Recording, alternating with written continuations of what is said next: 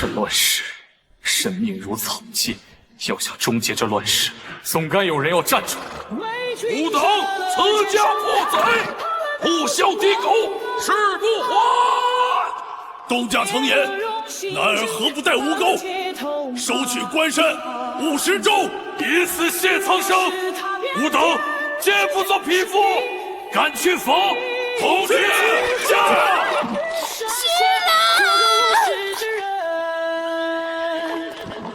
徐坊主，小侯爷令我在此等候多时。有劳天兄了。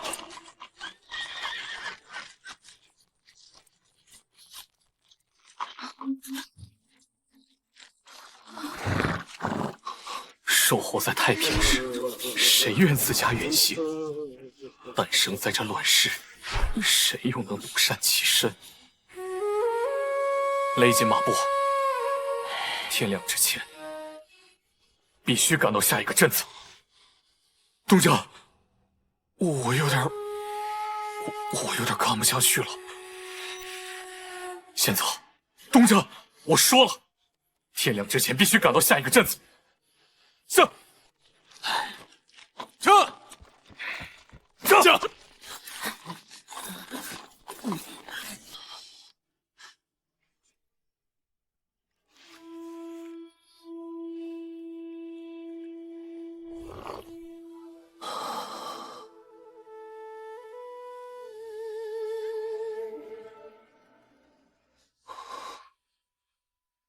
主子，按照时日来说，小东家应该到了边关。桂英，照顾好小东家的庄子，要是有哪个不长眼的，你就动刀。出了祸事，自由我来扛。主子，放心。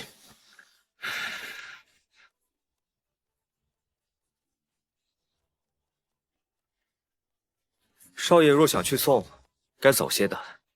小东家都走远了。老子才不送呢。他去边关，不仅是顺了我和小陶陶的意思，更是要谋出一条路。这世道哪哪都是黑的，小东家想要起事，这2000里边关便是他迈出的第一步。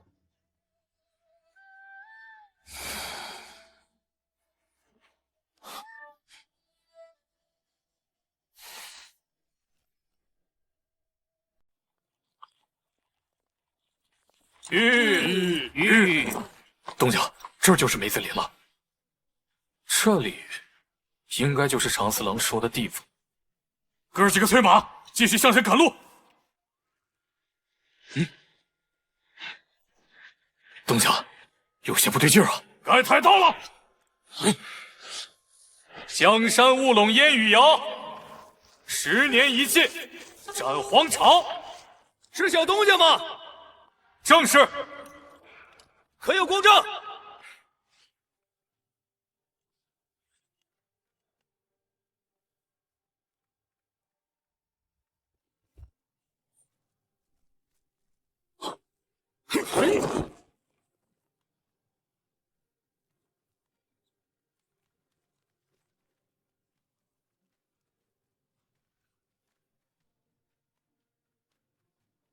陈家桥拜见东家，拜见东家。请起，诸位，请起。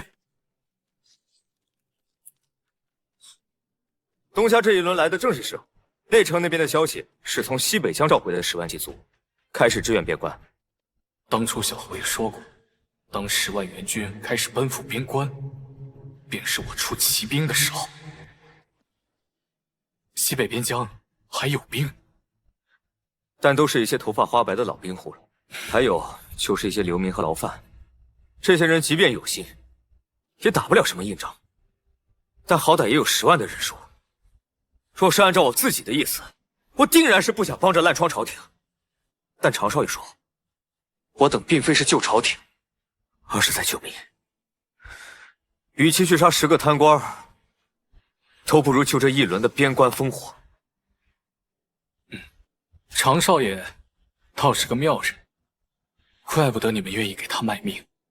东家说这话不对的，往后我这80余人，只归东家调用。哎，若是能活着回去，去留，诸位自行决定。听东家的，听东家的。河州的情况如何了？早些时候，听说河州北城门那边有数以万计的难民，但后来都被一个破敌将军给带兵围杀了，人头堆入箩筐，报了军功都入兵部，好像赏了不少银子。那将军名叫赵青云，不错。小东家放心，我赵青云这一生与敌人势不两立，此生之所愿，为报国安民耳。希望我没看错你。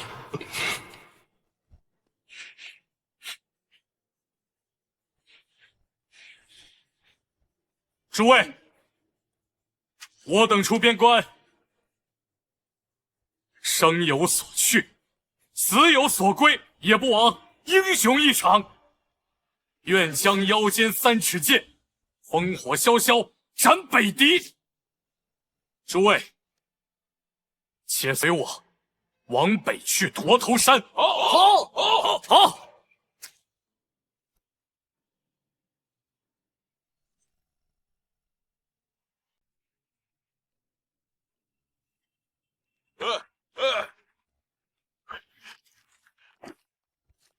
我往前，否则老子晒刀了。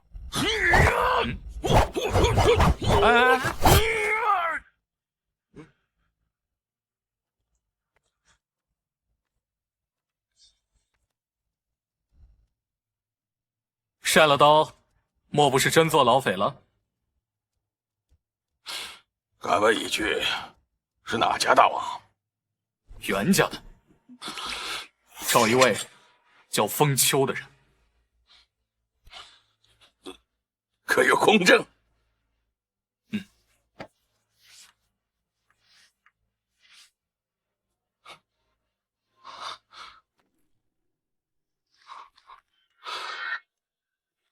来人了！我还以为侯爷把我们都忘了。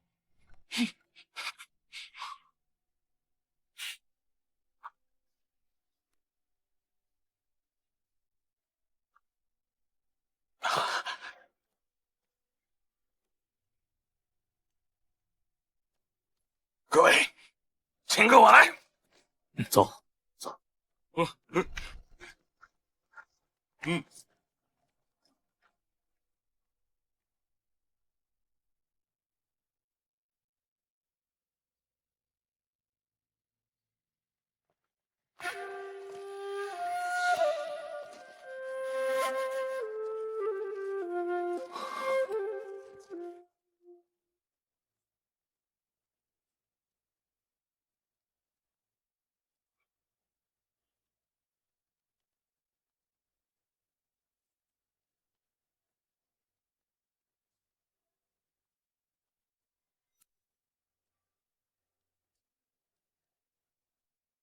这是封将军。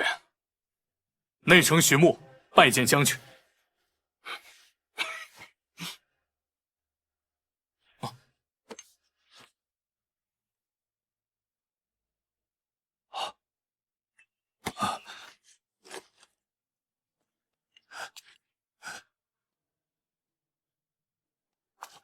这位东家，郭兴侯还说些什么？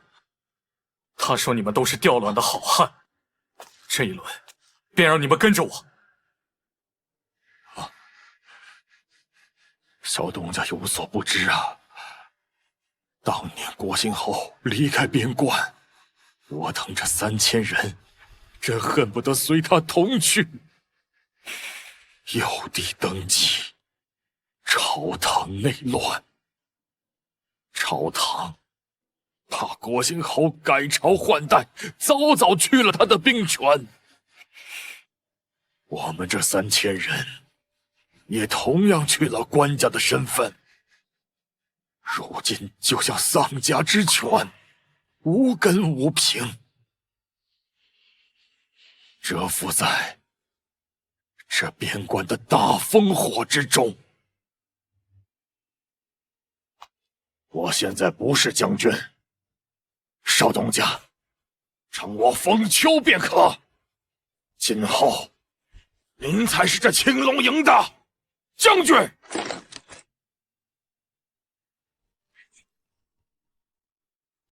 您便是这青龙营的将军。青龙营，东家，几年前的青龙营，乃是破敌的第一营，据说该有2万人，大都殉国了，只剩这3000人。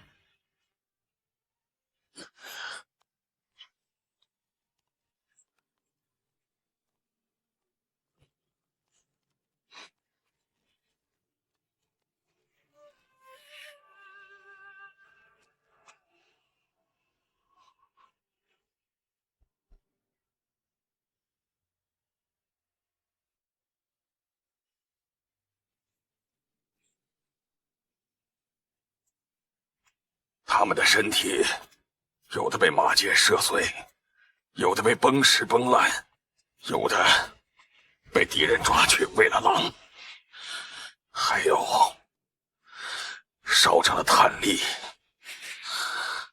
但是小东家，我们3000人都说了，宁死也要死在边关，替小侯爷看好这江山。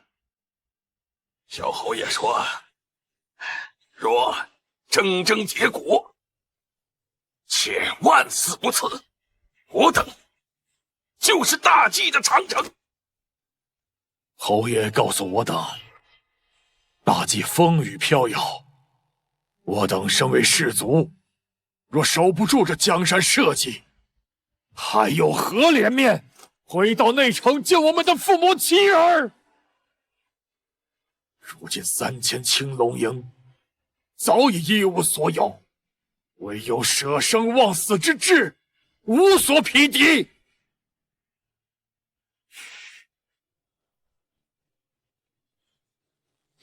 长风冒眉间，我已指天气如烟。这人间，若有一日天下太平，边关安和，我要带着兄弟们去长阳最大的酒楼，去喝几碗烈酒，去即将吃几位桃花女。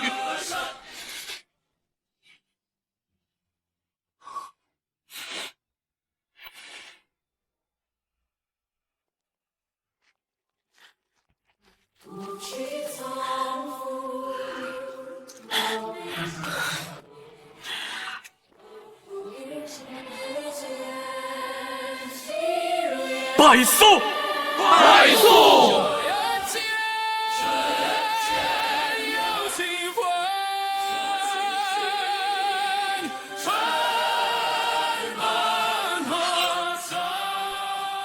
小东家，郭姓侯近来可好？染了风寒，咳得有点严重。哪里是什么风寒？侯爷2年前在边关受了箭伤，险些射烂了胸膛，撑着身子，带着我等骑马奔波了3日，连拔了敌人在庸关前的4个营寨。记得那一日，边关下了大雨，700里外的庸关尚未被打破。侯爷带着上、单人一起从边关回内城述职，沿途的百姓都冒着大雨恭送侯爷。若不是为了朝廷耽误了医治，如何能落下如此一政？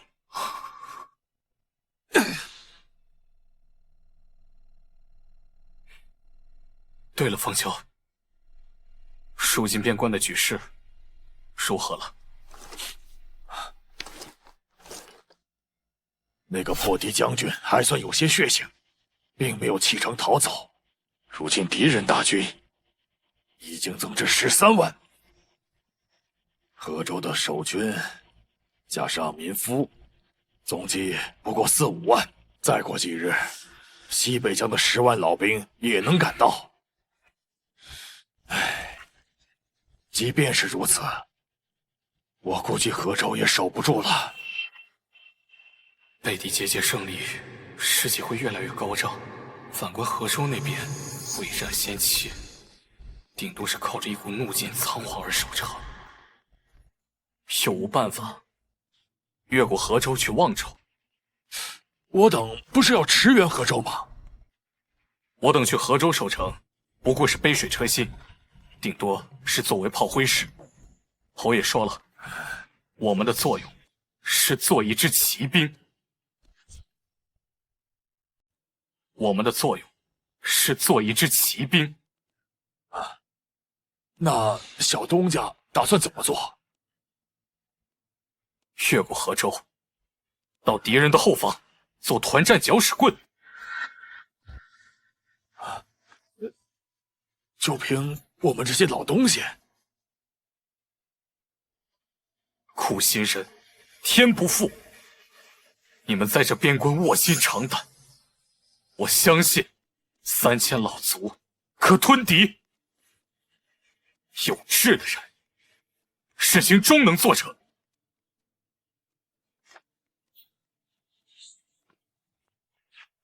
敬拜青龙营的3000将士，可愿随我徐牧一道，杀这一轮边关烽火，交手破敌？同去，愿随赴死。同去，愿随赴死。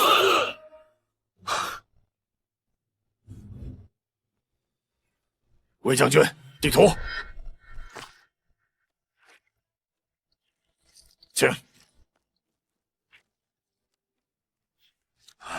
这一次，狄狗斯是要吞并我大计，13万大军都已经围在河州门口。从河州到望州有200里地，敌人的辎重粮草应该都是从望州输送而来。自然是。狄狗山旗有屠城的毛病，并无民夫输送，他们的粮草辎重都是由亲人队分批次的输送。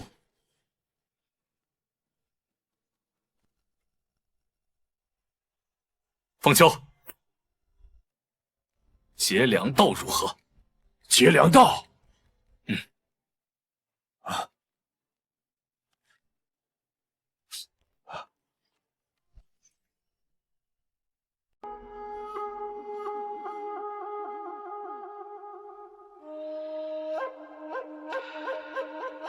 木哥，要入夜了。东家，附近有敌人骑马夜巡，有多少人？2000余人。凤秋，你带300人，从这边出去往右，用树桩堵住官道。陈先生，你带500人，用同样的方法往左，把路也堵了。是。东家，那我等做甚？陈胜，你也带500人，就埋伏在对面，记住，切莫有相对。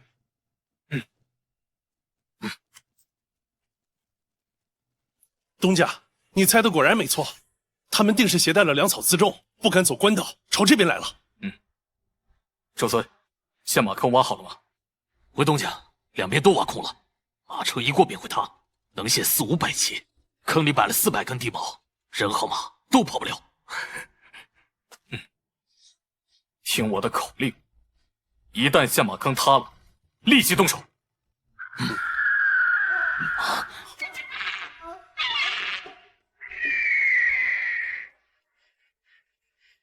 不对劲，岳上公在，把他射下了。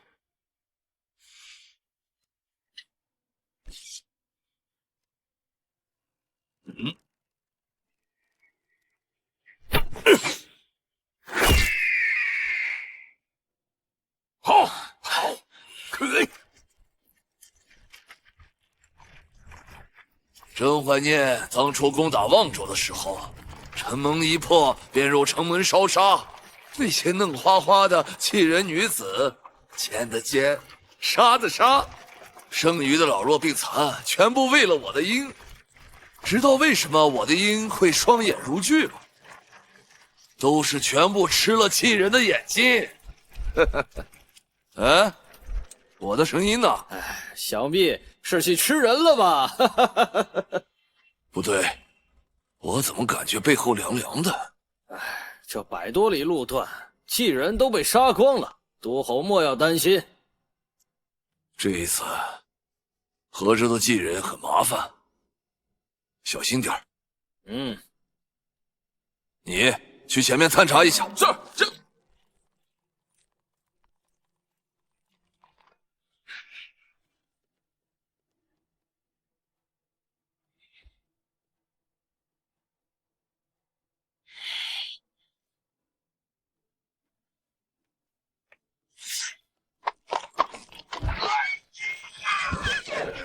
视线马克，小心有埋伏！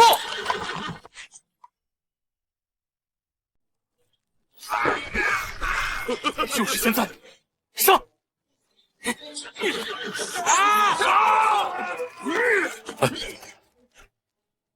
四虎，还记得我对你讲过什么吗？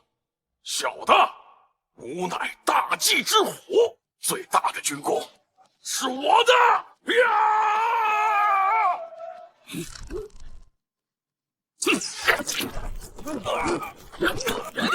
境界！与烈火焚身告别，狂欢时分前无了，在逃亡中灭绝，万民血染帝国，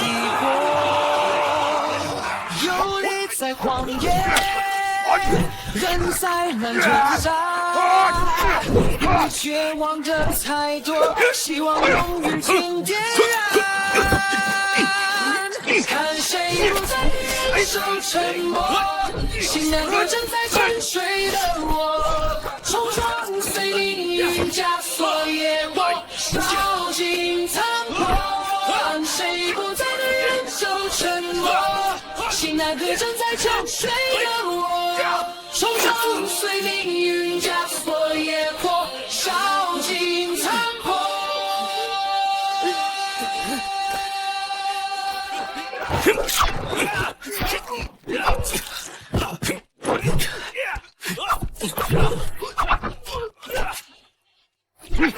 有人跪在灰烬中，有人抬头怒吼，在夜里高歌血，有人烧呐喊出嘶吼。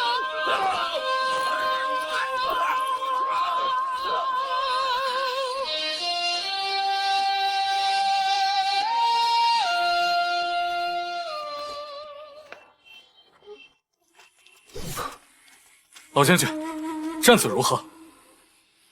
死了130余兄弟，伤了200有余。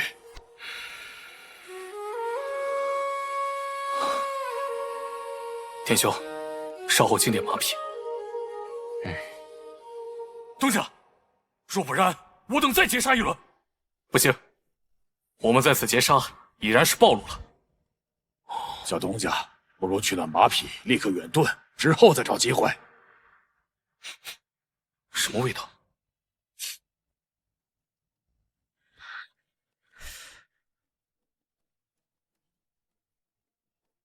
东家，这是伙食。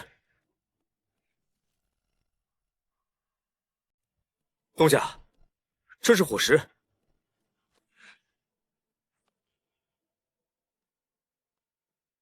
凤秋，你说敌人接下来会如何？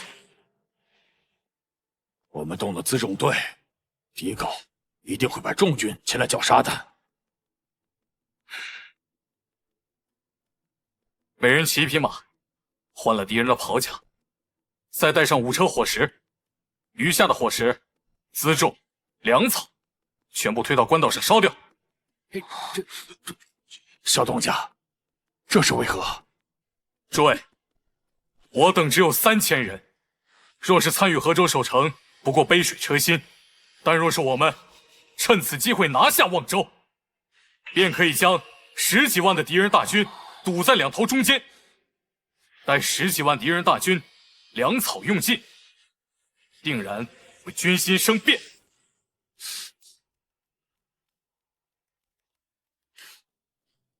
夺下望州，敌人定会有大军来袭。我等只有3000人，没有援军，只能死守望州，至少要守到敌人10几万大军粮草断绝，无力再战。到时候，河州的守军出城绞杀，不仅解了河州之围，也是一场史无前例的大胜。这一仗要是守不下来，我们所有人都得死。不错，北敌人定会派大军来围城。但是，虽然我等只有3000人，但这一轮并非是我等的死期，而是我等的天赐良机。若是我等有以1当10，则是3万大军；若是我等以1当100，则是30万大军。谁敢言我等兵微将寡？吊着卵的，便随我徐穆，长枪所指，夺下望州。听东家的，听东家的，听东家的。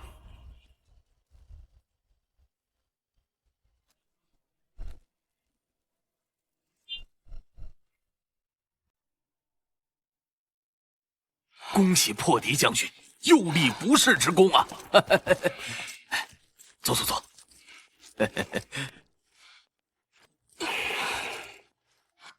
敌人这几日偃旗息鼓，怕是不出3日会再次来犯。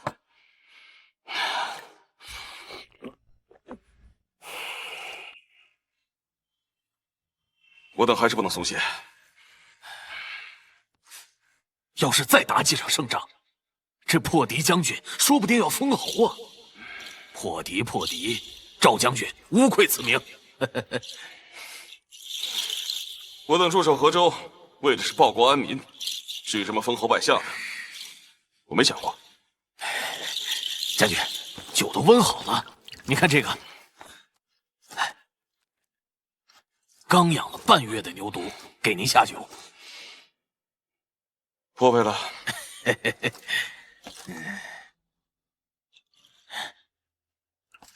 你站在这儿，是让我请你吃酒啊？啊？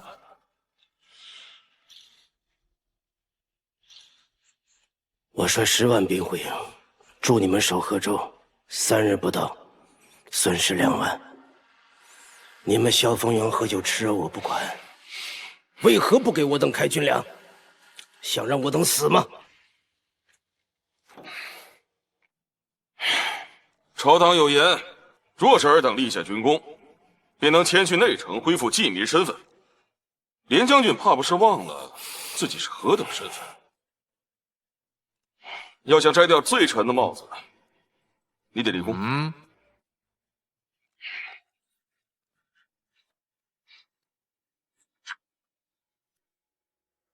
等一下。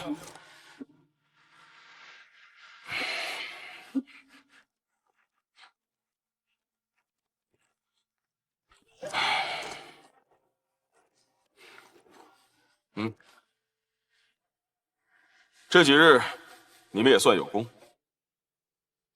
这算是赏你们的。只是军粮的事情，日后莫要再提。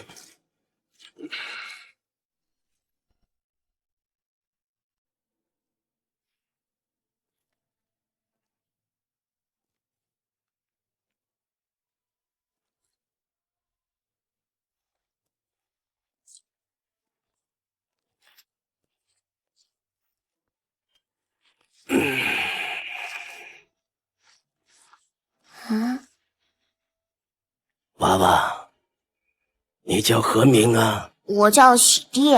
哦，吾叫连勇。想当年呐，我23岁时便率10万兵户征战西北疆，7日破狼关，让所有叛军闻风丧胆。那时的我们，长刀破浪1000尺，攻如霹雳险境。若不是朝廷议和，再给老子们20年，定然将敌口整个草原都打下来。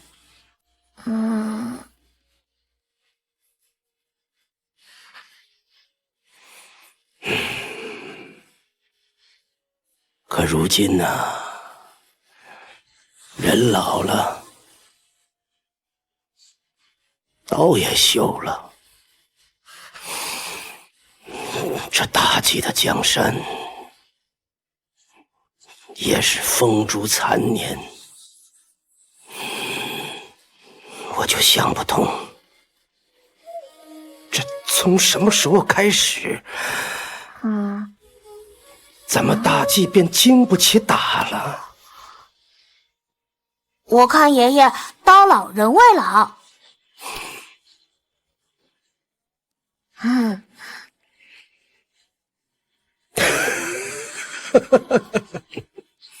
你说的对，刀老人未老。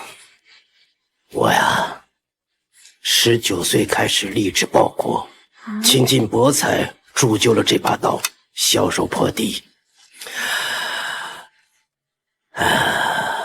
转眼47年风雨，刀老了，人未老。正所谓明池星驰风宝剑，此君一夜斩地满啊！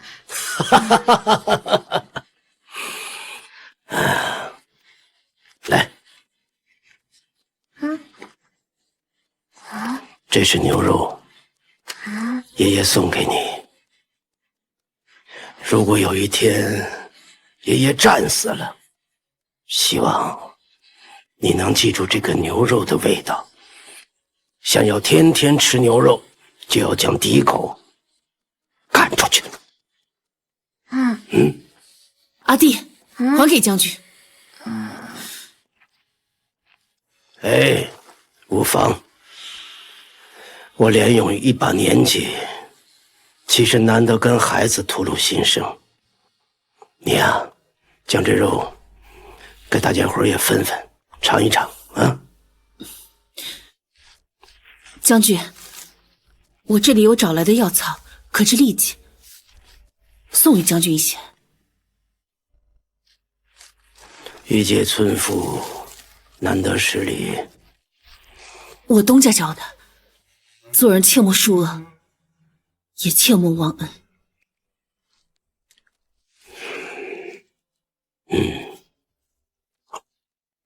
谢了。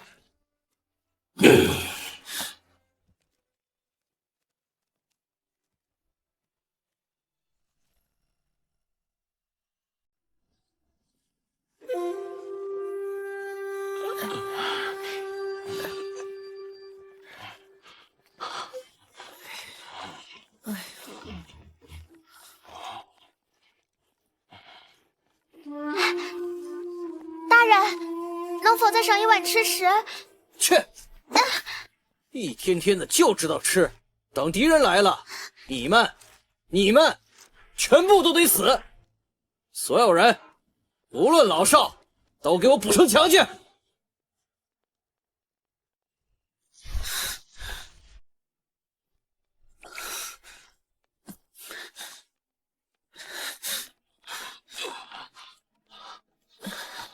娘亲，细妹不怕，娘亲在。娘亲，我想东家了，我们不去内城寻东家吗？2000里边关路，无马无车，我们会死在路上。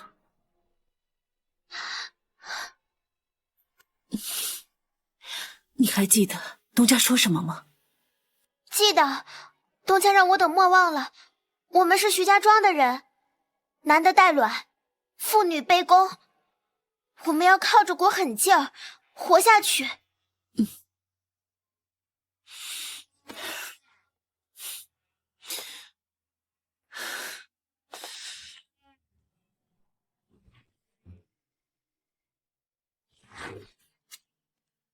东家，查清楚了，城内至少2000守军。陈胜，霞儿和青龙营的兄弟们可休整好了，已经整装待发，随时可以攻城。小东家，我们3000人攻城，李狗军有2000守军，有点难搞啊。确如老将军所言，但兵法有云：实则为之，武则攻之，备则战之。陈胜，望州城你熟悉，你带几十人蛰伏进去，见机行事。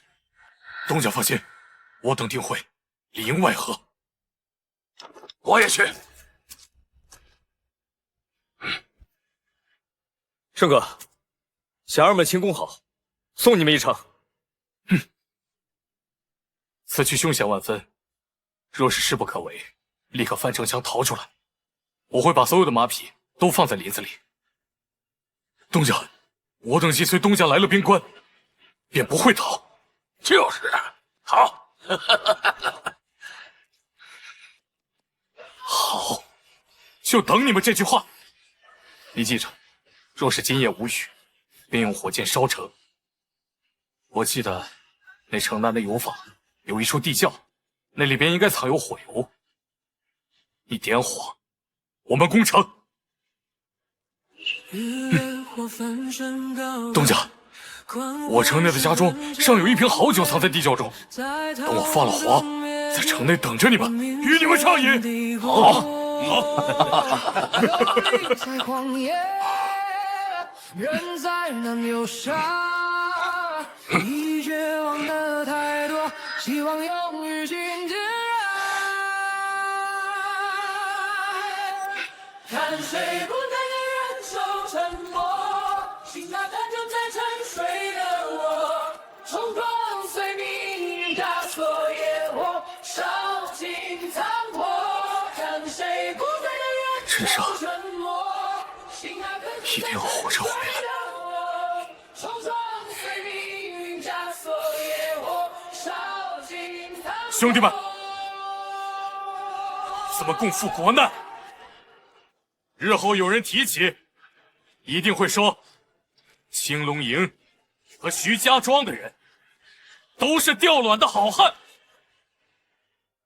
这一轮，我们要让敌狗知道，我大计关山万里，皆不可逾越。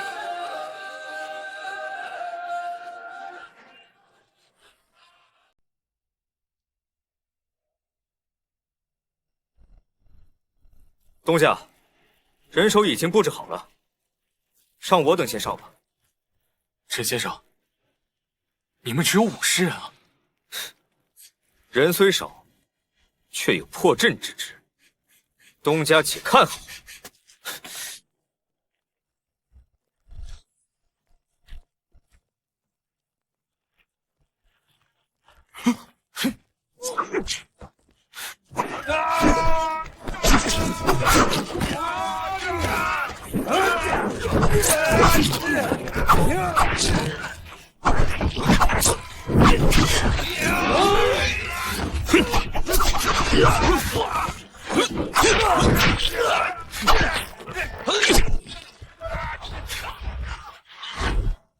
无论众寡，长驱直入，敌虽10万，无一人能破我。大鸡之虎何在？死虎在此！随我出征！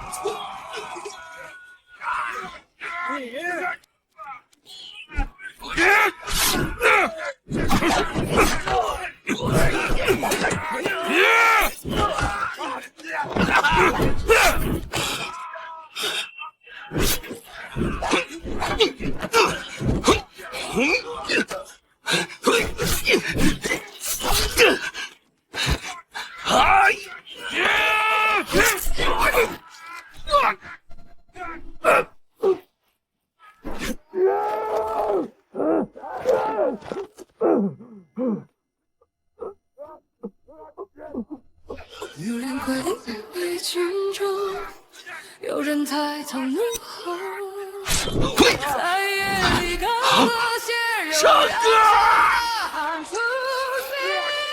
别管我，快去开城门！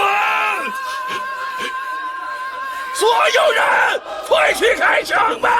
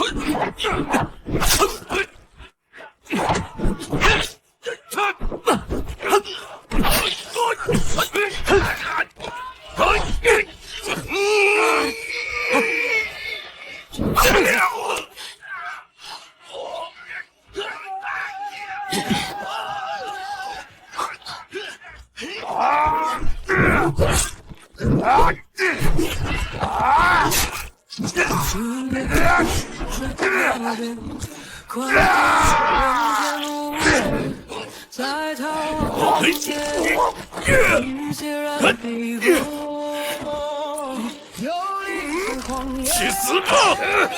人在那流沙，肉，杀死他们！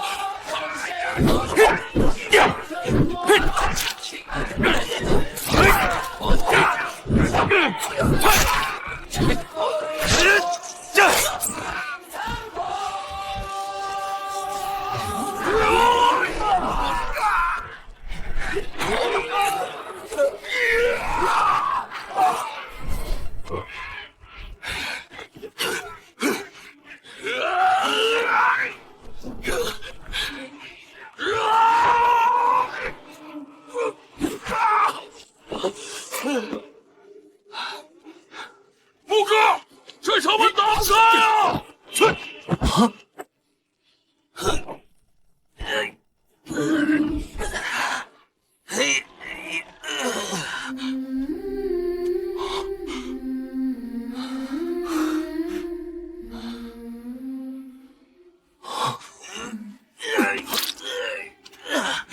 东家，城门已开，杀了他们！有人跪在灰烬中，有人抬头怒吼，在夜里高歌血肉燃烧的汗出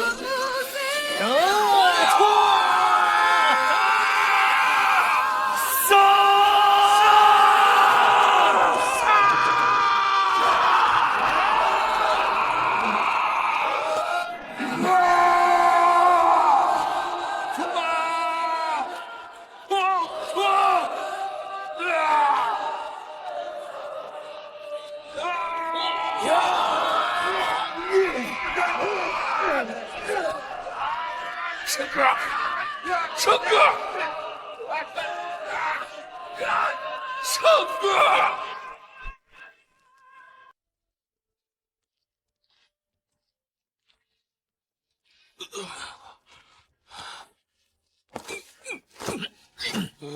接上来，给送劲儿。怎么样？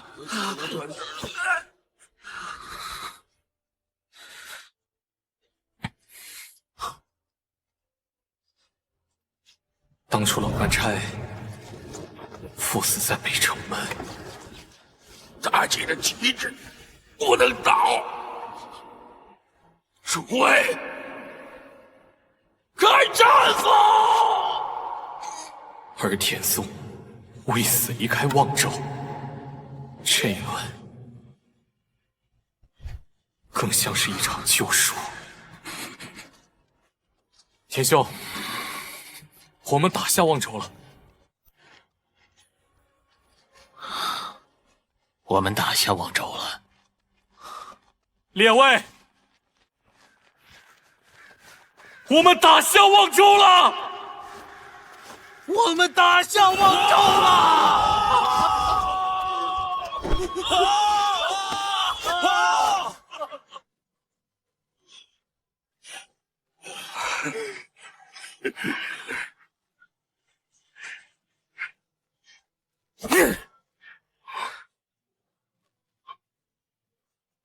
我们打下望州了，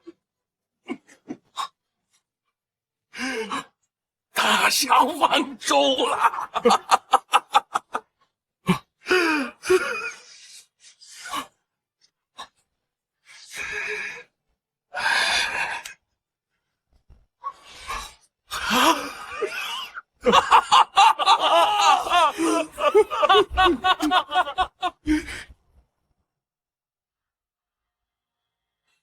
刘王，我猜劫粮的那伙人定是继任的大将，深谙兵法布阵。李破山都已经死了，那国姓的王爷也没了兵权，现在的大计就是个废物，何来的大将？劫了我的粮食，就觉得可以动我的筋骨。哼哼，先前储备的粮食如何？收拢来的粮食和辎重，早就已经藏好在望州了，不日便可抵达前线。吕王，请放心，这一次至少有好几个部落一同前往望州，护送10000余人。传令下去，粮草和辎重一到，立刻攻打河州。报告大王，望州城失陷了。你说什么？你说什么？有一股3000骑的巨人夜袭了望州城。我们已经彻底把河州城围死了，连根毛都飞不出去。这些人是从哪里来的？有没有可能是劫粮的那批人？哦，先劫我粮食，再夺我望州城，这是要断我的后路啊！这个继任他不简单，哈哈，可惜了，他只有3000人，在我10万北狄铁骑的面前，也只能蚍蜉撼树。号令全军将士，随我夺回望州城，我要把他们全部杀掉！是。等等，把那个3000人的统领给我活捉了。我要看看是什么人敢偷袭我10万大军。是。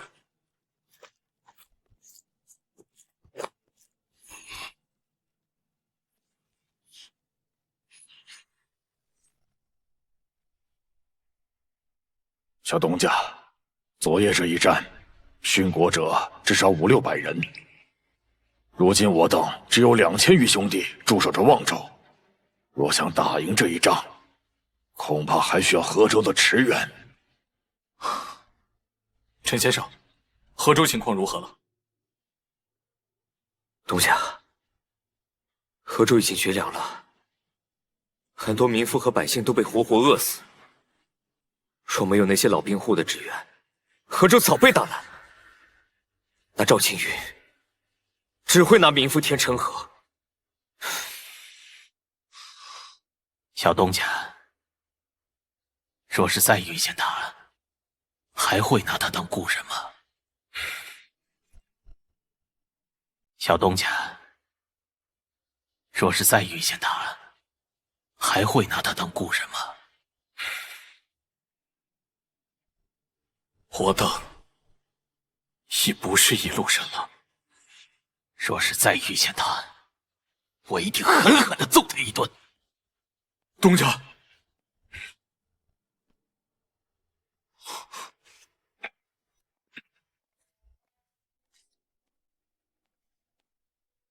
东家，望州城内的情况已经派人摸查清楚了。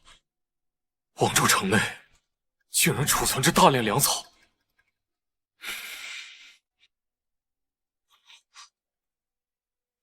东家，我没事了，我还能打的。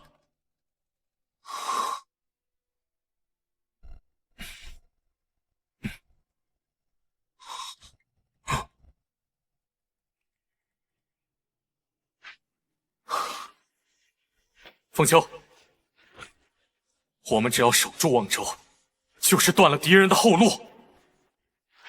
谨遵小东家令。东家，东家，东家，我与周洛两个方向探查，获悉敌人正在赶回望州。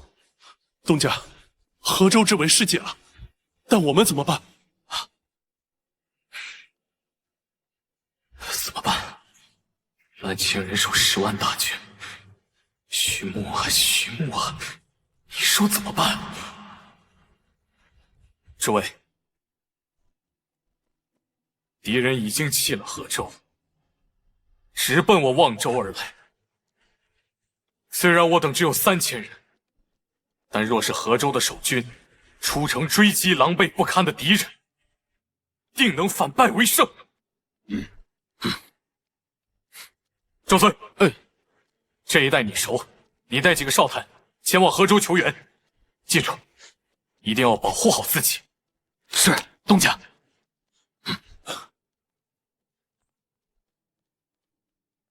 他若是不出兵呢？好了，莫说了，都随我下去，我有事和大家讲。不瞒各位，10万敌人大军正在奔望州而来。我徐牧问各位，你们怕不怕？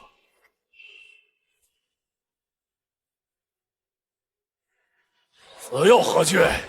就怕杀不上敌狗。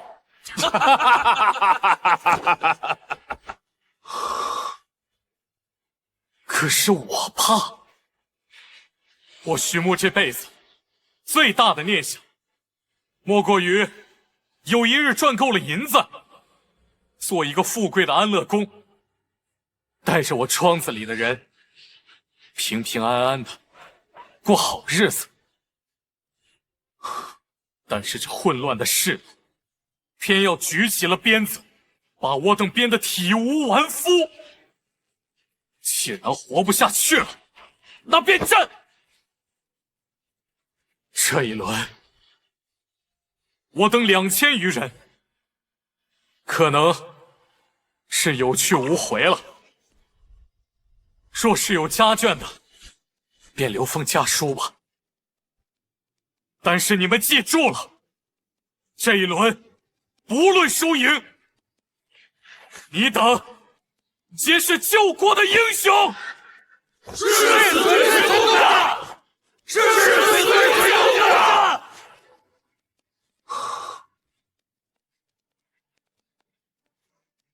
木哥，俺还没娶老婆，那俺写给谁啊？你写给小嫂子吧。那我写什么呢？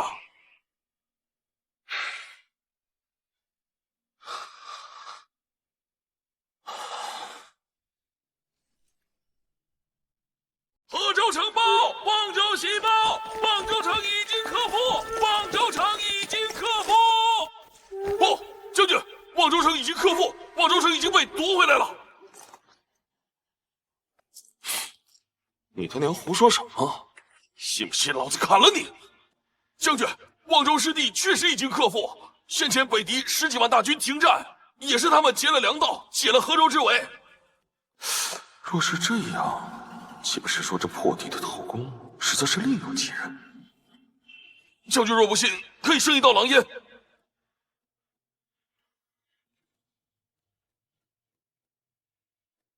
去，点燃烽火台。是，点燃烽火台。行屋里的说法，1道狼烟为谢华，2道狼烟为求援，3道狼烟则是寓意着敌人口关，危在旦夕。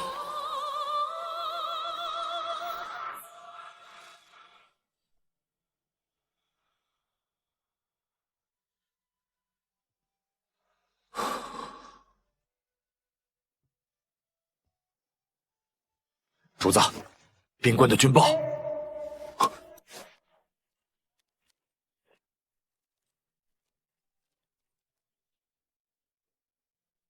好啊，好啊！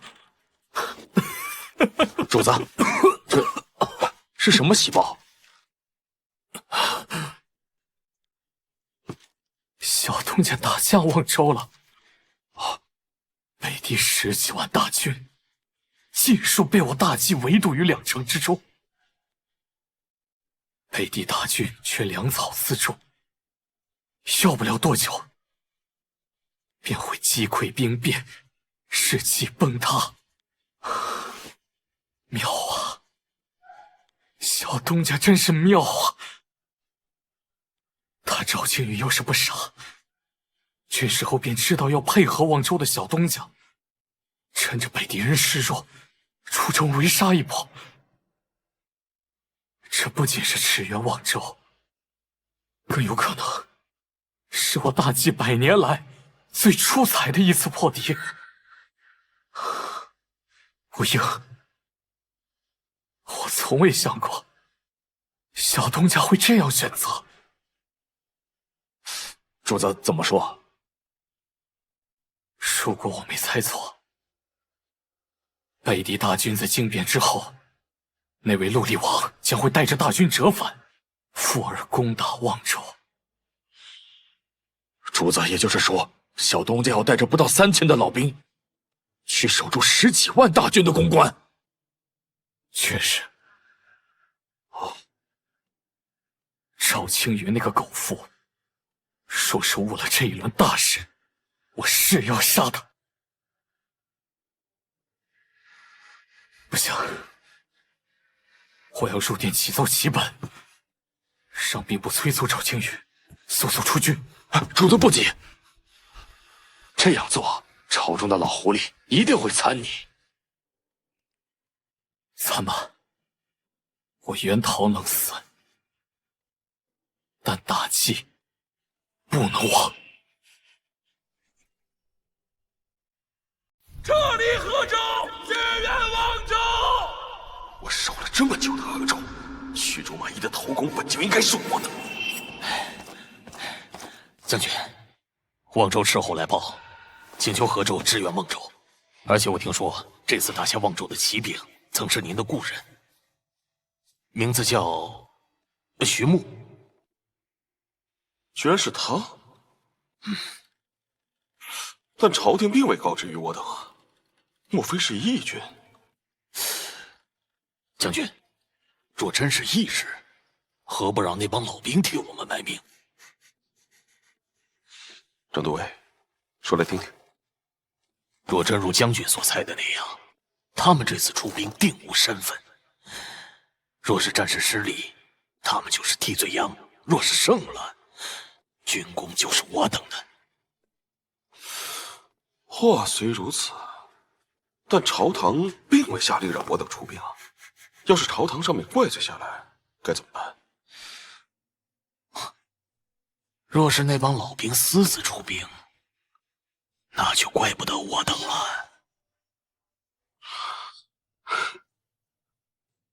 好，随我去见见连勇。是。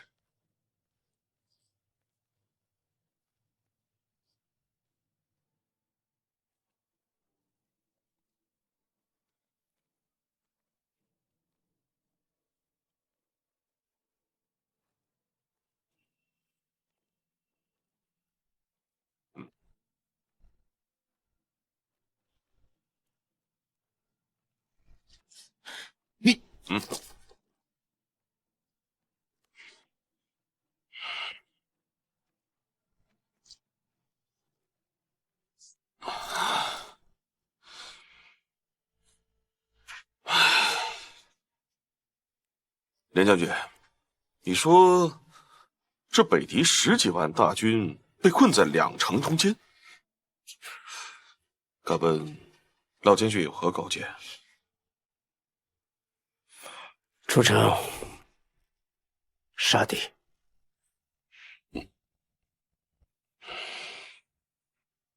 杀的哪门子敌呀？外头的北狄大军可还有10好几万呢。再者说了，敌人善射，我等兵力不足8万，出城和他们打遭遇战，就是速死。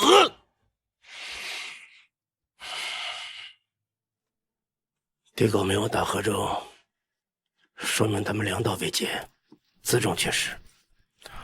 而且近些日子，我每天在城头转，发现敌人收拢草料的数量越来越少。你以为北狄饿到吃草料了吗？老将军莫不是上了年纪，脑子中风了？草料少，说明敌国的营中马匹少。近日无战事，缺马的原因只有一个，他们在杀马充饥。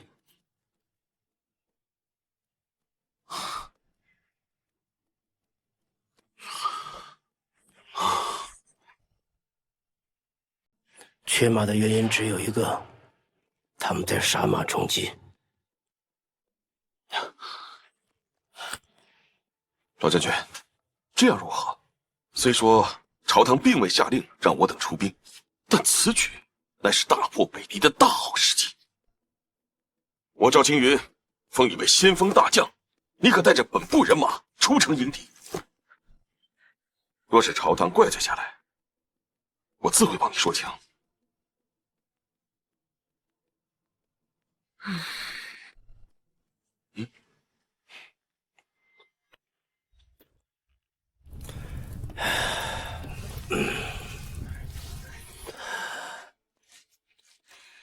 对了，如果老夫没记错的话，赵将军想当年也是望州城童子营一位吊卵的汉子吧？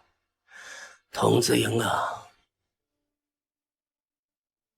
整3000人，死守望州城，百姓为了纪念他们，方圆100里皆是碑文，何等的壮哉啊！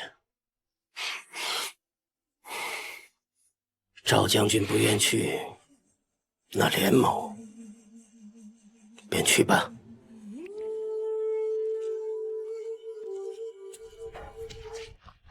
诸位，尔等接着从年少轻华便离开故土，跟随我保家卫国，提刀立马，征战西北疆。一转眼40载，很多兄弟早已埋骨边疆，可我们呢？我们还活着，活到了两鬓斑白。你们现在早就到了颐享天年的年纪，可又因为我不同意议和，被群臣弹劾。可罪臣又如何？从前的我们和现在的我们，和当初的我们有什么不一样？若是盛世太平，你们应该子孙膝下，颐享天伦。可如今敌国就在眼前，我们不到，白活了古来稀呀！不能提刀却敌，这是何等的遗憾！兄弟们，你们可否愿意再次跟我阵前杀敌呀？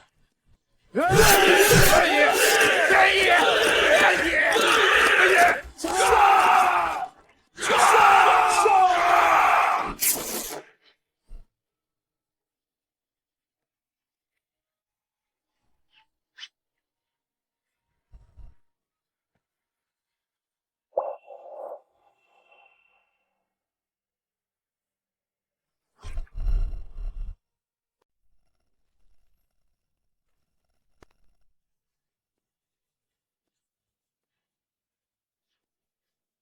东家，你可真是神了，连这个东西你都造了出来。小东家，此乃破敌利器呀！方才已经试过了，死虎最多能打500多波，估计是极限。可惜啊，没有大些的五行弹簧。木哥，啥是弹簧啊？不重要。周尊，陷阱挖的如何？东家，壕沟挖了2圈，陷阱也挖好了。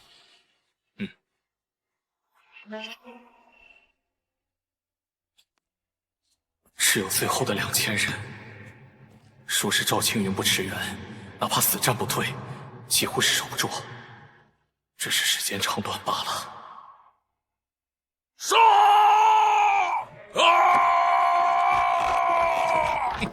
这家伙终归是要负重前行一回了。10几万的北狄大军放弃河州，负而攻取望州城。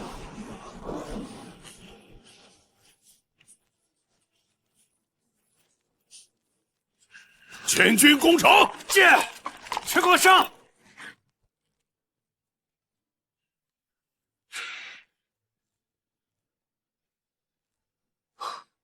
风老将军，已率800人守在西侧。传令。陈先生，守城物资调配的事情便交给你了。好的，东家。陈胜，你率50人掌管2部投石车。得令。四虎，你力气大，负责投石。听木哥的。许长公，你待在城头，负责找到陆厉王的位置。是，东家。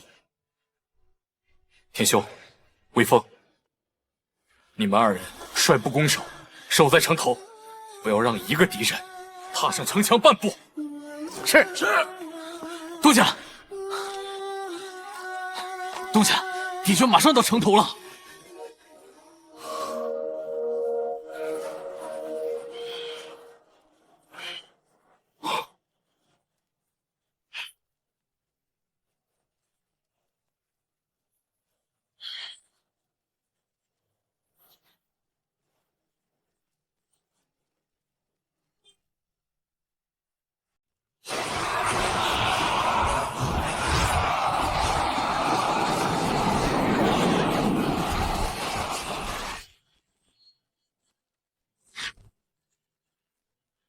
诸位，古往今来，守城都是最惨烈的。这一战，我们和敌狗注定是不死不休。曾经，有一位先辈以凡人之躯伫立在这望州城头，以凡人之躯不退一步。事到如今，我等誓死守望州，传我的将令。城在人在，城亡人亡，全军死战！杀！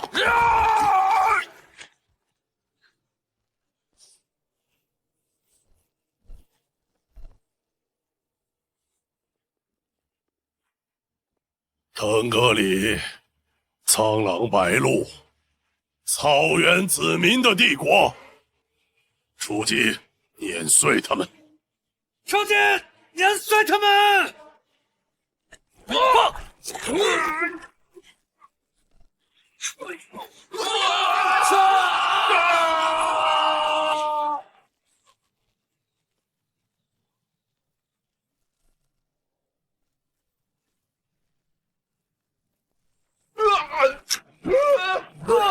救命啊！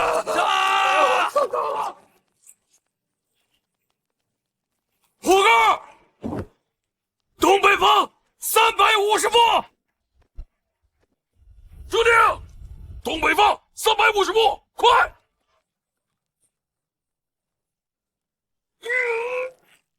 放射！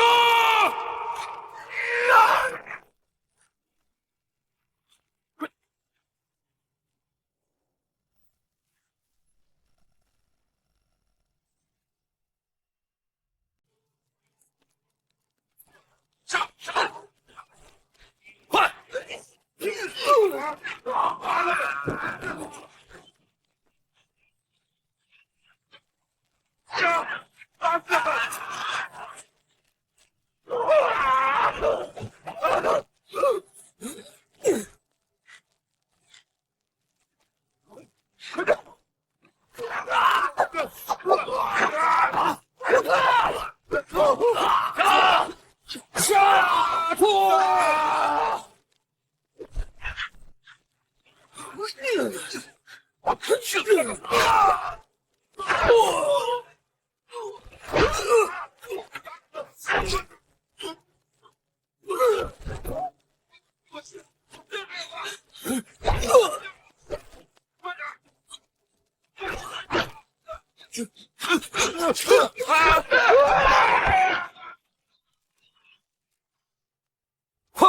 快点，快！小心！这边有缺口，快点，冲上来，冲上来！快吧，快吧！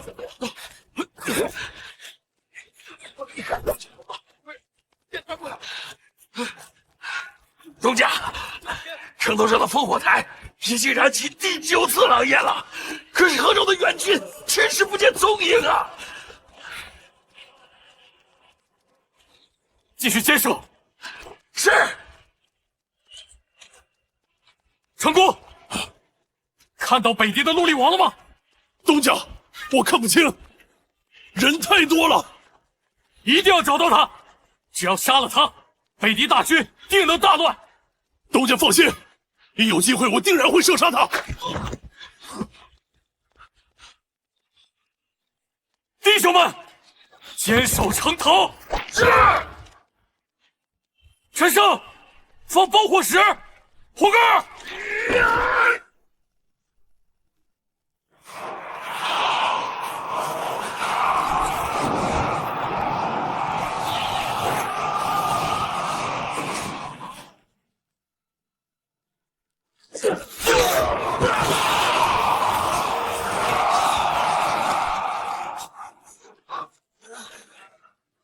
魏峰，弟兄们伤亡如何了？还有半数能战。河州如果1个时辰内得不到支援，望州城必破。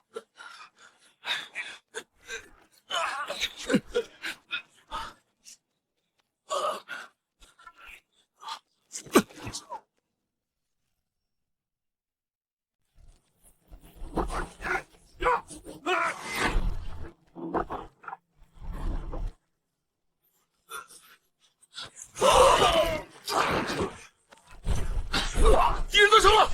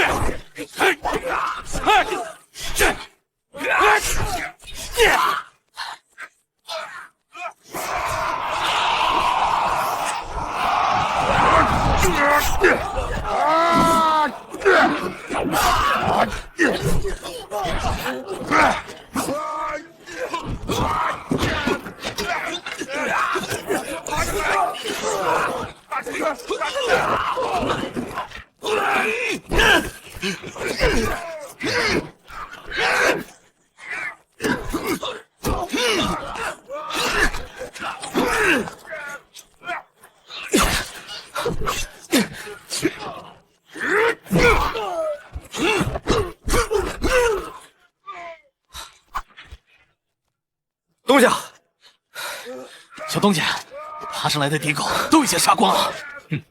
甄先生，守城物资还有多少？已经快要打完了。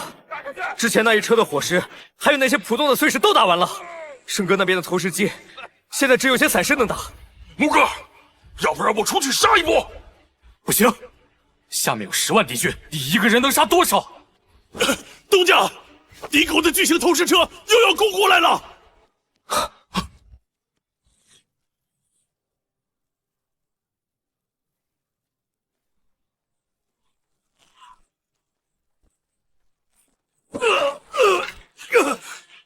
娘的！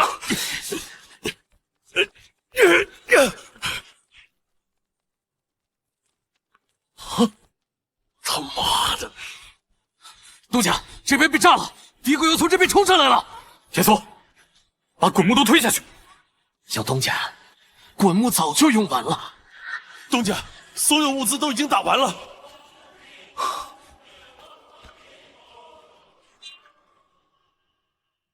东家，所有物资都已经打完了。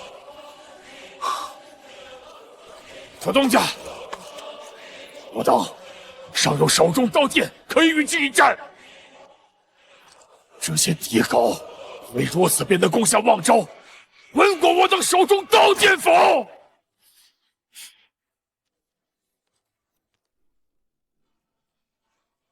青龙营的汉子们，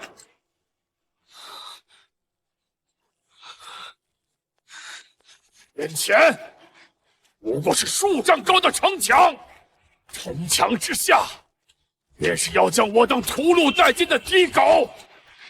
青龙营，可敢与我冲出城圈，杀尽敌狗？杀！大计虽烂，烂的却是那王朝。你我皆是铁骨铮铮的汉子，好伙计们，此战我们一去不回了。望州若有存者，当谨记吾等之名，大计边关，破敌第一哨。青龙营，青龙营，青龙营，青龙营，杀！杀！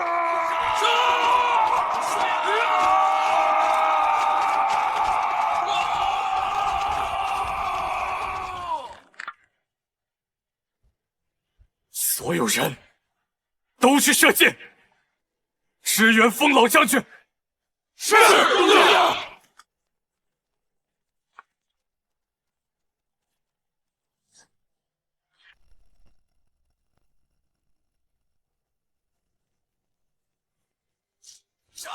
兄弟们，杀！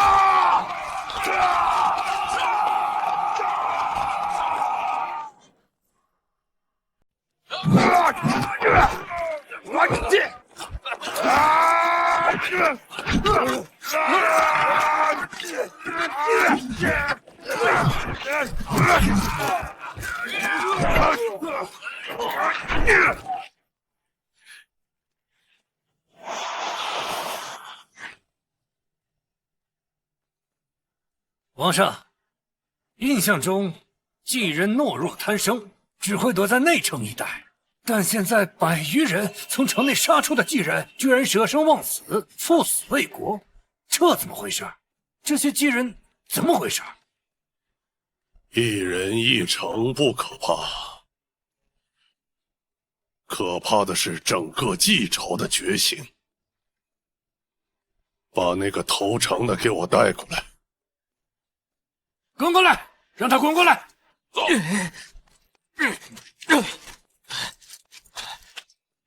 这个姬人，你告诉我究竟是怎么回事？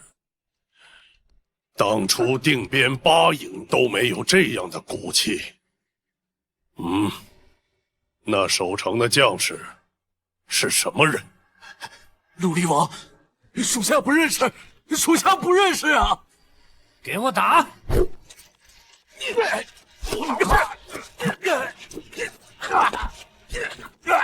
全军出击，把人全部推上，等不得了！全军出击！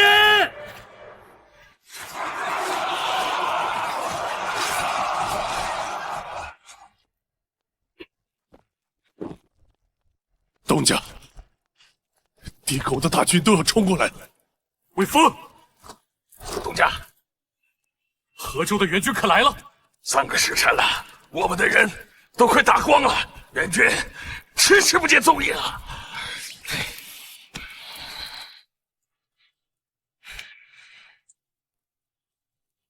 风老将军在哪里？东家，见不到了。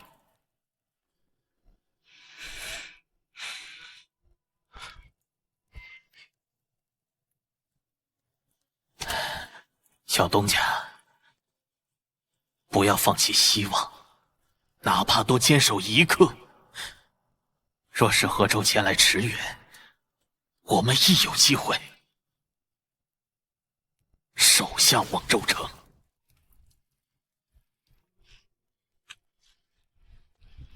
我问天公，天下何时太平？天公不答，却道人间如刍狗。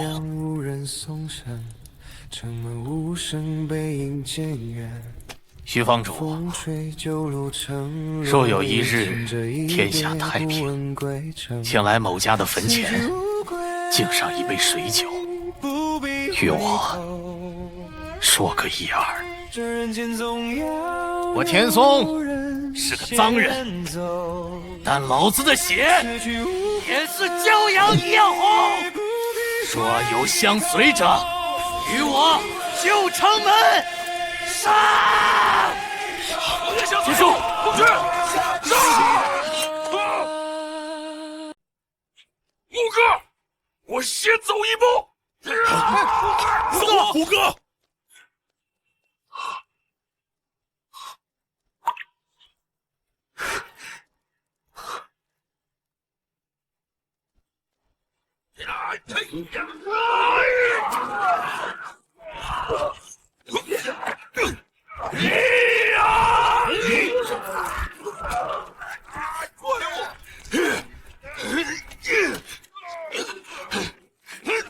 吾乃大气之虎！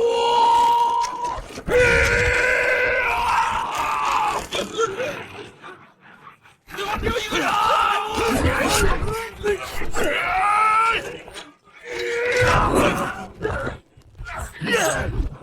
大气之虎！数次杀下去，我等所有人都会死在望州。蜀境唯一破局的机会，就是找到陆离王，利用徐长公的百步穿杨的手段击杀他。长公，可发现陆离王的位置了？东家，看不清啊。不过，南方有一处地方有盾兵把守，想必他就躲在那里面。妈的，居然藏这么深！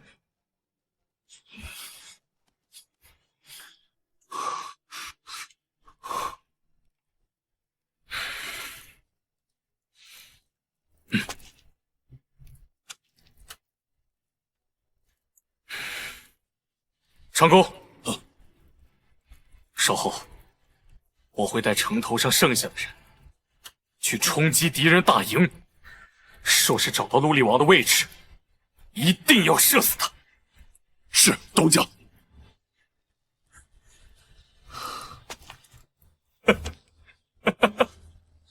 不过是一轮生死，杀一个够本，杀两个就赚了。长公，若是没机会找到陆离王，你就多杀几个敌人，咱们来生再做兄弟。东家，东家，嘿，等等，东家，援兵来了，援兵来了！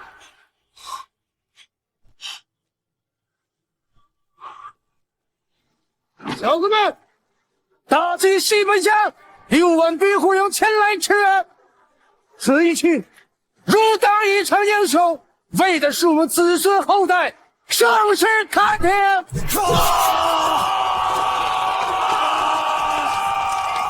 大呼王上！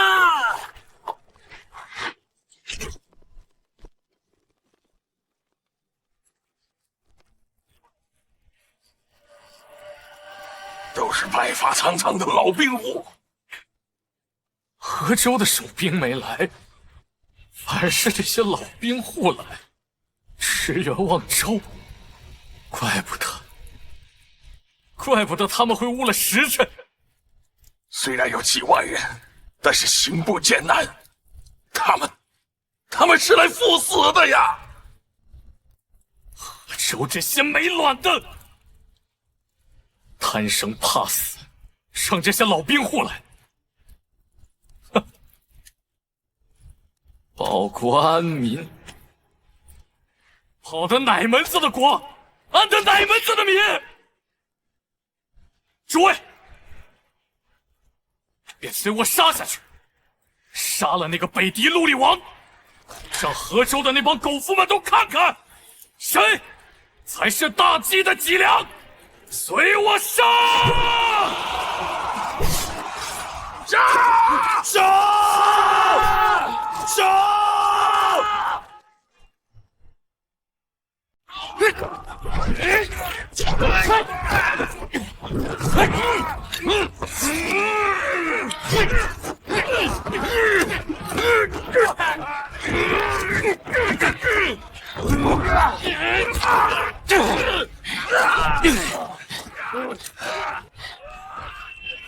钱关头，陆厉王在西北侧，不管谁活着，杀出去，通知小东家。杀！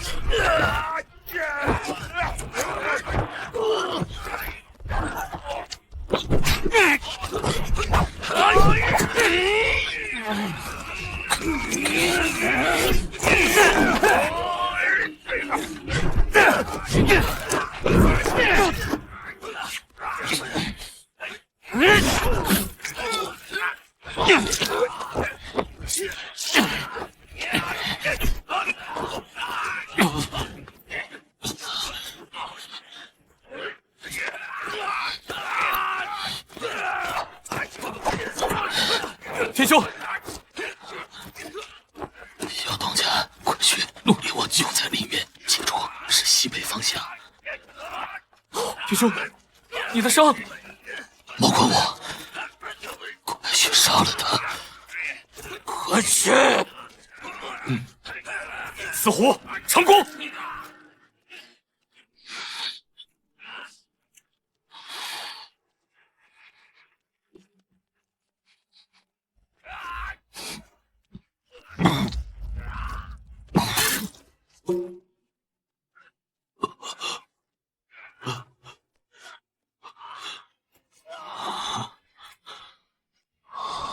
记住，宁做太平一之犬，不做乱世行路人。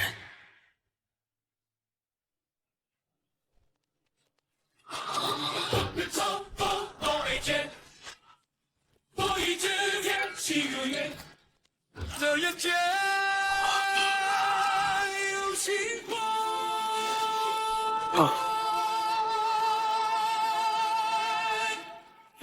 可是。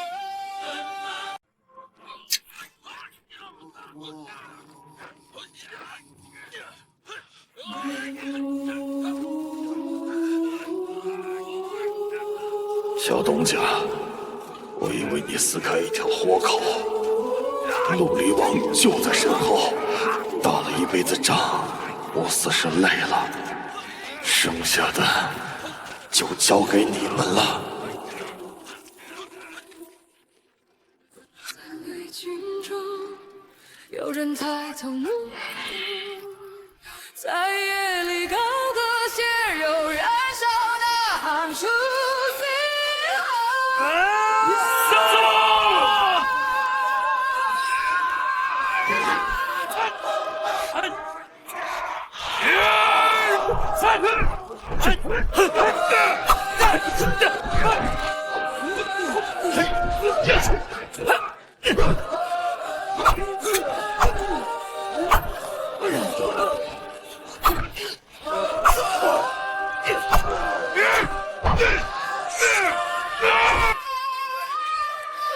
狗哥，找到了吗？虎哥，他躲起来了，被人围着。好说，一会儿就扔你上去。好。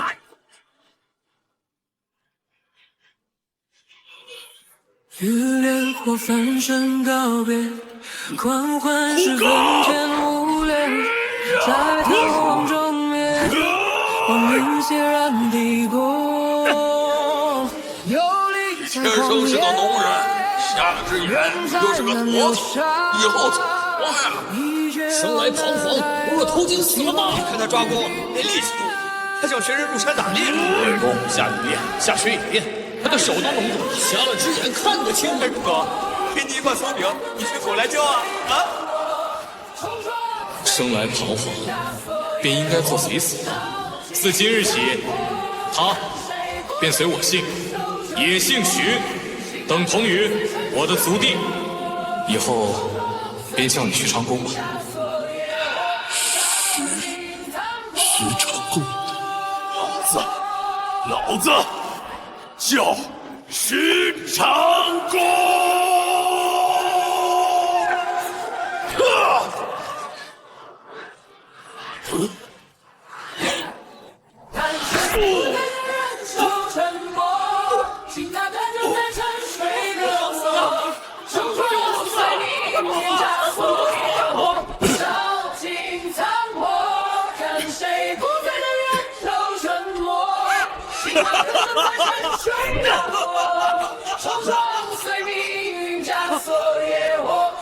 北狄陆厉王即被吾弟徐长公射杀，杀！最终一破，我们赢了！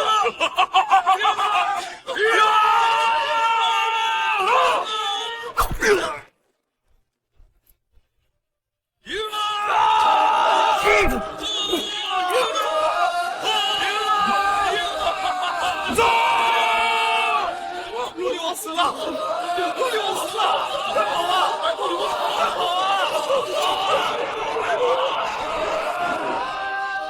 啊！我们胜了！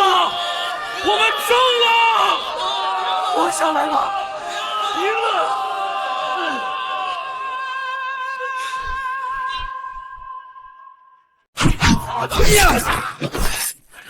将军报，陆离王呼延哥已被刺伤。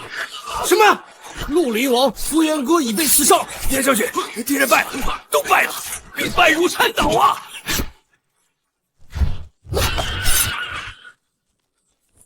苍天睁眼了！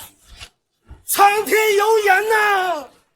陆离王已死，北狄群狼无首，战意全无。传我军令，全军追击！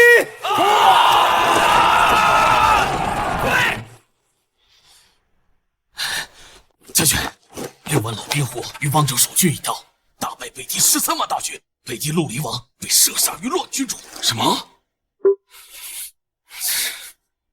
快去备马！这破敌的头功，必然是我们河中校风营的。是。该死了，这些该死的老兵虎！最好别动老子军功，否则全给他砍了。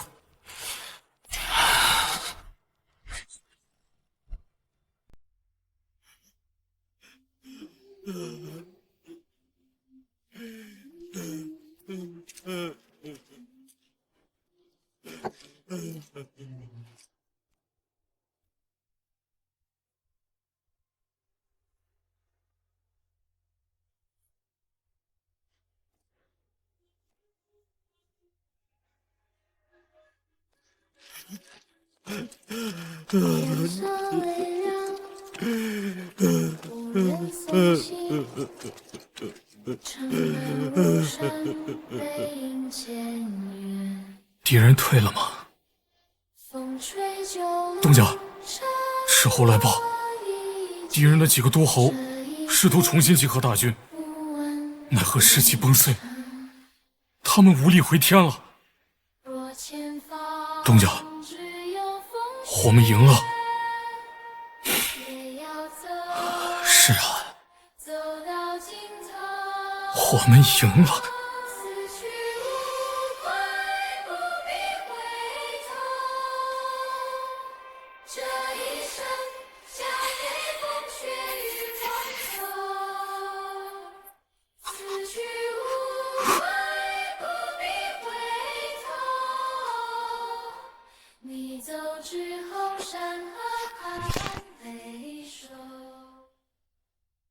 陈胜，晚些时候，我们带人把他们都葬了。是。其他人呢？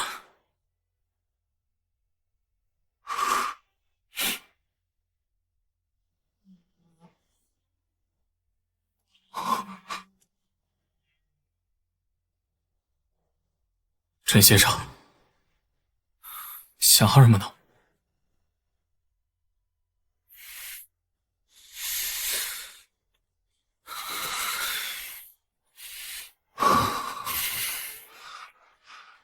岳峰，老将军呢？他人在何处？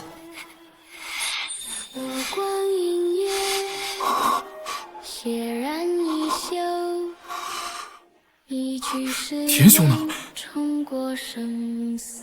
田兄，田兄，东家，陈官也死了，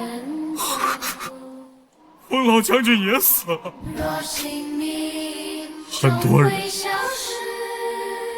都死了。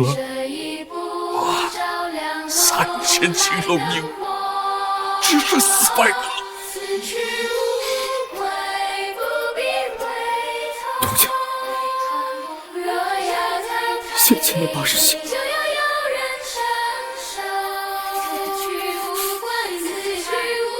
只剩我一人。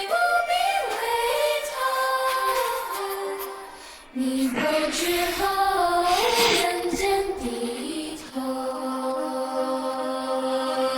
别问归期，别说保重，这一声承诺，就是离别。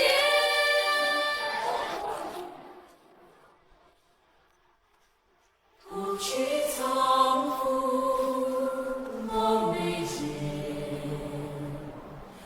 为英雄送行，为诸位英雄送行，送行，送行，送行。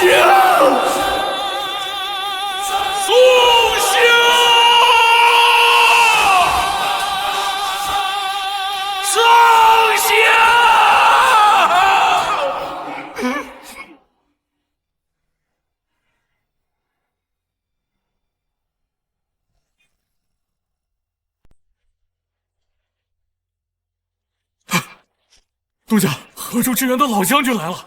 好，若非6万老兵户支援我等，我等已经死在望州城中了。快随我去迎接。小东家，不必了，我不请自来了。拜谢将军。哎，谢我作甚呢？应该是老夫要拜谢于你们。若非是少年英雄，我大计何来这一场出彩的大胜啊？老将军，来。去城中休整。好，且慢！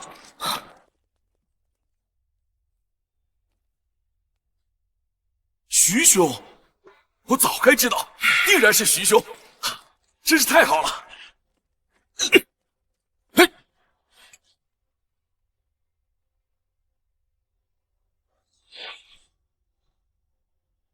虎哥，莫非不识得我了？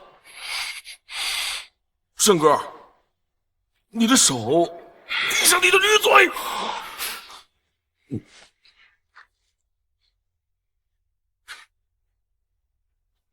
徐兄，你定然是怪我了。但当初那100头军功，并非是我之过，而是兵部有令，不得相赠一卷。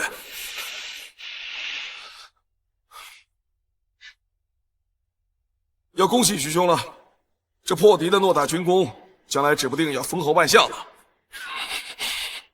但我赵青云有一言，希望徐兄能听得进去。这些日子以来，我河州守军日夜苦战，死者不知几何，还有那些民夫更是凄惨无比。我希望徐兄能把这些军功让于守河州那些将士们。我希望徐兄能把这些军功让于守河州那些将士们。呸！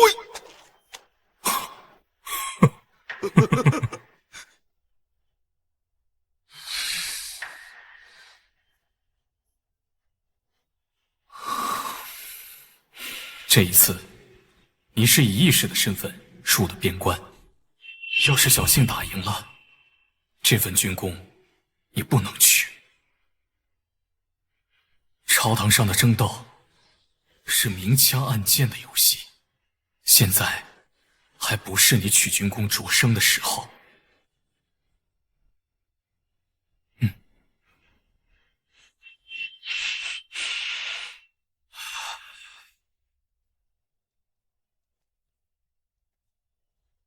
你且去捡吧。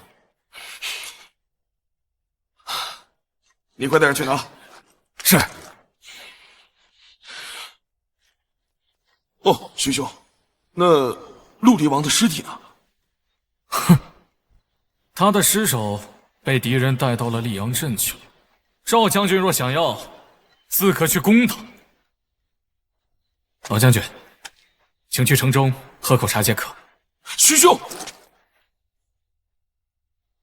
我且问徐兄，人往高走，水往低流，有无错？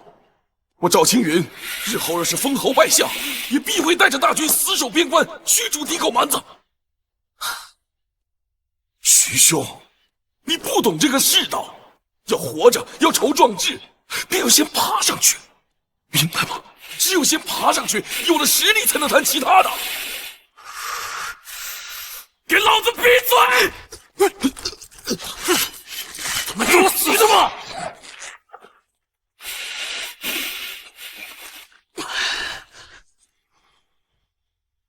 给老子闭嘴！他们找死是吗？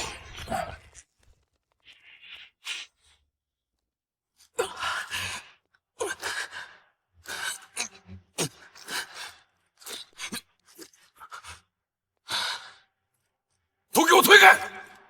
将军，推开！都给老子住手！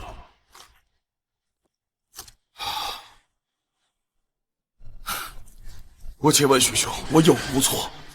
不然，你觉得我一个校尉之身，如何能带领大军守住河州？你守的河州？哼，你守的不过是你的将军之位。你怕河州城陷落，你的将军位便不保了。你别以为我不知道，你拿命去填壕沟，填死了多少人？有没有10万民夫？徐兄，你不也说过，战场瞬息万变，我若不动用民夫，如何守河州啊？我没教过你这么做，我只教过一个小校尉，保家卫国。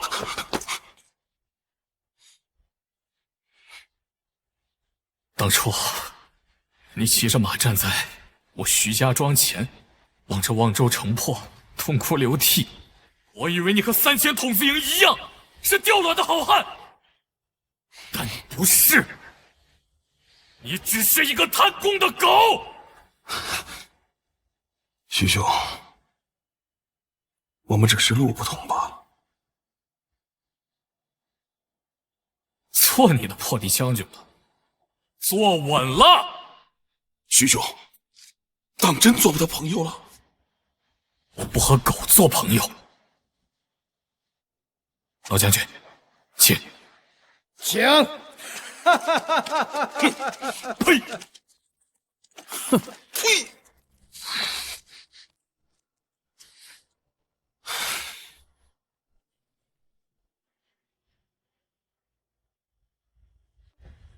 老将军，徐兄弟请。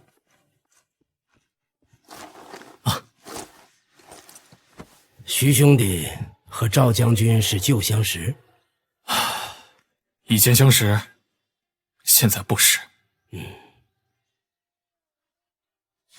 多谢老将军驰援望州，救我等于危难，我无以为报。嗨。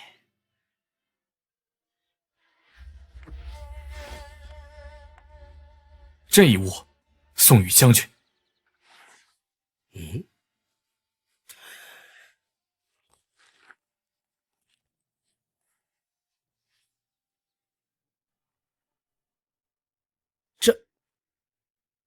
这是陆离王呼延哥的腰牌。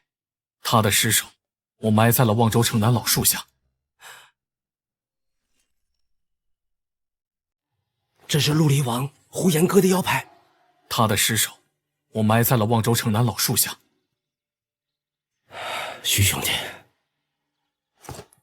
连某只是寸功，徐兄弟才是头功一件呐。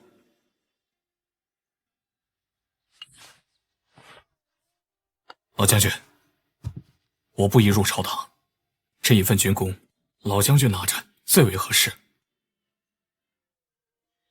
将军若是不拿这份军功，只有被赵青云这等狗夫夺了去了。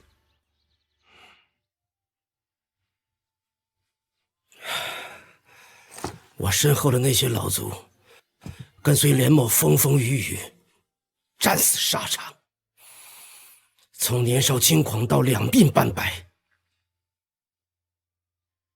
我知道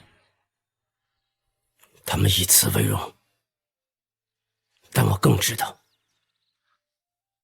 再过几年，他们便拿不动刀了。若有此功劳，他们便可以进内城，去颐享天年。这份功劳，连某确实需要。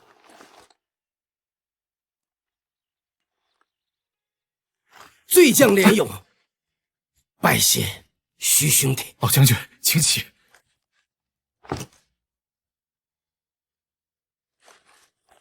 那些敌人都退到了溧阳镇，老将军切记莫去攻打，守住望州即可。不出半月，敌人不攻自破。这份军功，将军切莫让其他人知道。老夫明白，但老夫心中隐隐还是不忍。老将军放心，我已经得到了我想要的。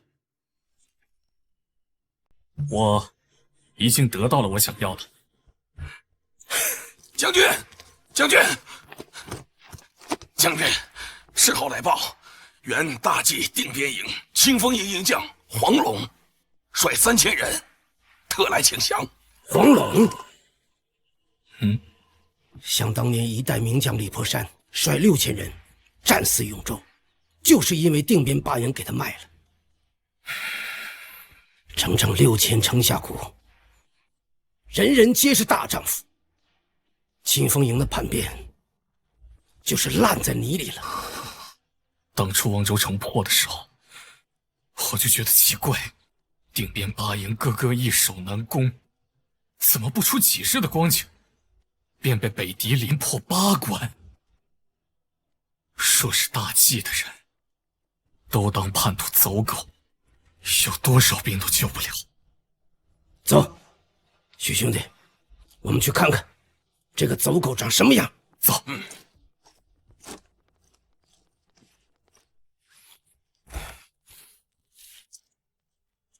将军，我等被迫降敌的。征北将军李破山，你可认识？他的安国营足足6000人，死守庸关，就是因为你们这些人瞻前顾后，消极驰援，一代名将全军覆没，埋骨边疆。这黄老真是软骨头。譬如我赵青云，日后哪怕殉国，也绝不会有降敌之举。来人，尽数斩下狗头！等等，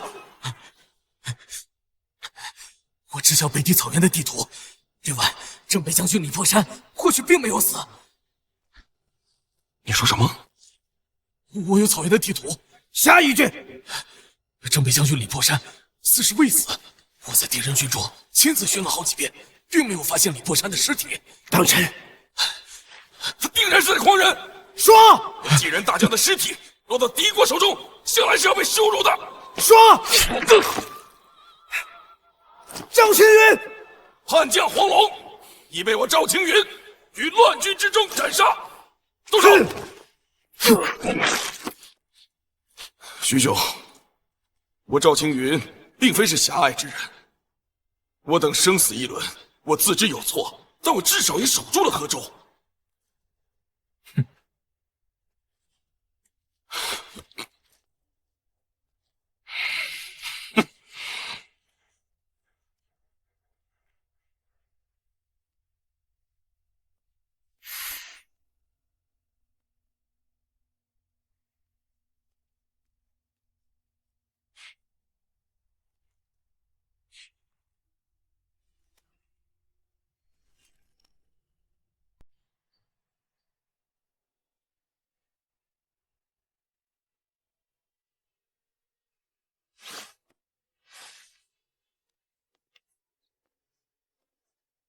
东家，这是我刚从黄龙身上摸的草原地图，您过目。陈先生，先把地图收着吧，或许日后会有大用。是。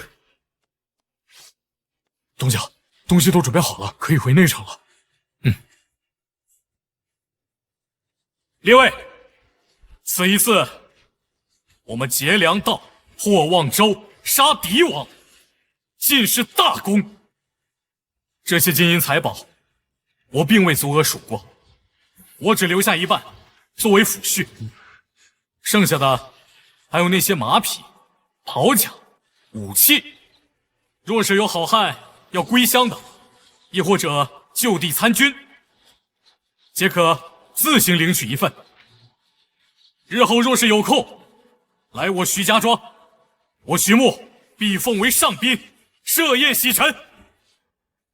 东家，我跟你，我等愿意跟着东家，还请东家莫多言。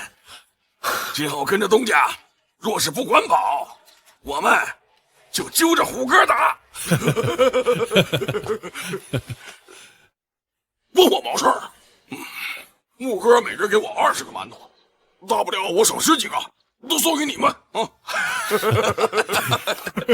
东家，我等这些人往后跟着东家酿酒、烧砖、打江山。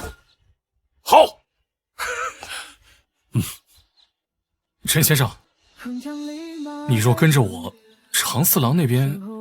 东家放心，常少爷既然让我随您去边关，便是默认了。东家，我等也一样。小侯爷说了，让我们自行选择啊。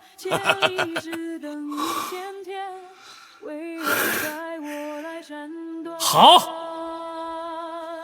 我徐穆不才，日后山河万里，任他风雨飘摇，我徐穆定不会抛下诸位兄弟。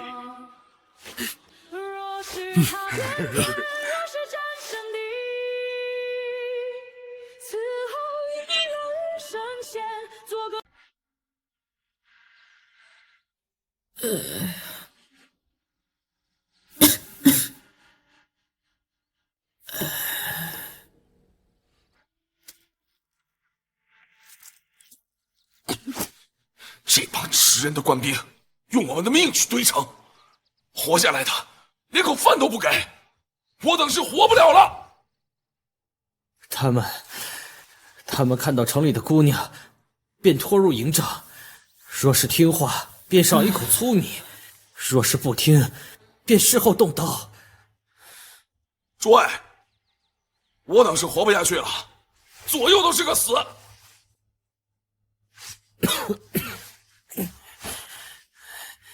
砸米仓、杀官兵，是我们唯一活下去的机会。对，说的是，说的对，说的对。走，走。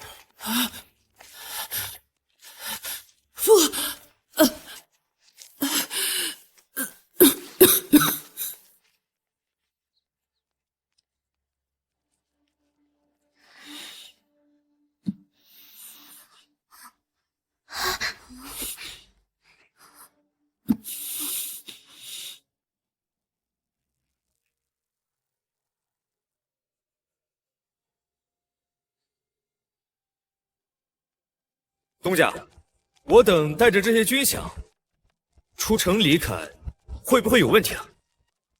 若有伸手来抢，立即动刀。杀了再说。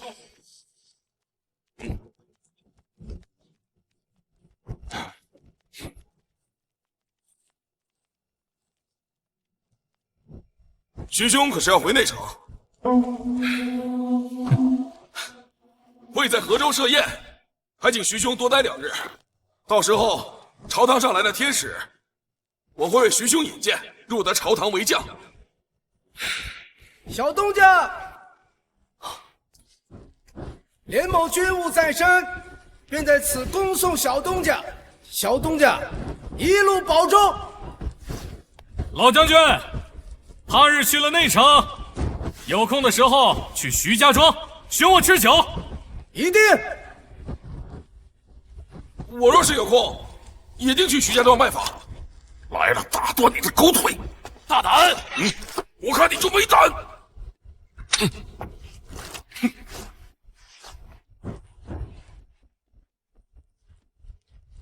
徐兄，我送你一程。你我2个，好歹也是边关故人。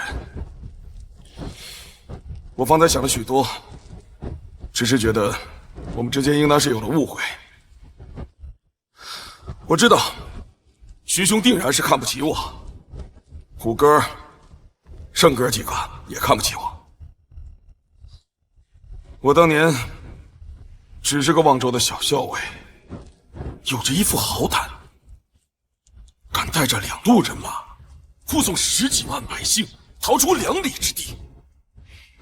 3000童子营等不到河州救援，赴死殉国。他们把最后一匹好马留给了我。若是让我去求救援，那分明是想让我逃出去。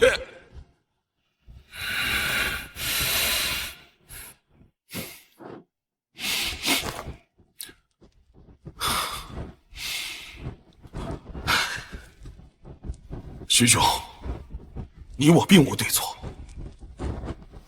错的是山河破碎，边关不宁。你叽里呱啦说那么多，到底想说什么？徐兄，不如入我河州笑风营如何？到时候，亦便是1人之下，万人之上。好，我1人之下，万人之上，你想做皇帝啊？我1人之下，万人之上，你想做皇帝啊？这是没有话了。人往高处走，水往低处流，这并无错。但是你错就错在把万千百姓的命当做你的垫脚石。你偷了军功擢升，若是做个稳重的大将，我自然不会说什么。但你不是，赵青云，可能你自己都没发现，你已经变了。何曾有变？权力腐蚀人心。不管怎么说，我至少守住了河州啊！那就恭祝赵将军要擢升了，走。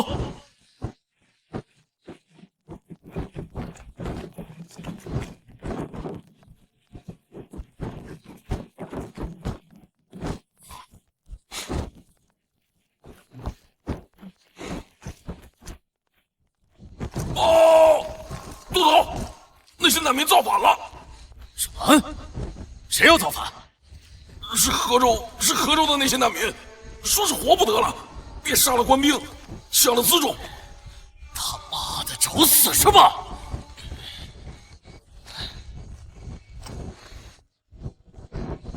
回河州。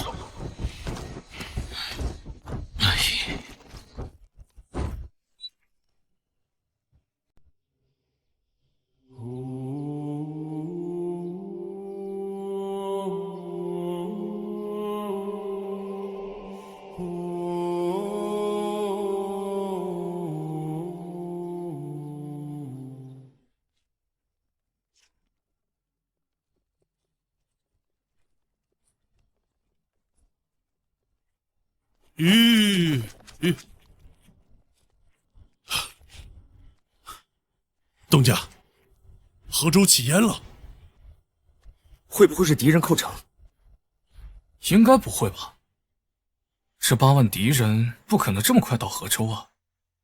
而且他们军心已散，也不会做攻城之举啊。那会是谁？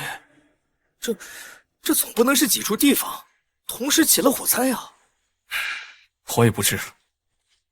东家，河州的难民反了啊！方才我好像看到赵青云带着兵四处回了河州。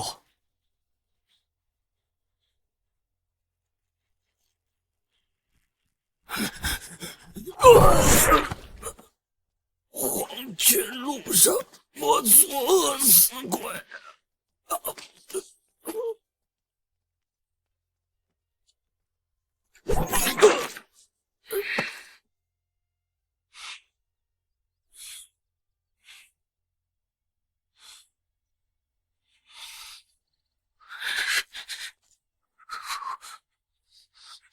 正路，莫家才，我让你管好河州，你就是给我这么管的？禀将军，这次难民造反之举并非我之过，而是有人从中蛊惑。你说什么？来人，将始作俑者带上来！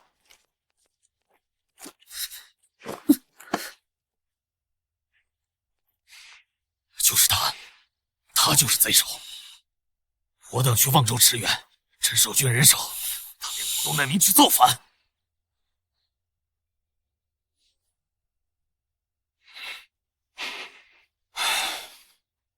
一个妇人也敢造反，杀了吧！是。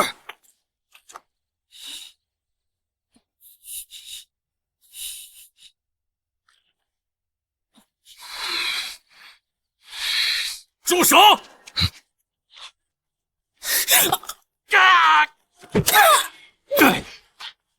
喜娘，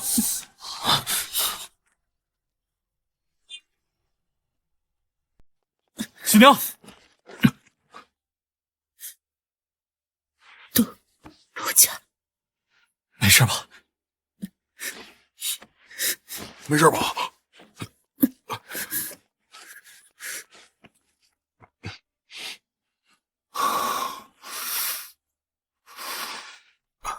徐兄，这些都是反民。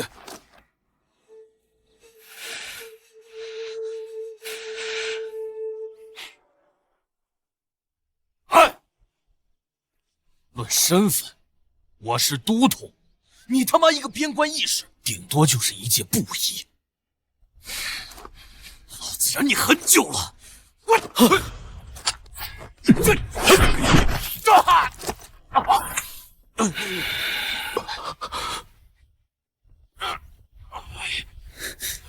东家，我并不造反，是这些官家掳掠清白姑娘，还断了一日餐食，大家都饿得活不起了。赵青云，当初你在徐家庄重伤坠马，是这位喜娘一口饭一口米汤把你救活的。3000筒子营殉国，数十万望州百姓为他们立了10余座碑祠，可你呢？克扣粮饷，奸淫掳掠，10万民夫填了沟壑，这就是你所谓的救国救民？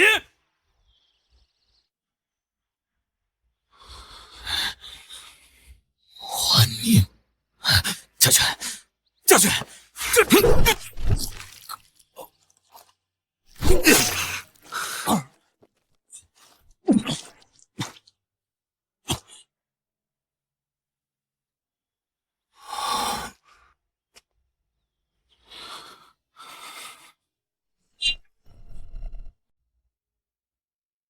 我们走。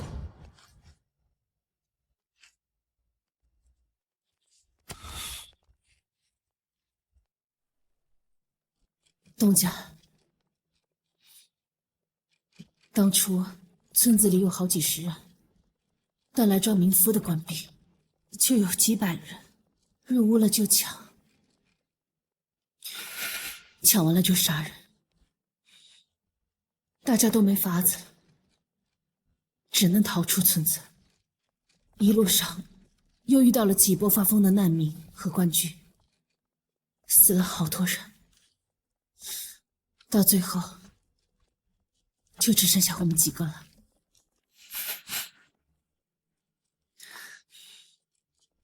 东家，不要自责，当初入内城长路迢迢，你没法带着这么多壮人，为此还特地选了个好去处。谁也不会想到北地会这么快时间打来。新娘，以后别随我去庄子。采薇知道你回来，定会高兴的。谢东家。不用谢了。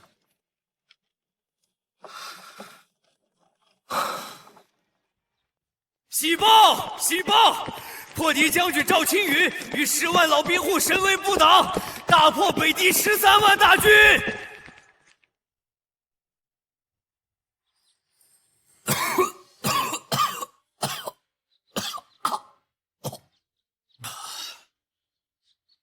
小东家这一轮至少救了半个大计。主子，但是大家都说是这个赵庆云的军功。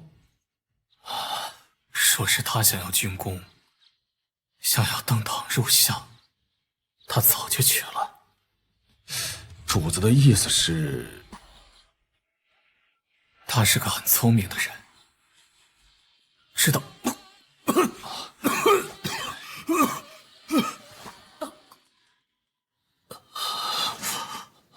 知道我在拉拢他。那为什么一开始不给他军功？我若是这样说了，便是行了一步臭棋，物极必反。小东家看似寄人篱下，但实则上，他是个傲骨铮铮的人。他的选择，或许不会是我的阳关道，也不会是小海棠的独木桥，但我时间不多了。主子，孤鹰，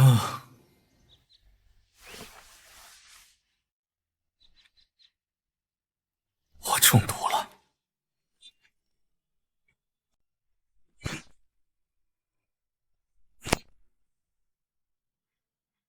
东家，已经半月有余了，再过些时日便能回到内城了。东家，我刚才去看了一轮官榜布告，怎么了？那些官家都说是赵青云那个贪功狗打败了10几万北地大军。东家，我生气呀！我且问你们，此时你们可愿投效朝廷？自然不愿呐！我听母哥了。那就对了。这军功只能换银子、袍甲、武器，可是这些我们都不缺。赵青云回长阳述职，定会把军功都往自己身上拿，到时候我们就可不必陷于朝堂之中，做他们的棋子。东家，这说是这么说，我不服气。那贪功狗什么都没做，很快就着升了。这棋盘烂了，棋子再光鲜有什么用啊？东家，若不如把这棋盘掀了吧。东家，若不如把这棋盘掀了吧。这下倒好，估摸着以后都要劝着我造反了。先不管这些，在乱世之中，还是以自保为先。等回了庄子，我把地窖里的醉天仙全部拿出来，与众人一起痛饮。好，东家，若是夫人不让呢？哎，山哥，我小嫂子最通情达理了。我要喝酒，木哥不给，小嫂子都偷偷拿半坛给我。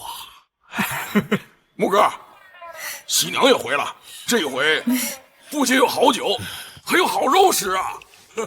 哎，你等着，到时候让我媳妇儿给你做烤鱼吃。胜哥，你家婆娘做的鱼，骡子都不吃。木哥，我也不爱吃。那我回去告诉小嫂子。哎，你这个憨货，老子打趴你！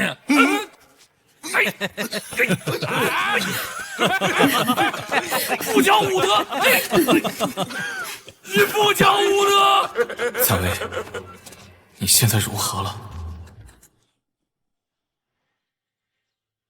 你那醉天仙喝死了人，先前派仵作去了燕国的，确实是酒水的事情，肚子都堵烂了。你且回去，这私酒你莫要造了。若不是我游说，那家人定不会放过你。你就准备3000两银子，死的那位可是个附身，你若不依，捅到了总司房去，可是要杀头的。这银子便先交于我吧。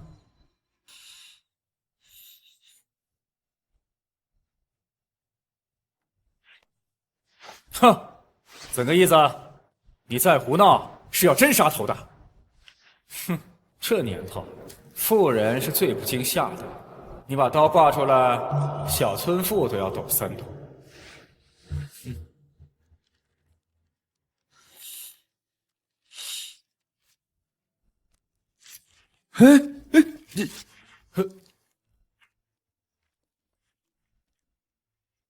我知四大户与府衙关系匪浅，这吃死人的事，一定是四大户的手段。无论我如何自证清白，你都不会依我。今日，府吏大人定然是觉得吃定我徐家芳了。但是我想说的是，你也莫要诓我，银子我是不会给的。那便去总司房。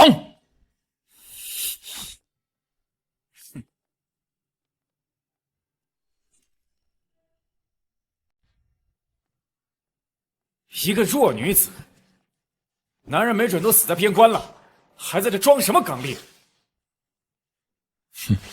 你傻呀！3000两银子就想了事？哦，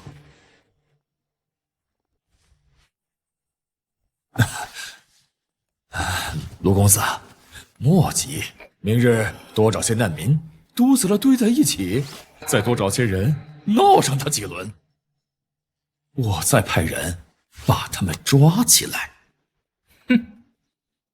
你是懂作的呀！哎呦，卢公子，明年去了户部，还望多多提携呀。切记，事情做得要干净些。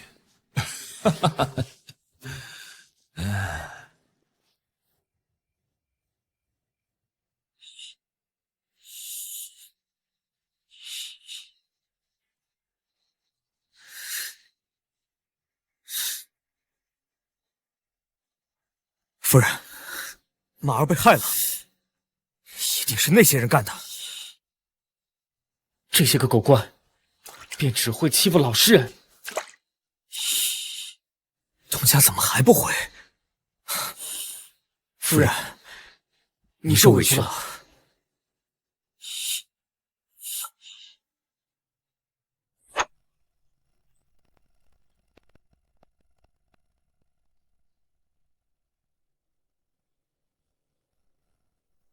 没有了吗？走回去便是。吕风、陆劳，随我回家。是，夫人。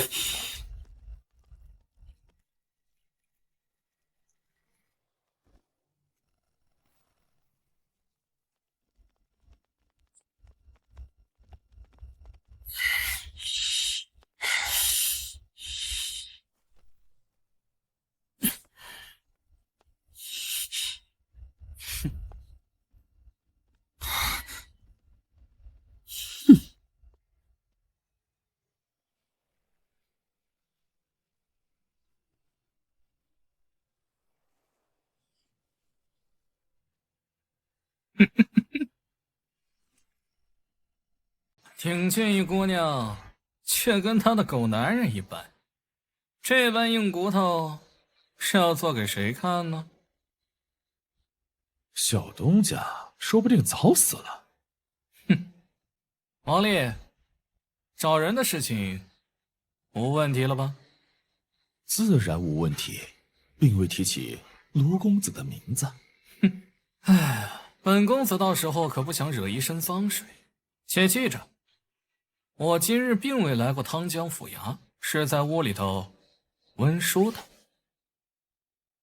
王丽也听说了吧？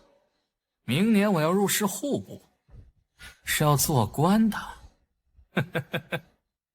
为民请命，这一遭，这酒水的生意便该重新回到汤江城了。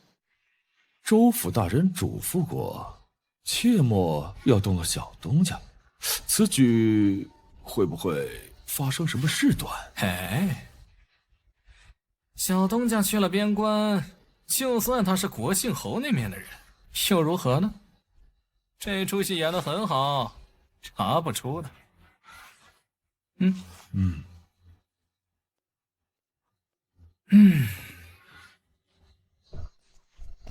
汤江城徐家坊醉天仙，喝死了8个人，可我的尿酒徒卖假酒，你不得好死！你别血口喷人！哼，人都躺这儿了，就是你们这帮卖假酒的害死了人！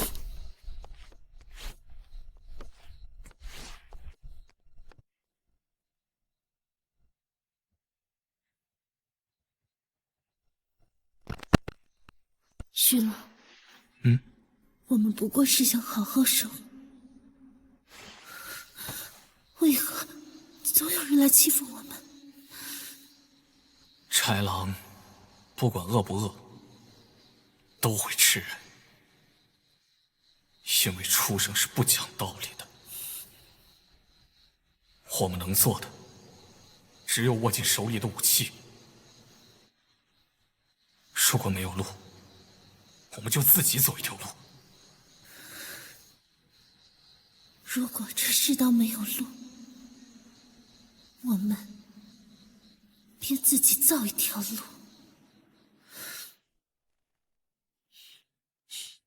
哼！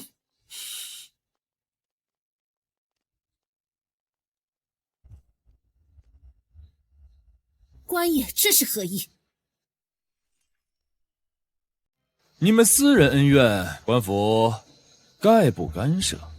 官家难道连聚众闹事都不管了吗？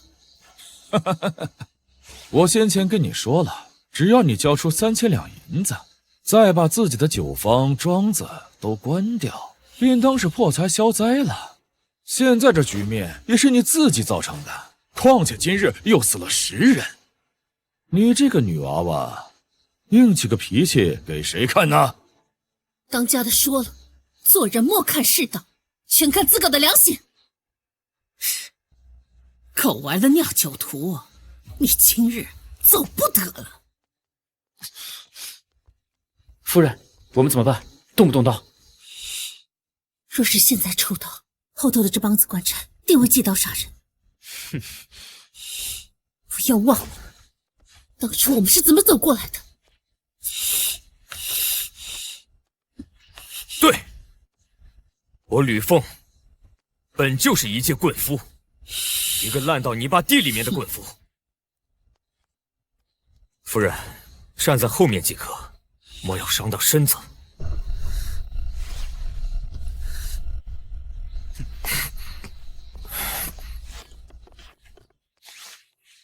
各位，若是让出这条路来，大家就相安无事。各位要是有意为难，我手中这根棍子怕是不长眼睛了。狗儿棍夫卖假酒，害死了人，杀人偿命。今天一个都别想走！哼，你们东家不在，今天便剐了你们几个！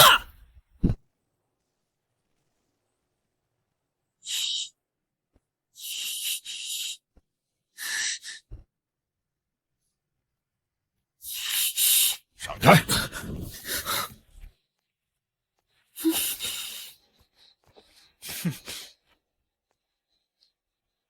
今日你便说一句，晓得自己错了，明日再去官房写一个赔偿公证，银子嘛，大可好商量。民女无错。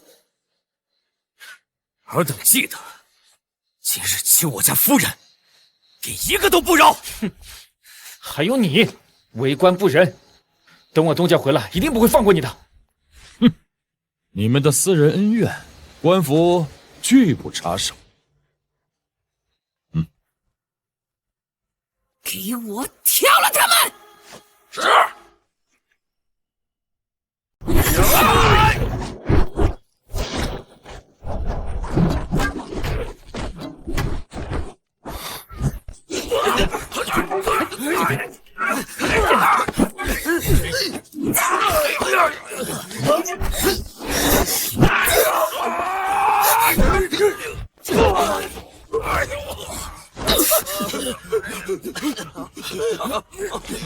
让开！若是不让，休怪我对你不客气。官爷，我也不想为难他的，是他不肯认呐，我便多喊了些人来。官爷，不要怪我们惹事儿啊！哎呀，我讲过了，这是私人恩怨，官府概不干涉。他们杀了你，我也不能插手。你若今天说了认了，事情便过去了。只要他敢认，我就能按律法抓人。民女无罪，你说什么？说讨饶的话，还是把徐家庄关了？嘴还真硬啊！哼，今天看谁还救得了你呀！兄弟们，抄家伙！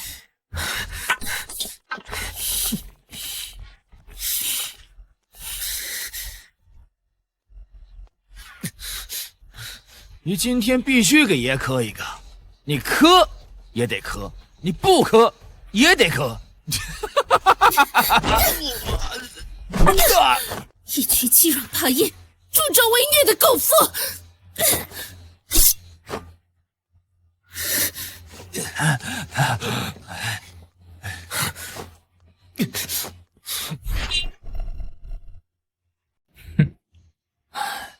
动刀了，小东家，回来收尸吧。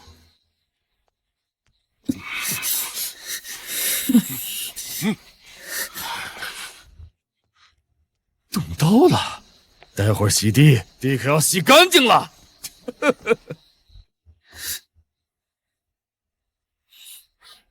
徐郎，我没顾好庄子，但我也没给你丢人。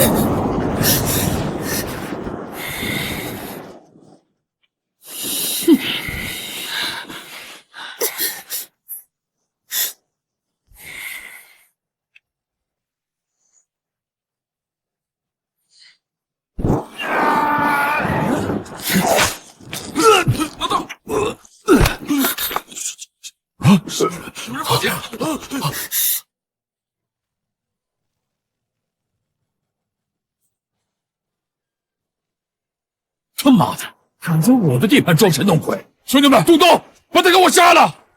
别动，会死！虎哥，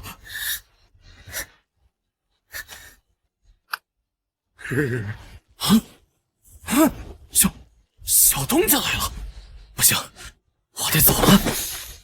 别动！你是谁？跪下，然后喊“恭迎北伐大军入城”。喊！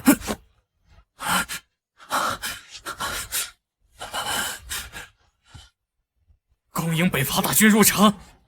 恭迎北伐大军入城！恭迎北伐大军入城！恭迎北伐大军入城！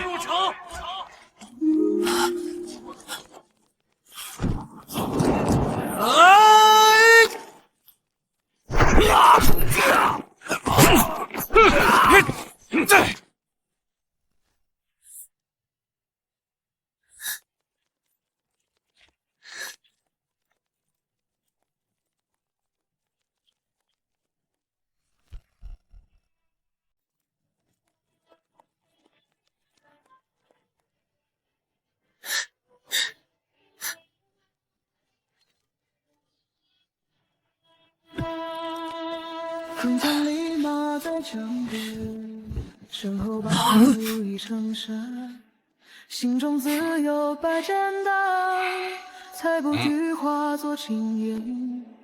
哼歌跃马在河边，身后沙腾已成山，千里只等一线天，唯有待我来斩断。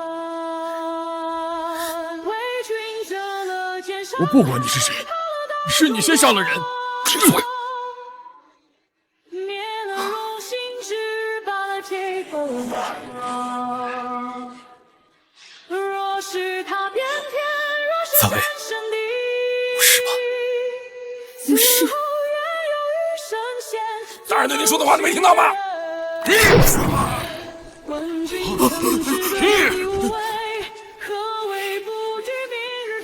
天凉了，别着凉。是了，我没事的。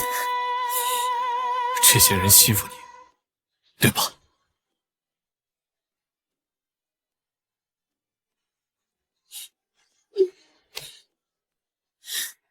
不会再有下次了。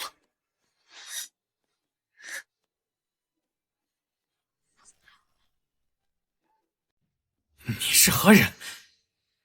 为何要帮你小东家？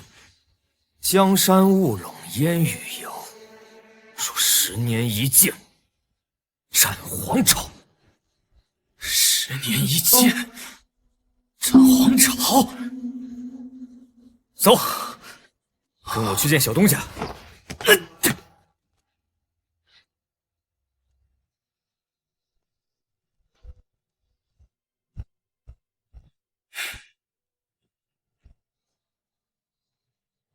方才你便一直站在旁边不去帮忙。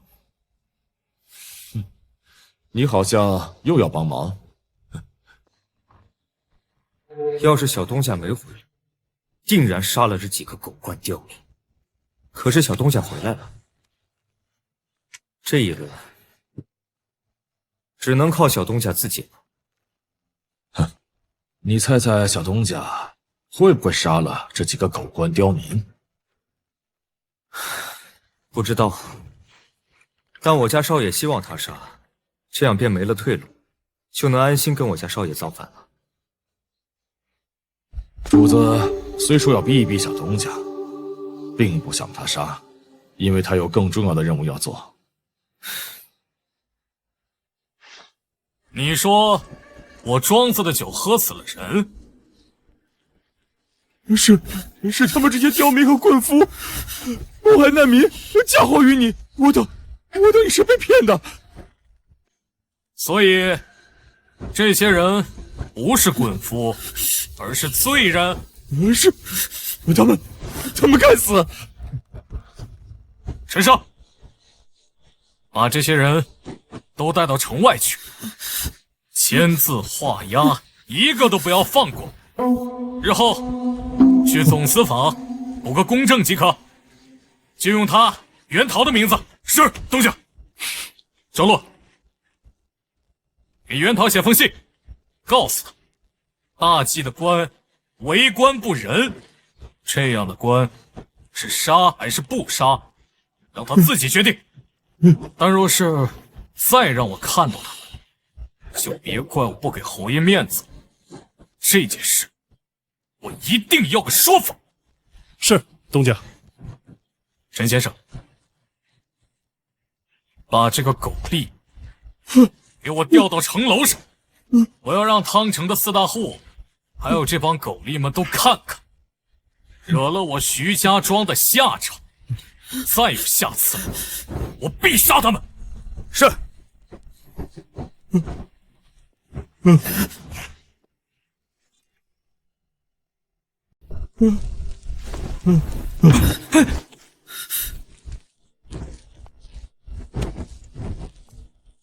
卢子忠，好久不见啊！我明天便要入仕户部，并非白身，你不能杀我！这便是户部的官牌。哼，四虎，五哥，早就给你准备好了。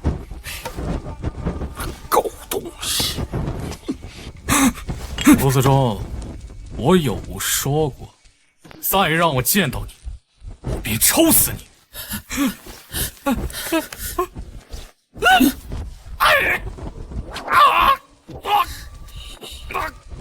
呀，爽！哎呀，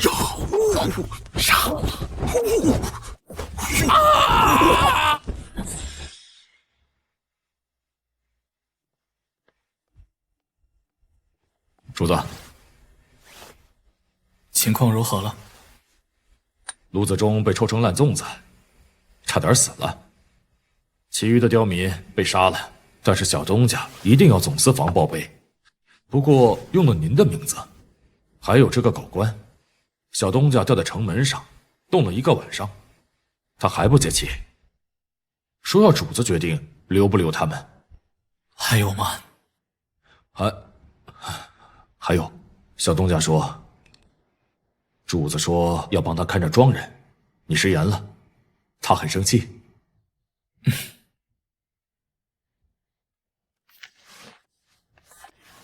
他难得霸气一回啊！对了，他骂没骂小海棠？没有。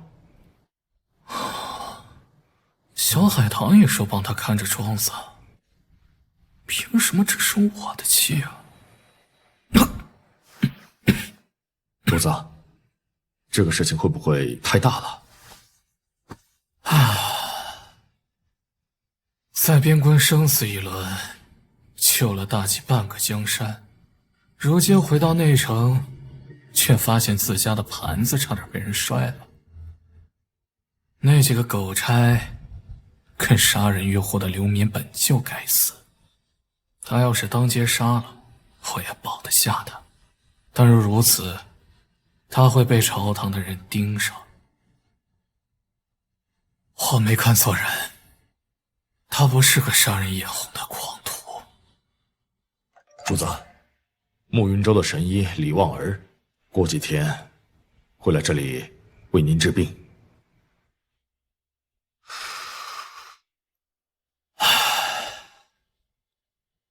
时间终究还是不够用的。顾英，我要去见一下圣上，你告诉小东家，3日后来见我。是。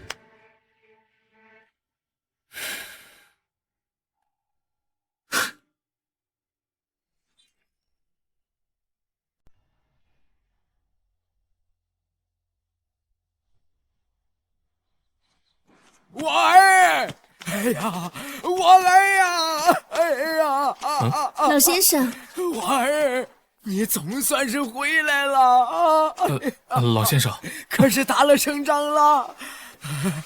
老先生，你识得我？你是我儿。哎呀，这位老先生说你是他儿，在边关打仗，我觉得有些蹊跷，便暂时把他留在了庄子里。老先生，我不是你儿啊！不，你就是我儿。我儿李破山，镇守慵关10余载，6000人至北敌，血战方休，700里无援军，有难关头，血色漫天。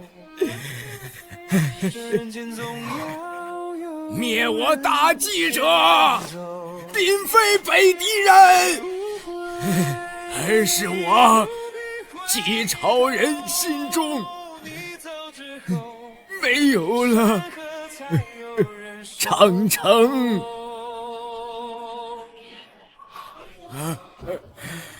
没有了长城。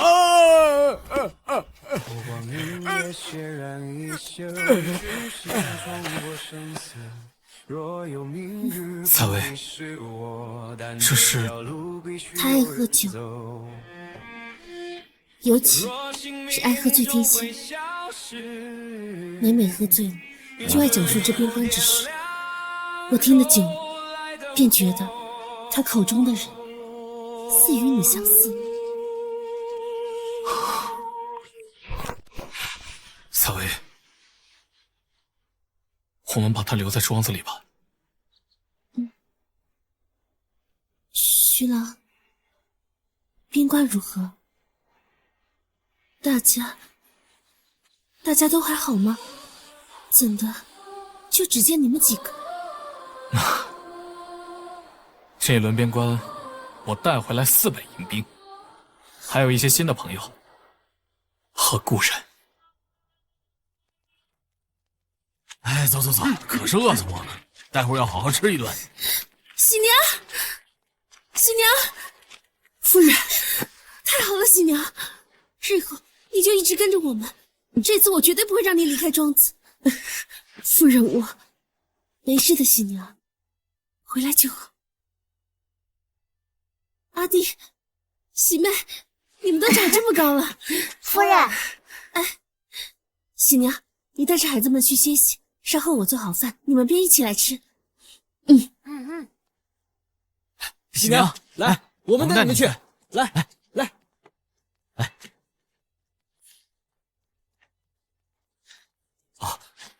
陈家桥见过萧嫂嫂。陈先生有礼了。小嫂嫂好，魏峰见过小嫂嫂。我要吃包子。好，我去给你们做包子。嫂子。烤鱼。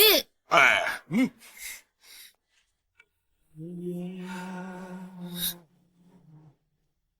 圣哥的。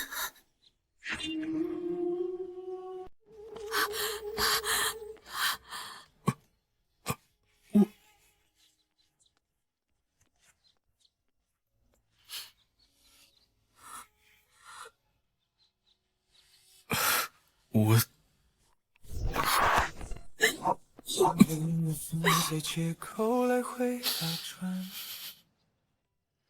你听了一会儿，却什么也没说。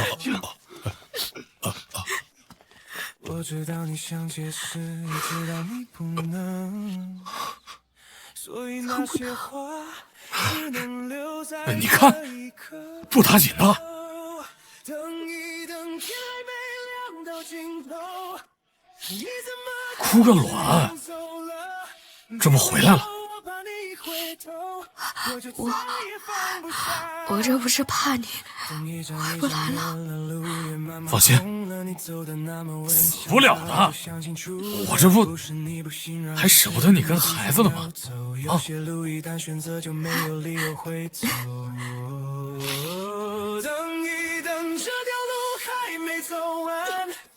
你怎么就这样走了？别回头，就让我记住你离开时的样子。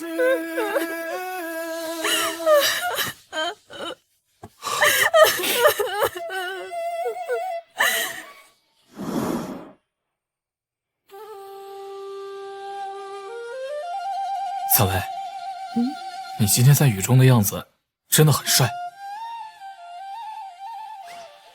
徐郎，帅是何意？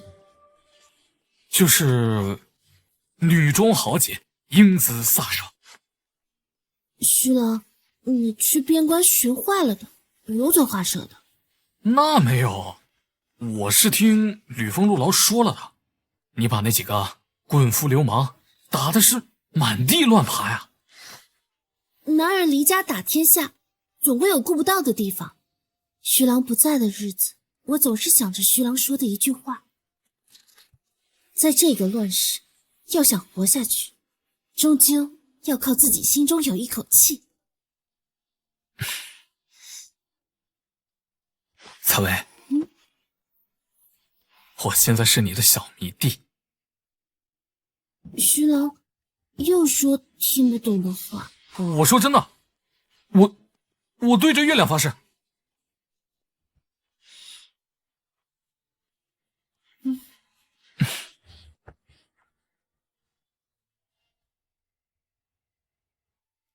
采薇，有心事？徐郎，虽说现在庄子壮大了，但是徐家坊住不下这么些人，我们还是要另寻地方才是。那无妨，我已经去过官坊了，把后山那块地给买下来了。这些营兵不宜住在城内，以后将他们置后山。闲着的时候就让他们酿酒。你说这么多人酿酒，得赚多少钱呢？徐老，莫非是要买下汤江城？买啊，我答应过你的呀。当真？当真。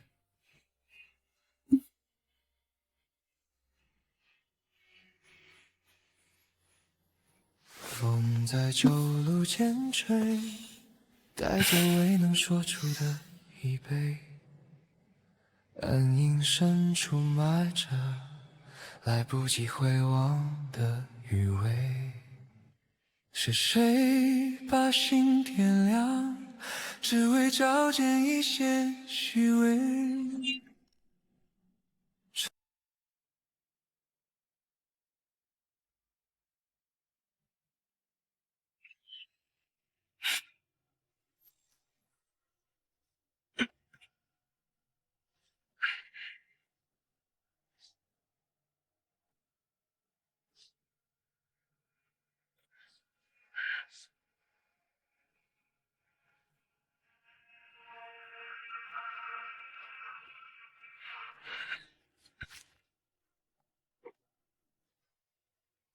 哎，陈先生，自己人。小东家，你说你每次来，能不能走正门啊？我家主子叫我来告诉小东家，现在不要乱跑。如果有人问关于边关的事，你就告诉他去收狼皮子。顾英，怎么了？朝堂的狗官答应了北狄的议和。议和？生死边关一轮，好不容易才围下了10几万北狄大军，朝堂要议和？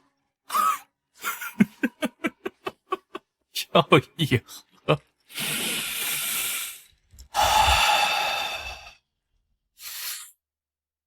那些敌狗困死多少了？赵青云领了朝堂的令，缴交了武器之后，运了几百只的粮草回去。老子们打生打死，好不容易困住那些敌狗，赵青云这个狗货，大势之下，人如蝼蚁。小东家，主子说，现在做什么都不是时候。我家主子已经入殿了。侯爷入殿做什么？求皇上不要议和。你的主子在呕心沥血的布一个局。不过朝堂上那些老狐狸，怕是没那么好对付。主子真的没有看错。小当家虽然不在朝堂，但什么都知道。小东家，我说过的，只要这大计还在，我便要救。救得了的我要救，救不了的我也要救。我是吃大计的米粮长大的，他没让我饿死，我便要拉他一把。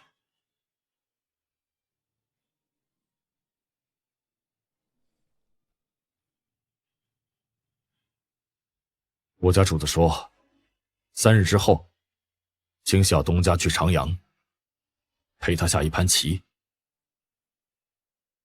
侯爷说了下棋，最好真的是下棋。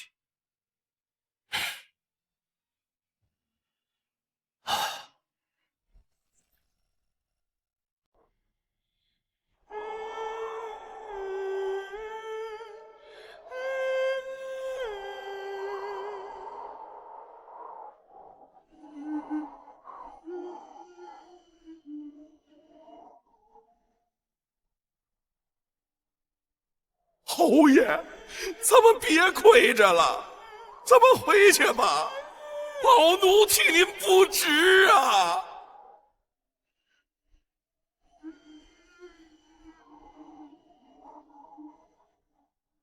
驾！驾！驾！驾！啊！驾！驾！驾！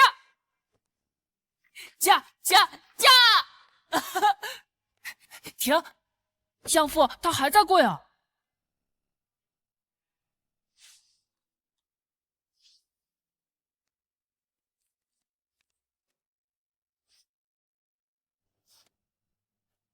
让他跪着吧，陛下。我大计乃仁义之邦，放了那些北狄降军，自可以德服人，万国朝贺。朕都听相父的。朕的这位小皇叔有些无理取闹了，他还拍了太监偷偷滴了血诏，说我大计风雨飘摇，岌岌可危，百姓千里逃荒。哼！哦，陛下，他是在图谋兵权啊！嘿，朕可不笨。百姓要是种田没粮食了，为什么不去捕猎呢？皇宫狩猎场的狍子、麋鹿，很肥美的呀。陛下说的没错。若不然，来长阳城开个小铺子，也不至于饿死吧？陛下，肯定是那些百姓们啊过于闲散啊！朕当然明白。没有粮食吃，难道就不能吃肉吗？陛下真是英明！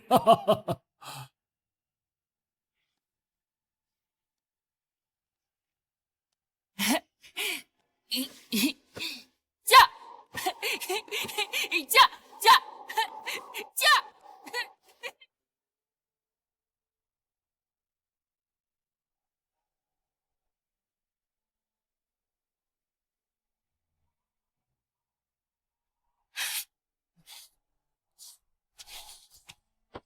圣上说了，谁敢传话，便让我杀了谁。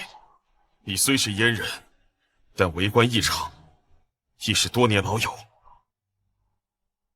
你可不要执迷不悟啊！国姓侯冤逃，入殿觐见。你来人！杀！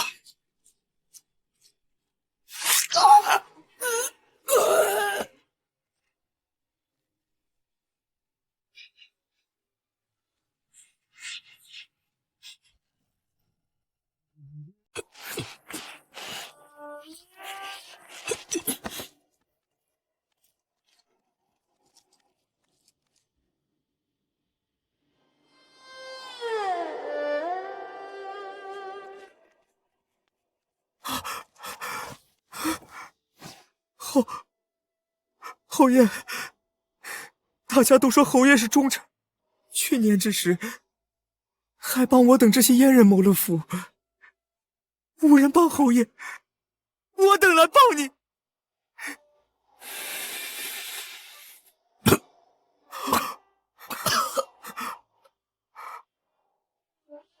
你叫什么？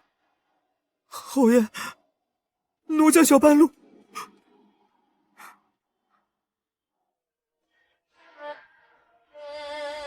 小半路，回去吧。奴不走。大计可以没有奴，但是不能没有侯爷。奴愿意赴死。大计贤侯冤逃，入殿觐见。大计贤侯冤逃，入殿觐见。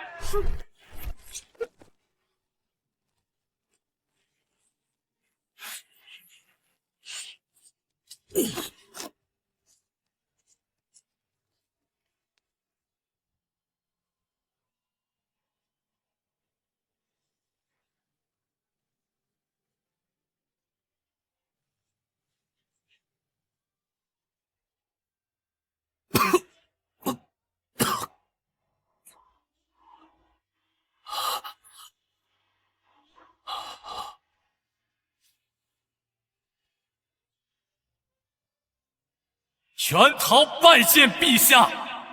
若与北狄议和，我大计危在旦夕，恐有颠覆之祸。原逃拜见陛下。若与北狄议和，我大计危在旦夕，恐有颠覆之祸。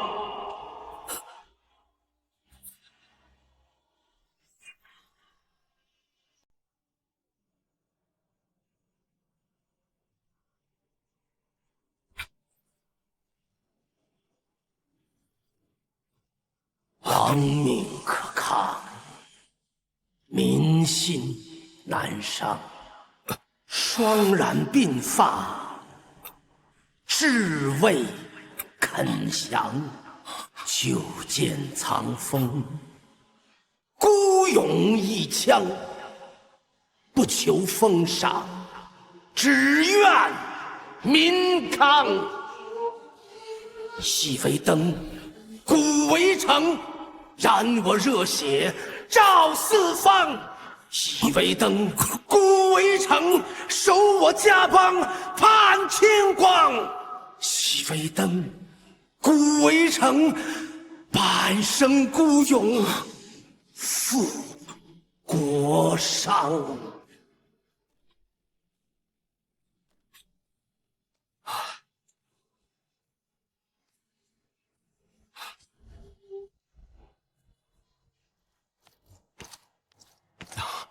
都统，那位侯爷似是一夜白了头。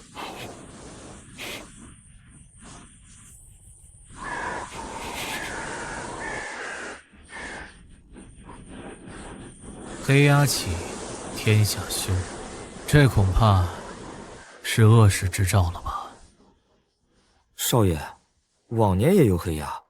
再说了，小东家刚打了胜仗，怎么会是恶兆？小东家这一场翻身仗打得确实漂亮，卧龙要出坛了。不过这一次，我不想夸小东家，我想夸夸小陶陶来着。少爷似是不高兴。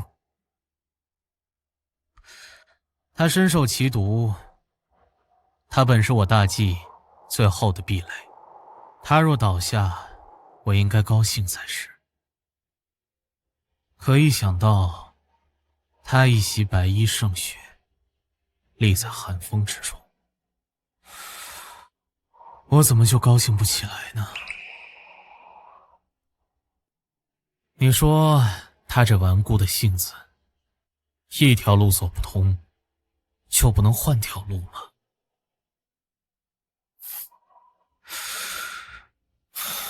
我也想不通。常威，带我去见见小东家吧，有些话我需要当面与他讲。听少爷的。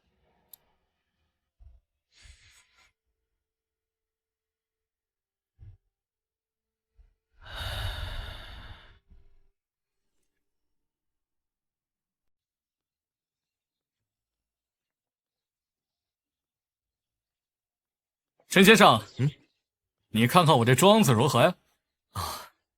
我凑巧也略懂一些看山之术。哦，说说看。东家，此一处地方，山峦往北而攀，风吹过林，如伏虎吟啸。我们眼前这处汪湖，池清无波，鱼肥沙盈。在我们看山术里，这可以称为养龙潭。东家，此乃卧虎藏龙之地，要出帝王之人呐！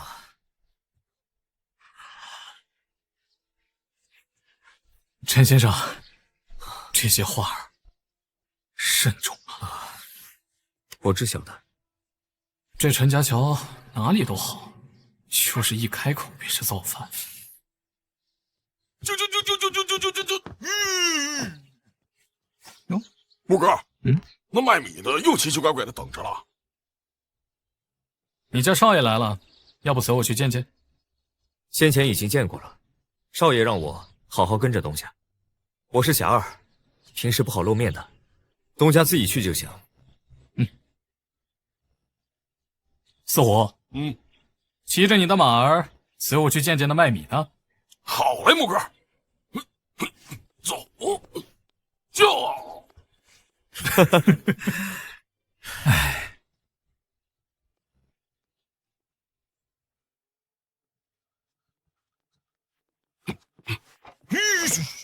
木哥，四虎兄弟，我给你带来肉包子。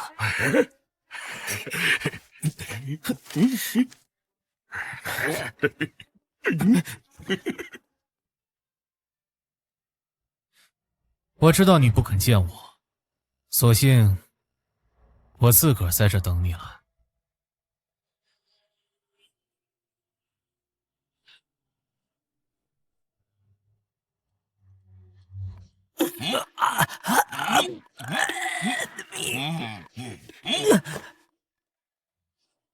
听说你骂了小桃桃，食言了，可为何没有骂我？因为我本来就信不过你，我也懒得骂你。小桃桃的事你知道了？知道了。他中了毒也就算了，还在金陵殿门前跪了一夜，跪得白了头。我真想当面亲自狠狠地骂他。骂什么？骂他天字第一号大傻子。小东家，你说他要扶什么救什么？这烂了根的王朝还有几年活头？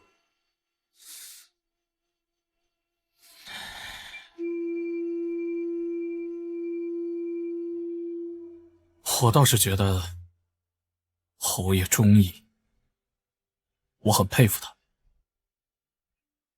我也佩服，这天下许多人都佩服他，连带着那些杀官的侠儿，知道他去哪个城镇，也会自行绕开。小东家，我问你一句，你下一步如何？小东家，我问你一句，你下一步如何？我若说，我接着酿酒，讨个生意。这可是千人私兵公正。我听说这次你从边关回来，不仅带着400-500条好汉，还带着千副武器袍甲，另外还有20万两银子。这样，你可还愿做酿酒徒？不瞒你说，这祖传的产业不可欺呀。你可别胡说了。你自小父母双亡，你和你那个怪物弟弟都是偷吃偷喝长大的，哪来的狗屁祖传产业？常少爷，你到底想说什么？如果哪一天小桃桃死了，你又会如何？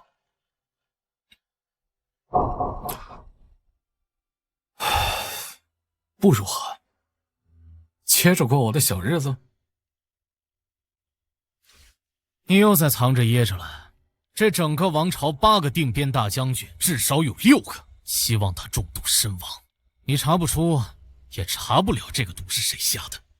这份毒说不定是这帮狗东西一人凑了2两去西域买的。莫让我查出是谁凑了银子谋害小桃桃，有一个算一个，老子背着我的霸王枪全给捅烂了。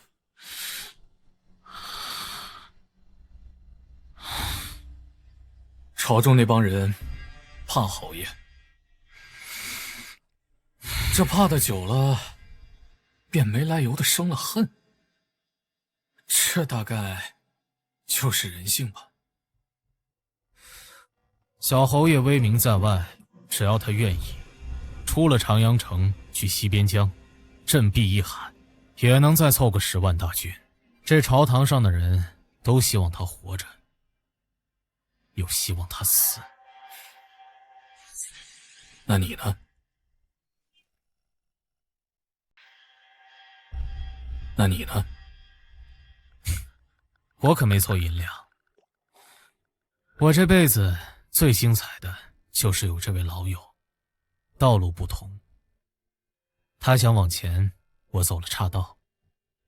可我俩心底都知道，我们这老友，我明白，他也明白。对了，顺便告诉你，你那位老朋友赵青云又攀升了，现在是镇北将军，53品，差1步封号。我记得还是上一任是那个不世名将李破山，现在让这个狗东西定了位。我听说还有个老将军，他如何？严勇，陆离王的首级足够他重新编阵一个阵营了，有军饷，还有粮草发放。我可从来没想过，你这边关可玩得真精彩。运气好罢了。你爱怎么说便怎么说吧。那日四大户派人为难小夫人，我没让常威动手，就想看看边关后你是否变了。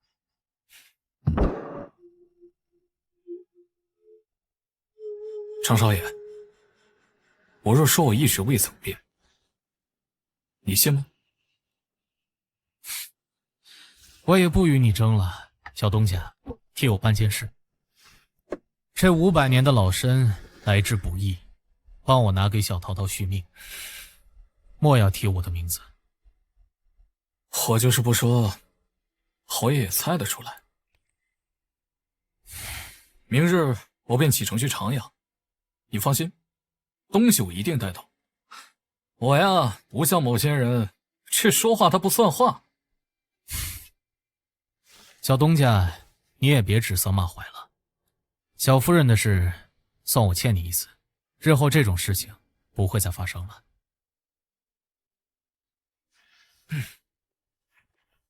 不送了。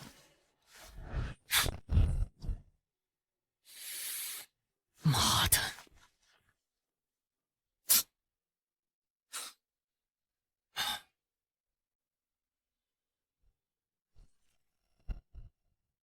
奉天承运皇帝诏曰：破敌将军赵青云，雄韬伟略，守将有功，着即册封为53品镇北将军，钦此。谢主隆恩，万岁万岁万万岁！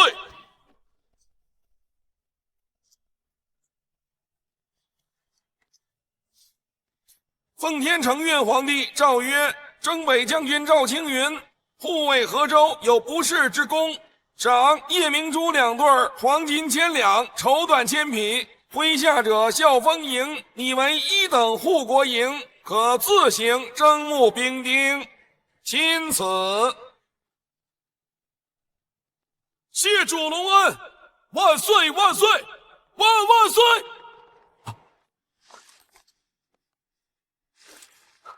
公公，陛下还需去御书房批阅奏折，就不见你了。征北将军，请回吧。征北将军须记得宰辅的话，莫要忘了日后你是谁的狗。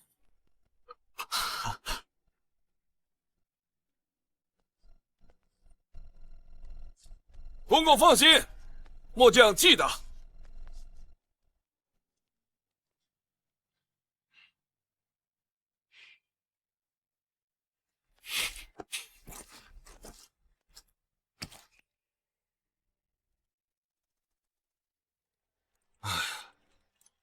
玉，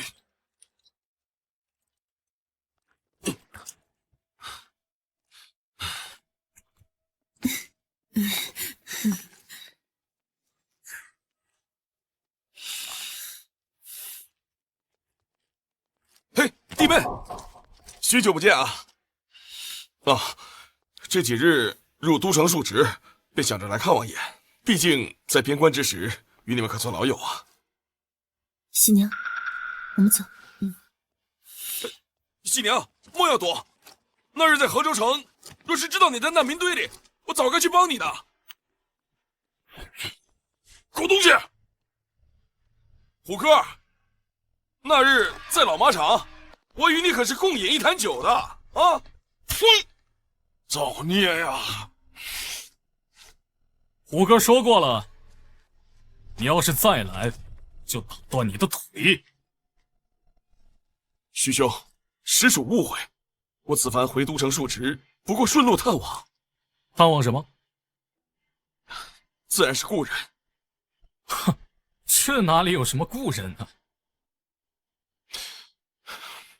边关故人，我可还记得，当初我还是个筒子营的小校尉。我认识的赵青云，是3000筒子营不畏生死，也要向河州求援的小校尉。但是他早就死了。现在站在我面前的，是大计的征北将军。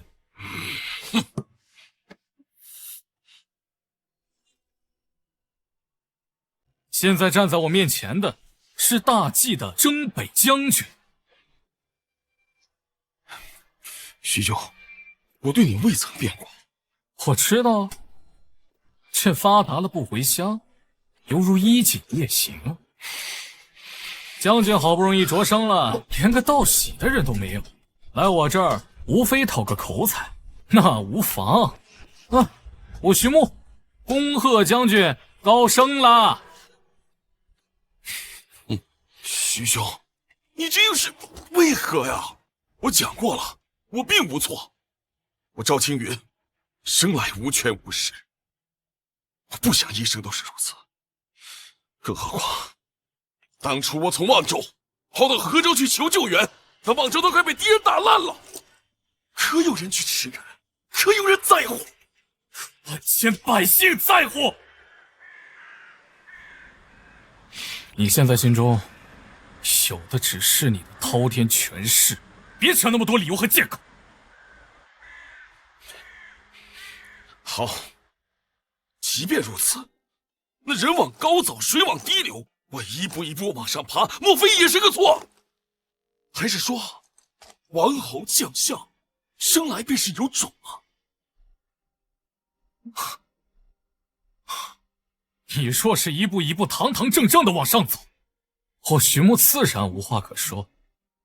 但你不是，你是往上爬，是像狗儿一样往上爬。住口！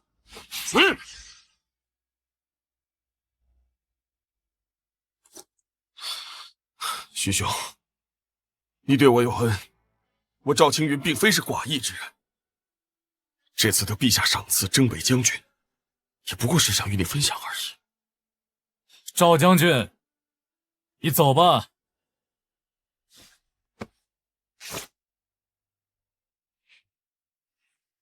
从此以后，我们俩再无瓜葛。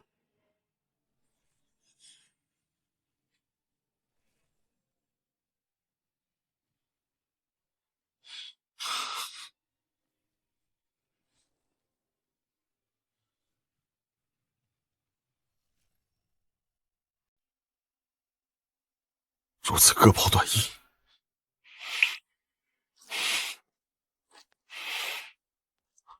好，我欠你一恩。你日后若是有难，别来河州寻我。你我的路不同，或许早该注定这一生不能共饮了。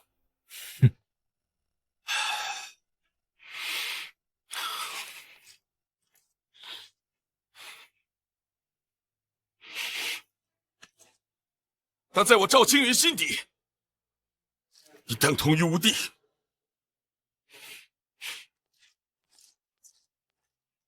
他妈的！先前找我要军功的时候，一口一个徐兄，哼！现在当上将军了，等同于无地，妈狗东西！徐郎，莫要跟狗夫生气。参尉，这件事终归还是怪我，我错信了这个狗夫，也没保住老马场的人。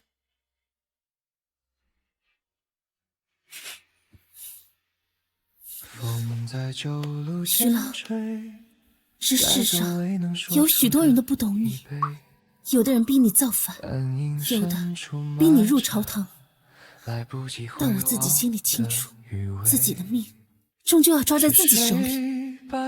莫要什么事都自己扛着，你已经很累了。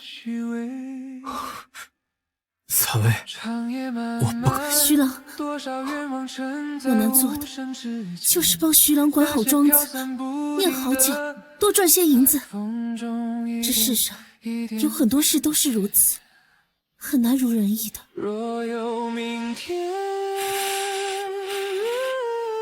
三位，不管日后如何，我定会护你一世周全，让你这一世安稳无忧。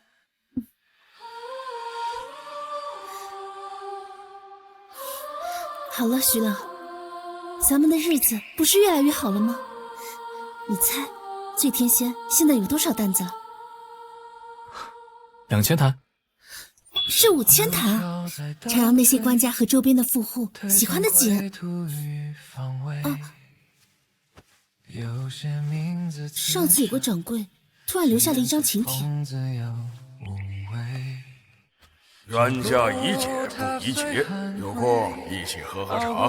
汤江城4大夫。长夜漫漫，多少愿望成。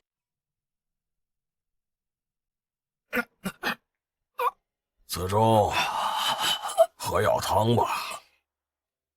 三叔，听说是送去了请柬。送了。为何要送？他就是个破落户，够胆的话，等明年我入了仕，过了春便是那小东家的死期。他有国姓侯府相帮。那我便去拜萧宰府。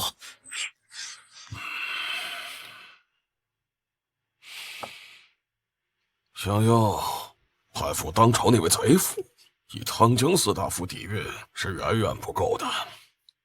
子忠，如若不然，我便捅到总司房，说小东家在内城杀了人。三叔，那总司房是谁要设的？是国姓侯那个天下第一官房。该死，那个小侯爷如果死了就好了，他死了就没人罩着徐穆了。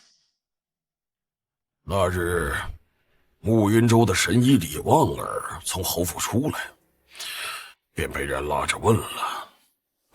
原本是不想说，但被人抬刀一下，便什么都说了。说了什么？他说国姓侯怕是过不了这个冬天了，身子重的便是寒毒，又受了寒霜之气，身子会活活的冻死。哼，早些死才好，那个病老鬼还……侯爷是大计的柱梁，可不能倒。连你都明白的道理，好多人都不明白。唉，一群蠢材。若是国姓侯死了，这大计会乱掉的。师傅，这天下会乱成什么样啊？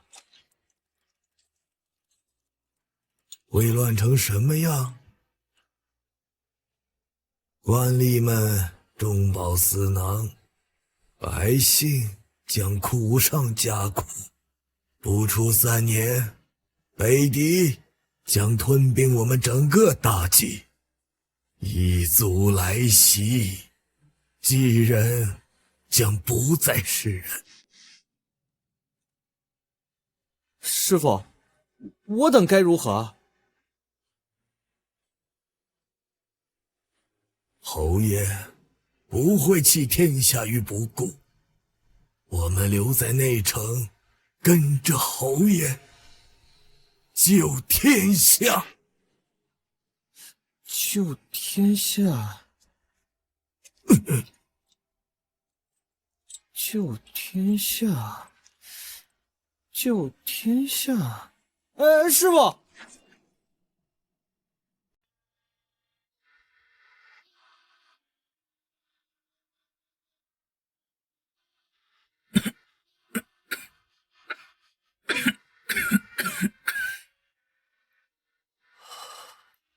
国英，离王儿走有100里了吧？做兽旅，应该都有了。这一路应该有不少人拦着他问吧？我活不过明年春天的事情，不出明日，便会传遍整个长阳。主子，要不然我们先回沧州吧。回不去了。所有人都希望我死，我死了，大气会乱，天下会乱。国英，我在下一盘棋，这盘棋已经开始了。主子，听说天气骤寒，从边关逃来的百姓又冷又饿，死了10几万人。朝廷发生出事故，就拨了20万两的赈灾银子。虎门的兄弟查了，留到赈灾司的不到5000两。这个寒灾好像当年一样。我还记得主子当年20有4，手持上方剑，斩杀123位狗官，满城的百姓跪在官道面前，说主子是个天下第一贤侯。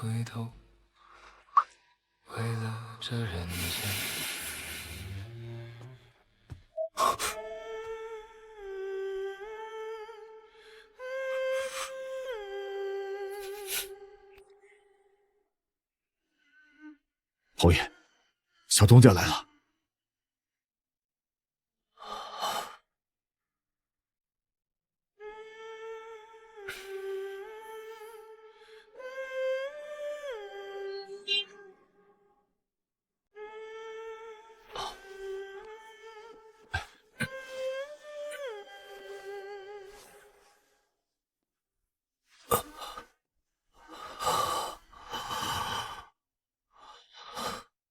侯爷，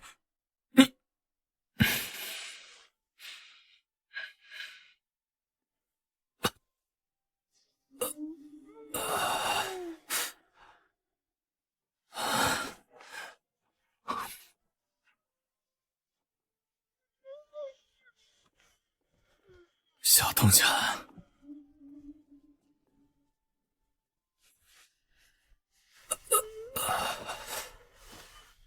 桂英，你先下去吧。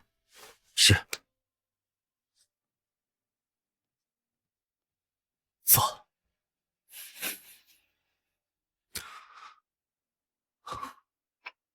昨日入了殿，不知为何突然间有些事情想不通。这丑的，头发都白了。或听顾英说，侯爷中了奇毒，应该是西域那边怪异的毒散，毒性比较慢，不知道在哪儿被下手了。等发现的时候啊，已经晚了。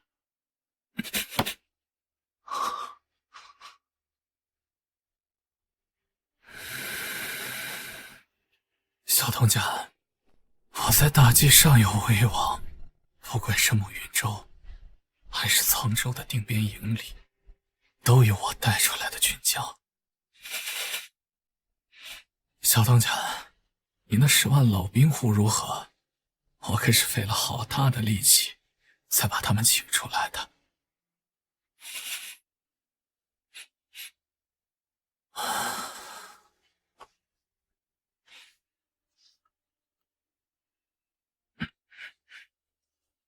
这是大气的死绝关牌，宋司坊那里花5两银子买的。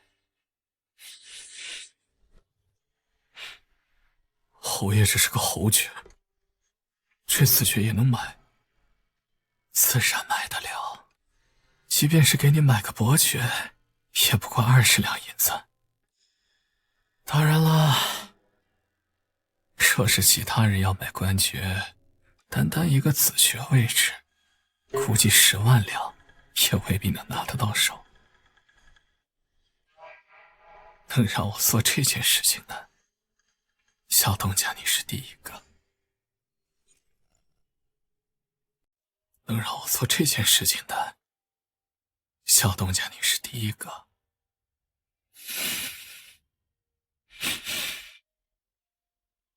侯爷为何要给我安排个爵位？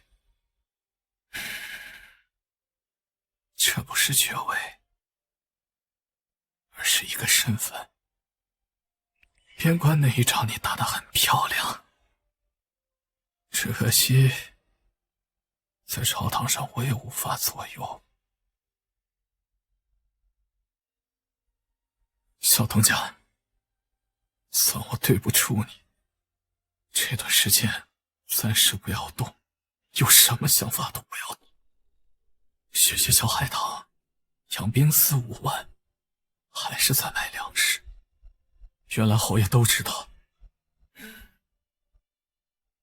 这段时间你切莫做出格的事情。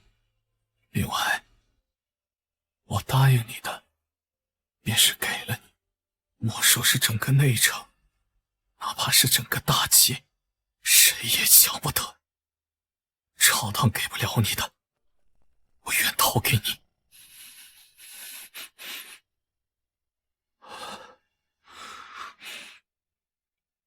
多谢侯爷。小东家，随我去看一位友人吧，顺便喝上几杯，暖暖身子。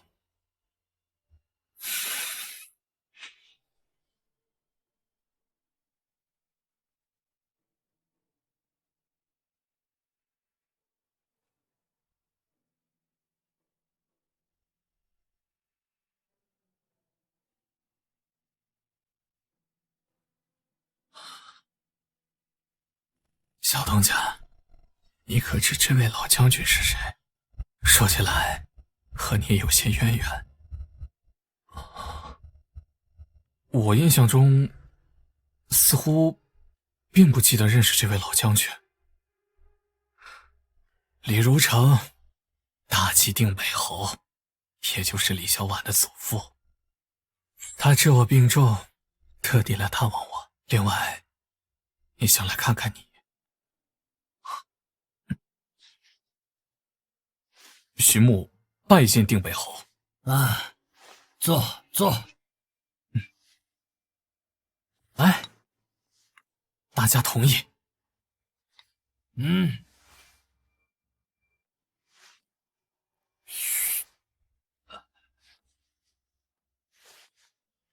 这一轮北狄人寇城，若非是小东家力挽狂澜，说不定这河州城早就沦陷了。袁老弟，这样的话以后切莫再说。朝堂上下都知道，破敌的首功乃是征北将军赵青云，只差一步便可封侯。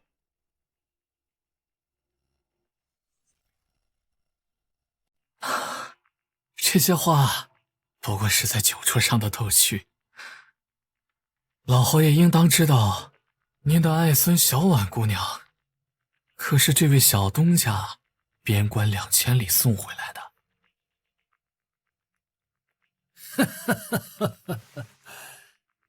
听说你懂奇行之术，不知是哪位高人教授兵法？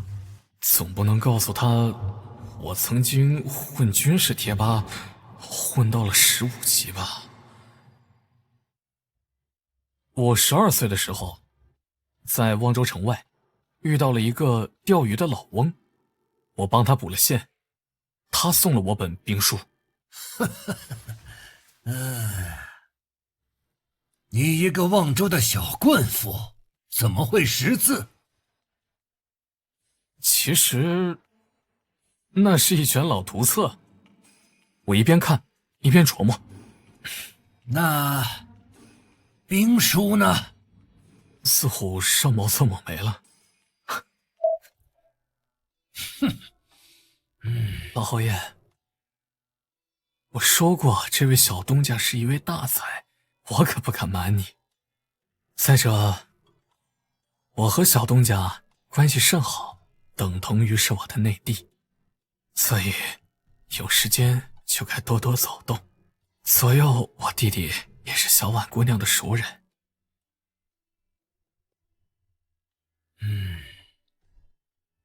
今日外面下了雪，袁老弟还要注意身体啊。承蒙老侯爷关心，来，大家同意，来。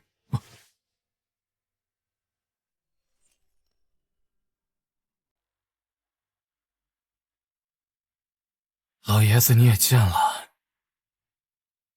说说想法吧。侯爷是想让我入朝，我知你不愿意入朝堂。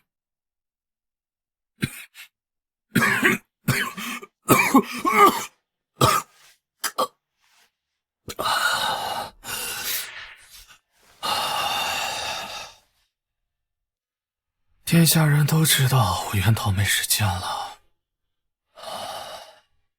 听说你在北关大胜的消息，我差点忍不住要入殿替你争功，至少也是个小将军。但是我忍住了，我想通了，这段时候你不宜太过暴露，会树大招风。那侯爷还撮合我和李家姑娘。小东家，你可知李如城的定北营有多少大军？至少有5-6万人。从未想过李小婉的祖父竟有这般权势。李如城今年60有7了，即使是身子再硬朗，依然熬不过天年。他3代单传，他的儿子李说墨又不成器，所以你别看他一脸倨傲，他想找个好孙女婿，比谁都着急。入赘这一轮，我不过是给你铺好了桥，你要不要走，还得是你自己个儿决定。但我想说，你成功娶了李小婉，跟着去北边争一番军功，如果有一天李如城死了，你便是定北营的3军主帅。但李说墨他会愿意？别提他，前几年他跟着入了定北营，2万正规营被5000马匪打得丢盔弃甲，他的名上早就烂，没有一个士兵愿意跟着他。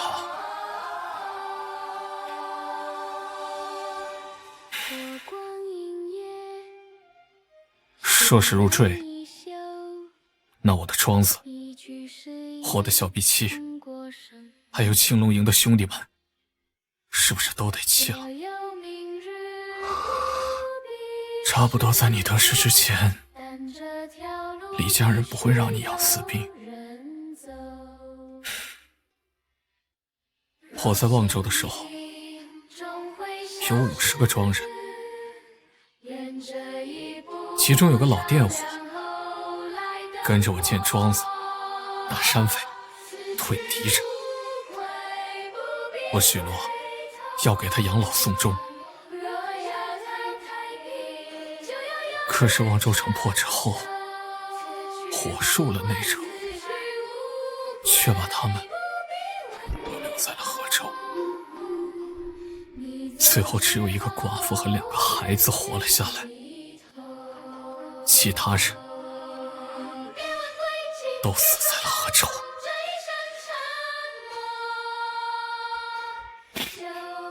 每每夜里，我还会梦见他们。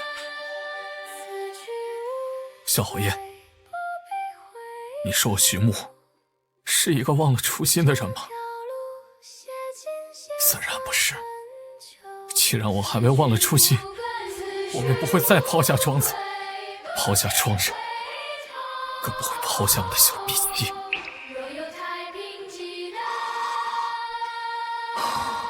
你说的也对，要是你忘了初心，怕是同那个赵青云一般。只是你以后要走的路，恐怕会很辛苦。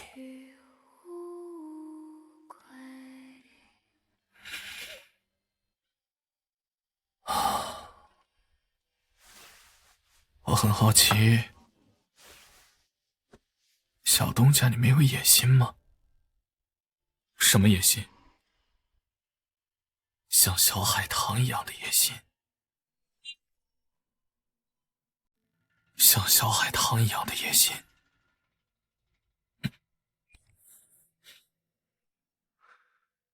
说好听点，便是为国为民，改朝换代；说难听点，便是想坐上那把龙椅。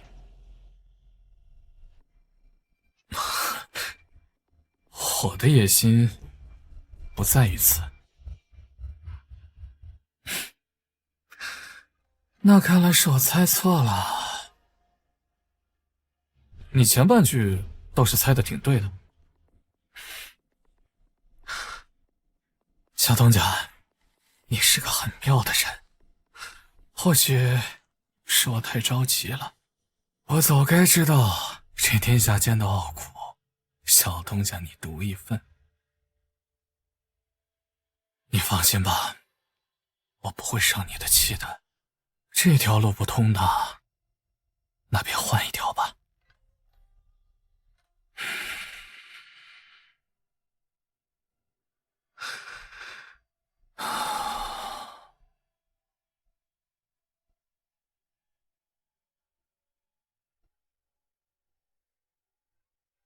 小东家，今年的雪下早了。雪下的早，便又要冻死一些人。早些年，我一人斩了123个贪官，所得的赃款，全都换成了暖泡和热汤。我只觉着，我如同火正司一般，四处救火救人。却还是救不了这个大计。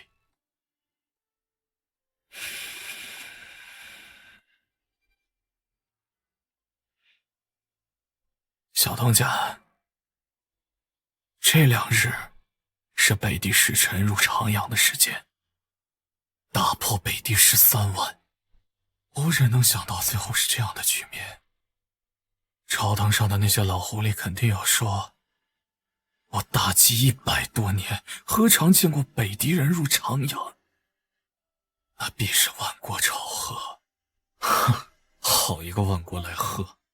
敌人入朝，无非是为了那8万俘虏，只有傻子才会觉得这是一种荣光。朝堂要议和的事情，你知道了吧？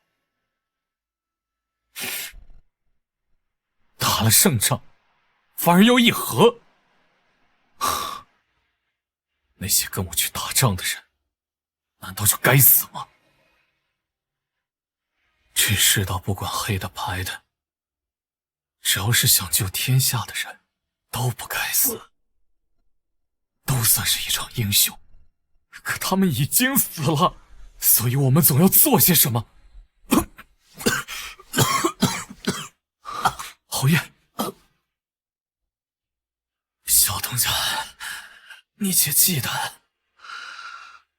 倘若哪一天北地使臣死在了大计，朝堂想议和，也议和不了。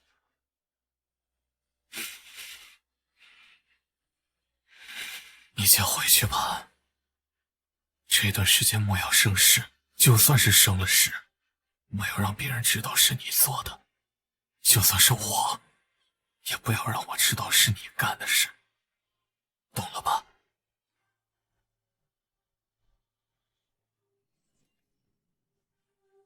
这敌人来了！这是有长阳了！我是我大计呀！难道这是要亡了？把我气死了！别走啊！这还能保住怎么办呢？难道我大计真的要亡了？他们发起狂来，大开杀戒，那全家老小就亡了。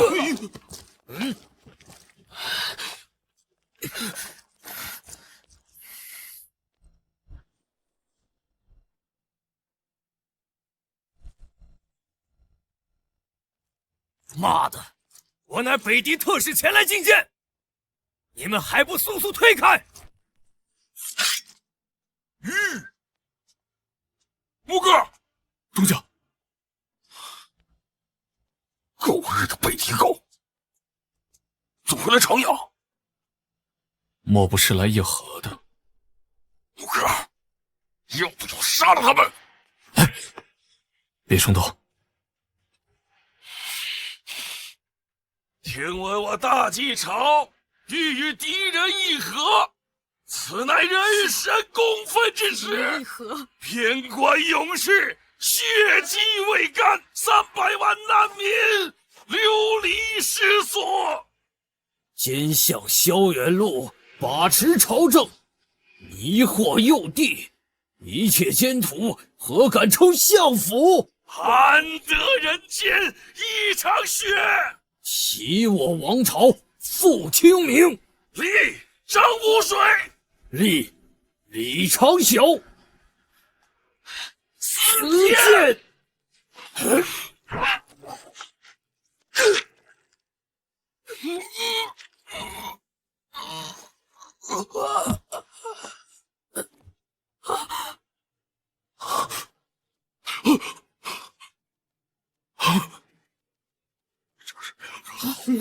杀人了！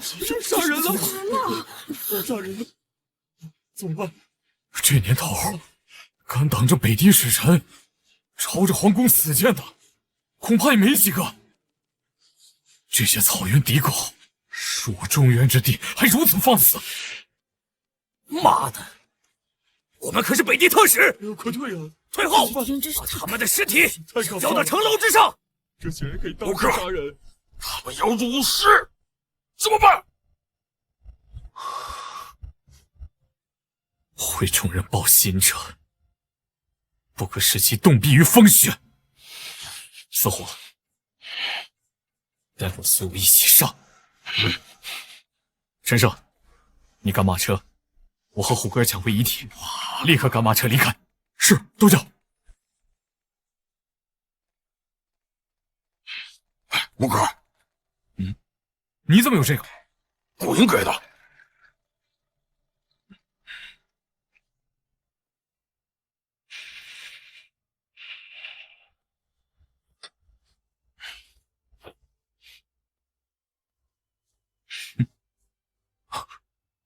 不退，不能退，不能退，不能退，不能退，就是不能退，不能退，不退，不能退。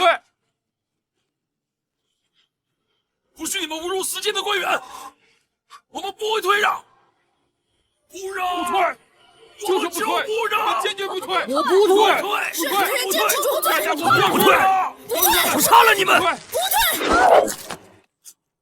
江山务龙，烟雨后，10年一见，斩皇朝。哪来的剑呢？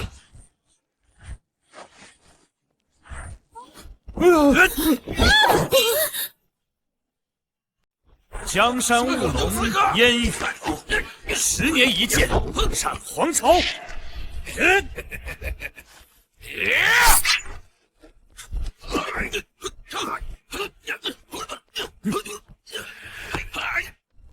草原的狗，也敢入我中原！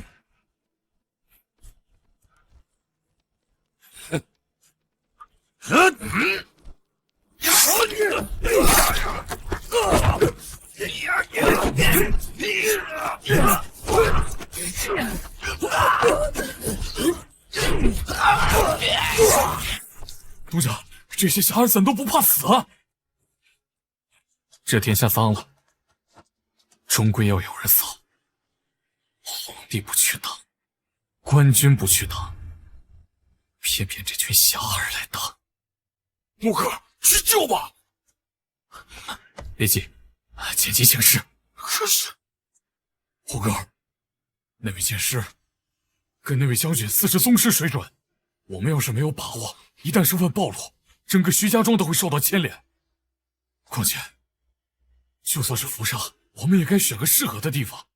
这里是朱雀大道，离着皇宫这么近。陈少，你变得沉稳了。东家，接下来该怎么办？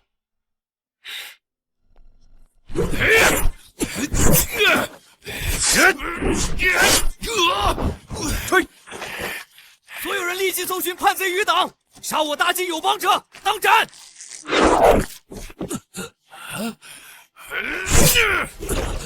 木哥，走！糟了，有叛徒！诸位，逃！走！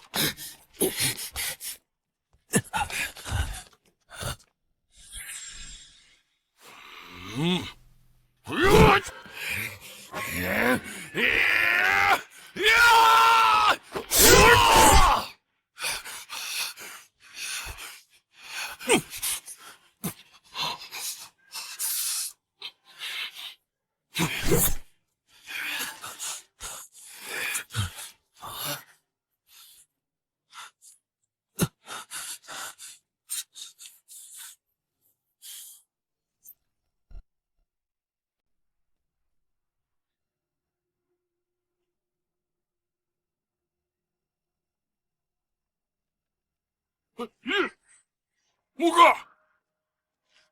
是那群侠儿。啊！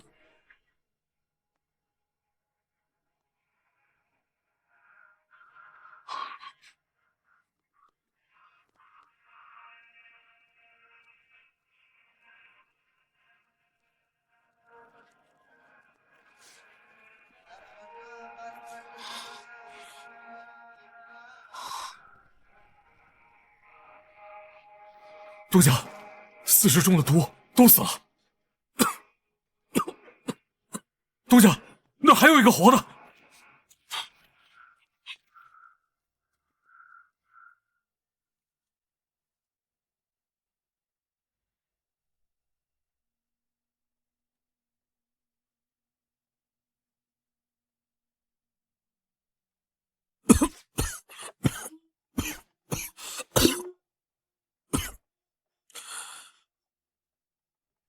是你救了我。你可知我是何人？救我，就不怕惹来灾祸？我怕。方才在路上，我还救了一个和老先生年纪相仿的侠儿。想来是那个老东西，他也遭了黑手，中了毒，已经带上了。等回到庄子，我会给他请最好的名医。你年纪不大，却有一身虎胆。我只是奉劝你，切莫要与我等染上瓜葛。老先生的所作所为，我都看在眼里。尔等是大义之士，我不能不管。看来你不是个看客。好啊，好啊，我大计尚有好儿郎在。敢问老先生，北狄使臣究竟是何人？呼延车，北狄陆离王的长子。听闻老夫在边关被人杀死，为了报仇，便自告奋勇，做了使臣。他想报仇，必然是为了报仇。带着5000敌狗做了使臣，过了河州之后便立即下手，屠了半个漠南镇。既然是使臣，便应该有大旗军队跟着，他如何能屠了漠南镇啊？若是大旗的狗军官视若无睹，又或是呼延车给了不少银子财宝，收买了只是为了泄愤，应当是沿途以来逃难的10几万难民，他起码杀了上万人，而且他还将4000人留在老关之外，仅凭1000骑，却依然杀得毫无顾忌。据说人头堆满了3座金棺，只为祭奠他那狗父。那些当兵的在干什么？官军，官军在看，更可能在笑。这是怎样一个烂了的天下？我便说句难听的，若是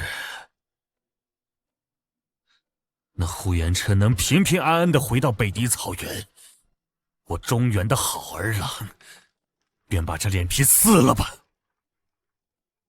那位边关名将李破山，似是死在他的手里。望州那会儿，这敌狗呼延车便是破关的先锋。他们何时返回北狄？先前有情报说，这呼延车7日后便会返回北狄。我玉面小郎君，但凡有一口气在，我都是恨不得将他杀死，杀死。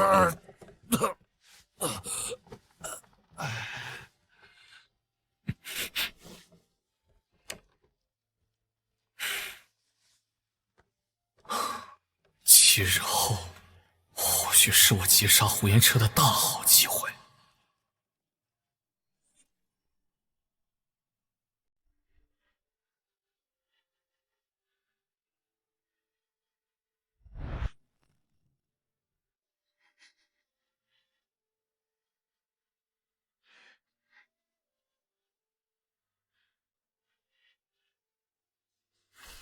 啊！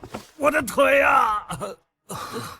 你剑有毒，我请了汤将最有名的名医，毒去了大半，但是你这骨头还是留下了残疾。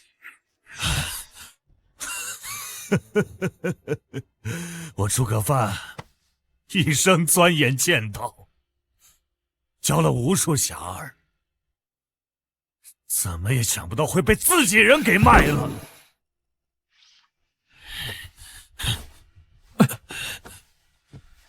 今日救命之恩，诸葛范，改日再报。你要去哪儿啊？我要去杀人。杀谁？那北狄使臣我杀不得，但我还能杀出卖我的人。你现在这个样子，你杀了他，你还能活吗？你就在我的庄子养病，什么时候养好了，什么时候再走。到时候你杀谁干什么，我一概不管。小东家，何必在意我的死活？因为有个人说过，想救天下的人都不该死。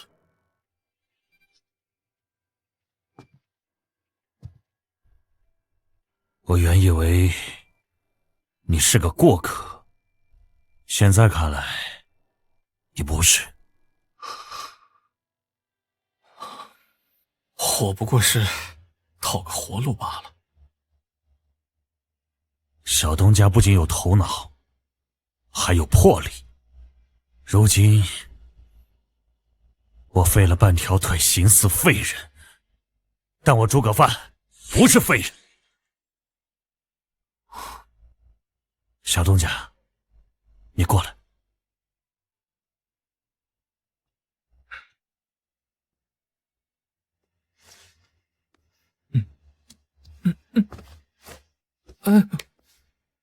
好啊，好，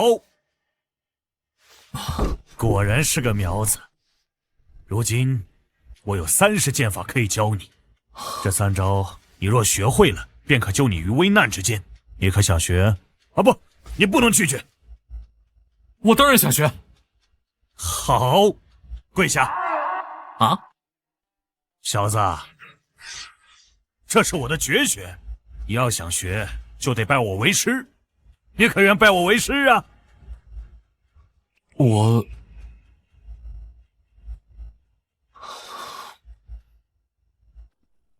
拜。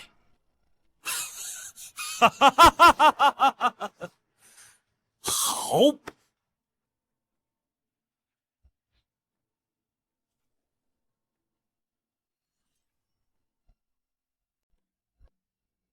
你且记住，剑乃诈气，不似刀，只懂得横劈竖斩，又非似棍，寸长寸强。你来挡我啊！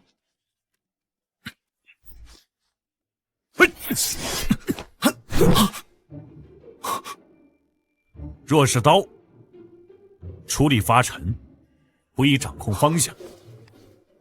我们使剑呢，主打一个诈字。我若出剑，以挑，偏偏此剑变挑为刺。当然了，要是遇到了高手，就不能这么玩了，打不过咱们跑嘛！啊，还有你兄弟司虎也可以来帮你嘛。小东家，你且看好了，我只教你这3招。第一式，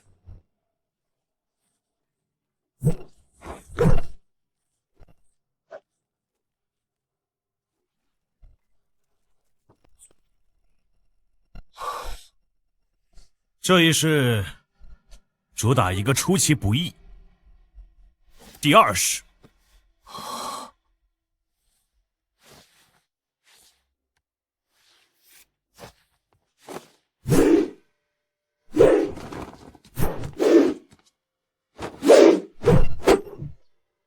这第2式绕3次。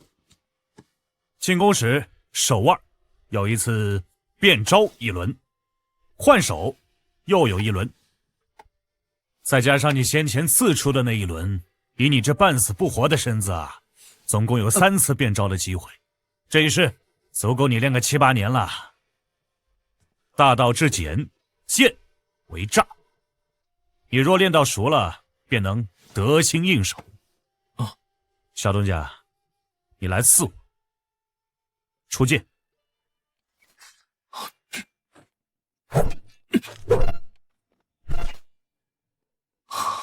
我这刚出剑就被你送入鞘中了，所以说这便是诈。这一招叫做老狗回笼。小东家，你心中有大义，这一生都注定不会是个过客。唉，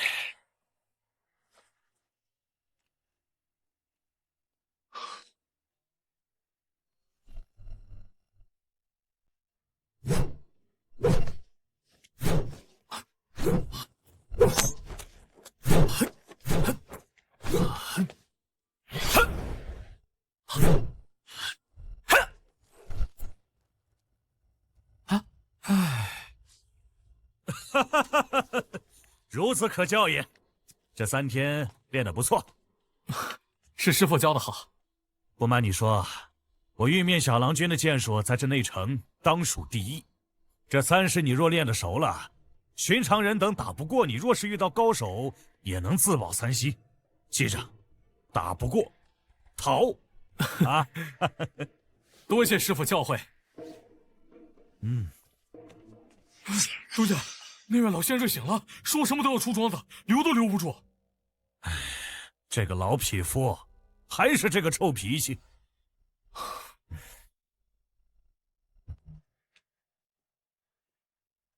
老先生，你这是要……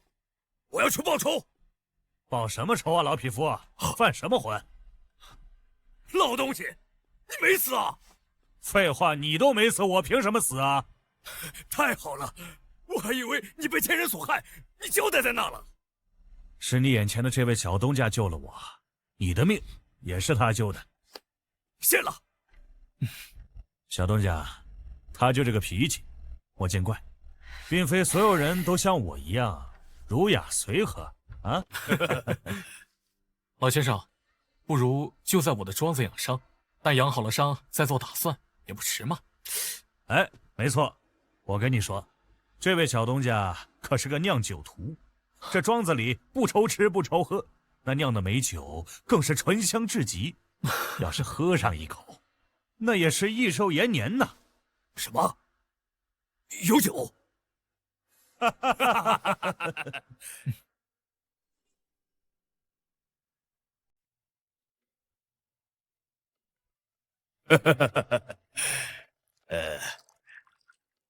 那我就不客气了。这酒也太香了些。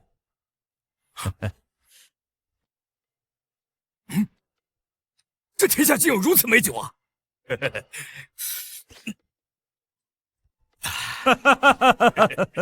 小东家，你眼前的这个老酒鬼，整个大计，最厉害的铁匠，你想让他做什么，他便能做什么。陈打铁，铁匠，徐牧，徐家庄的东家。我没骗你吧？你呀，就不如随我留在这个庄子里。你可愿收留我们2位老匹夫啊？二位若是想，可以一直留在这里。说是不想再过问江湖中事，我徐牧给2位老先生养老送终。好，是个好儿郎。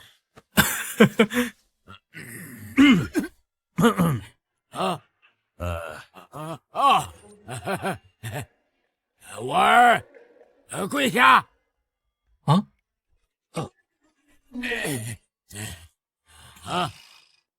给我们3位敬酒。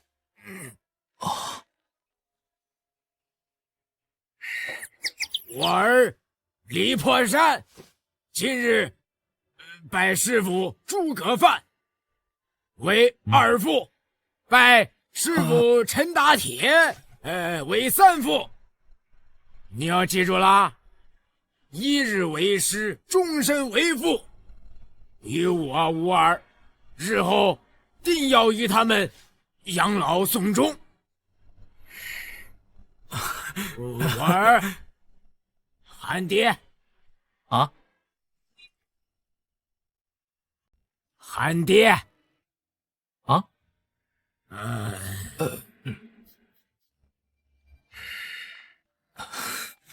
一个是剑术高手，一个是打铁名将。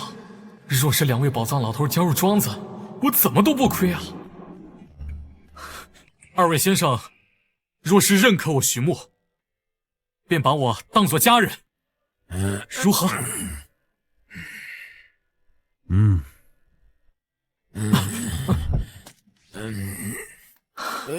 老夫年轻的时候，被人称为玉面小郎君。这青楼的花娘让我迷倒无数，但人在花丛过，片叶不沾身。行走江湖多年，回头才发现，我连个儿子都没有。我这条腿呀，怕是好不了了。这江湖上的事，就留给你们年轻人去办吧。你这庄子不错，酒也甚是好喝。我这一身的剑术，也该是时候找个传人了。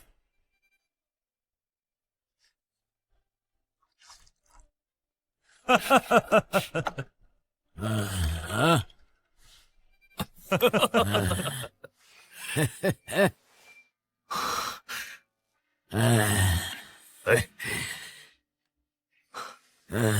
我陈大铁打了一辈子铁，这天下就没有我造不出来的东西。可奈何这大计管制严苛，我这一身本事他无处可用啊！小子，你有靠山，人手也多，只要你给我提供足够的原材料，你想要什么，我便能给你造什么。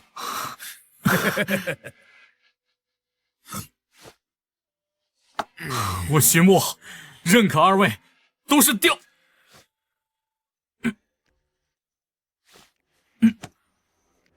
英雄好汉。二位以后便把这徐家庄当做自己的家。若是瞧得上我徐墨，便把我当成自家儿子。好小子，求你这句话就够了。义父在，叫什么不重要，重要的是有这份心就够了啊！那就听师傅的。东家，您这是？三位爹爹，好好喝酒，我还有要事要处理一下。你且去吧，我们三个老东西啊，今日要喝个烂醉啊！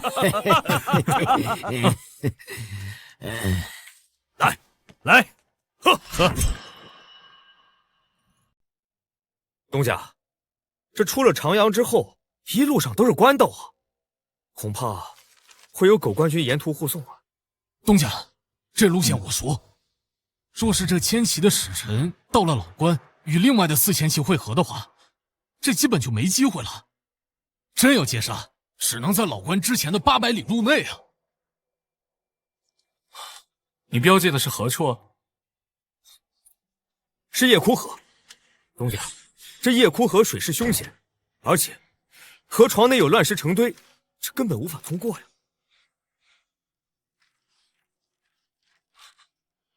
这倒是有趣。若是说这老关之内800里官道，无疑是这安国桥段最适合伏杀。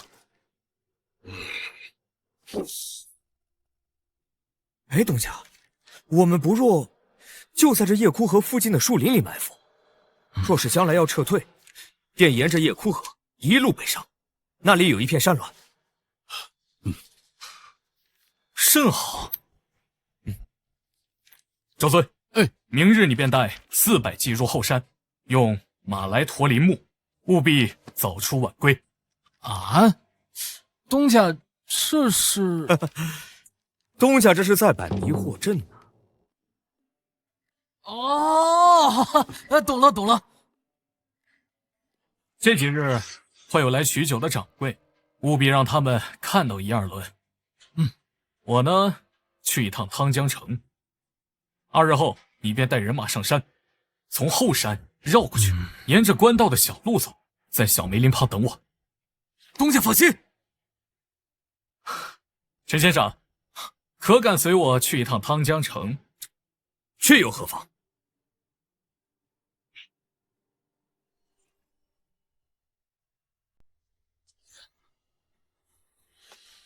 你要去截杀北狄使臣。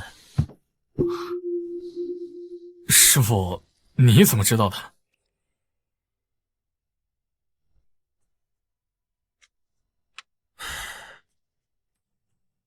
先前我说过，那北狄使臣7日后便会离开长阳。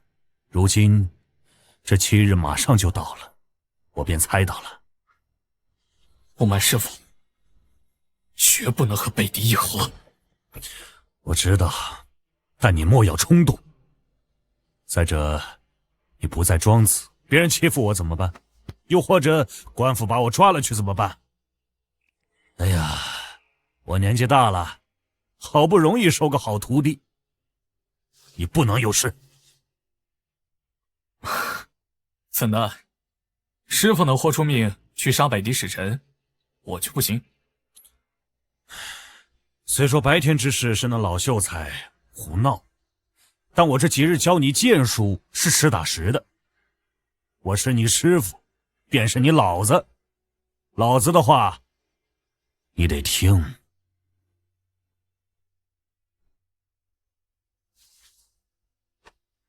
可是这天下脏了，总归要有人去扫。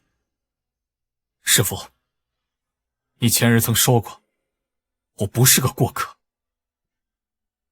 可是师傅，你自己又何曾不是这样的人？我，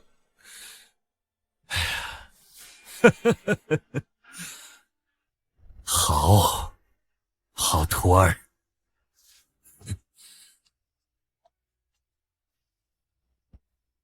我们和你一起去。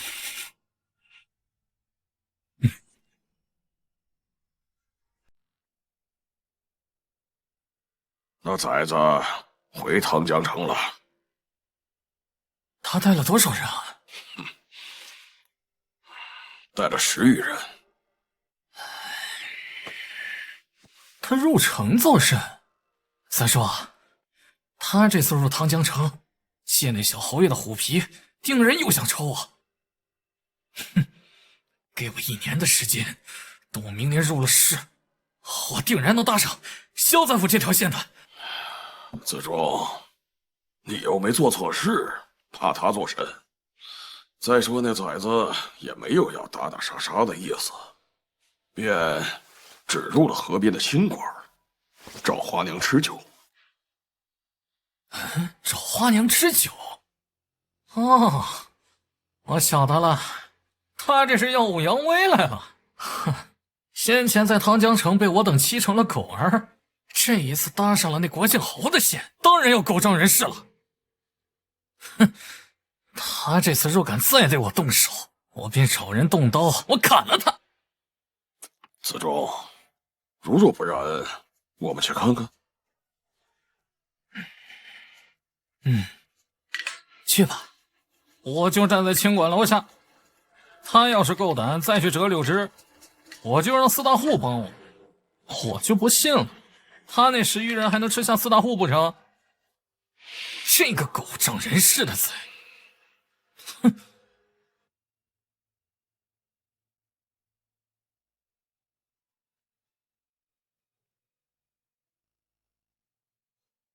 李凤，告诉陆老，去找卢子忠，就说我请他喝花酒，让他来一趟。是，东家。东家，东家，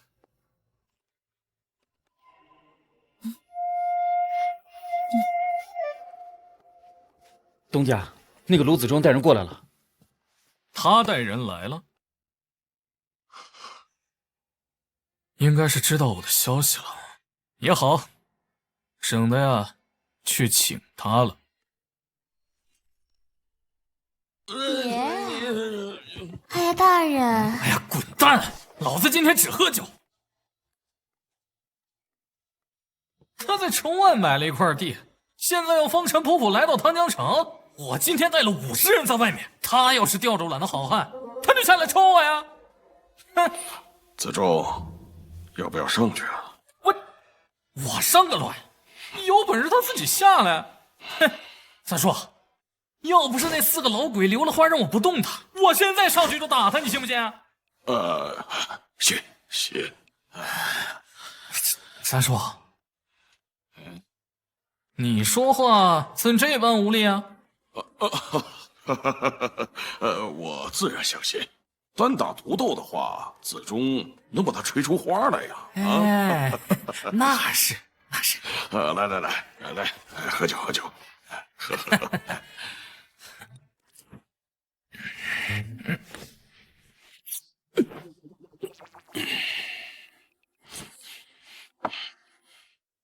不出东家所料，那家伙是不敢上来的。我就猜着卢子忠他不服气。吕凤、陆劳，记住我刚才说的话。东家放心，我会一直守在门口的。他们若是敢进，我便出刀。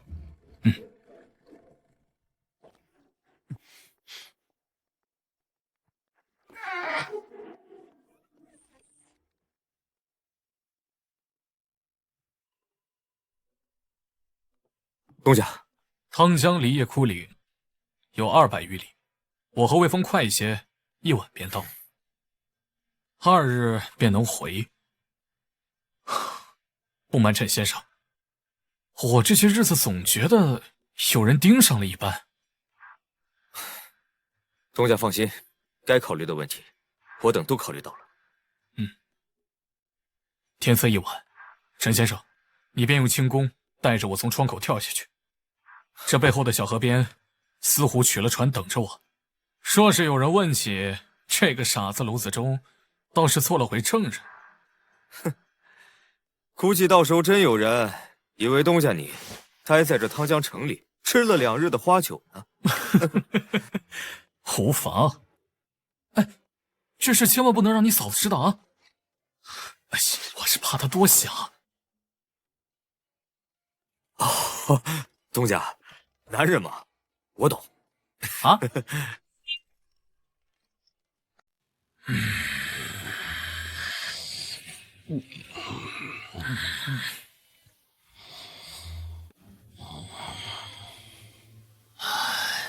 三叔，那个破落户还在？还没走呢。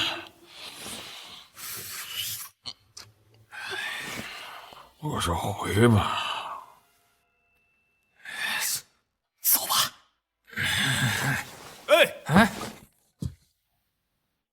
我东家说了，卢公子前些日子险些被抽成了烂粽，若是再做下去，怕是要冻成病老鬼了。哎，且回吧。嘿，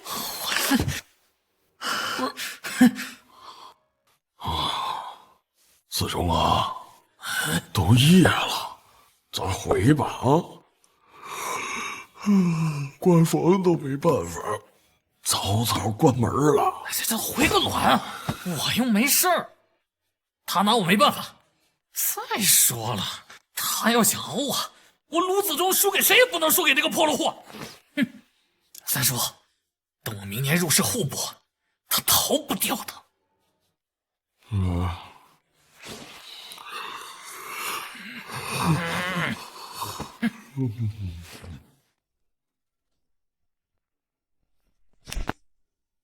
人都到齐了吗？放心吧，东家，都来了。狗哥，东家，那呼延车一路为了泄愤，杀了数百个无辜的百姓。什么？他娘的！敌狗要到了吗？半炷香便会到达此地。来了，弓箭手准备。四虎，你带骑兵绕他们后路，务必拦截住后面的敌狗。好的，木哥。哎，东家，那呼延车怎么办？要不要我找机会射杀他？先不要杀他，他还有别的用处。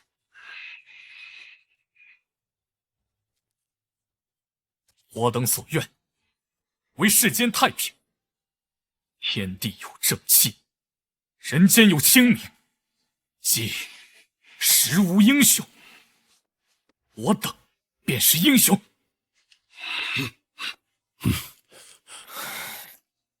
诸位，莫要让敌狗回去。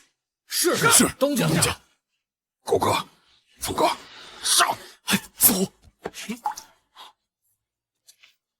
四虎，还记得你叫什么吗？木哥，我叫四虎啊。不对，你叫大气之虎。世间无你这般人。去吧。晓得了。上！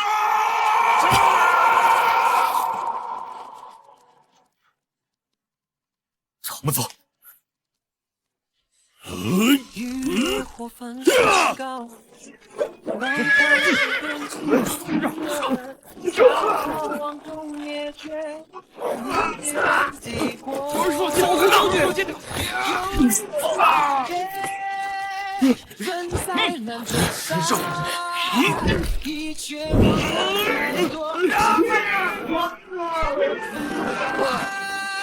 在大鸡之火烧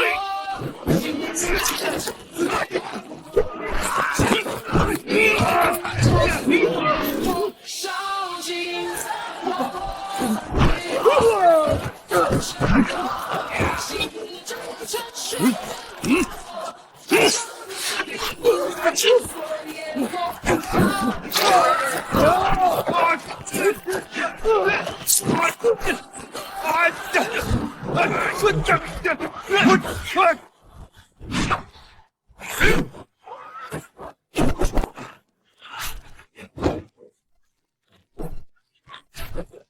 是你！别搞胡言车！我告诉你，只要我诸葛藩活一天，我定杀你！他妈的！上次让你给跑了，你看我这次怎么弄死你！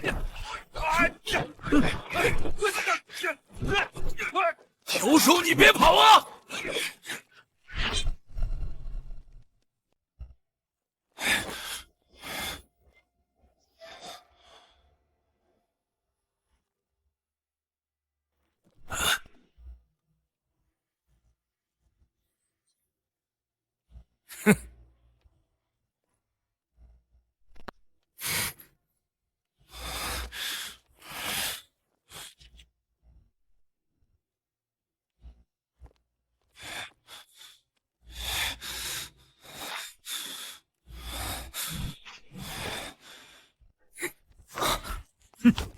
哎呀！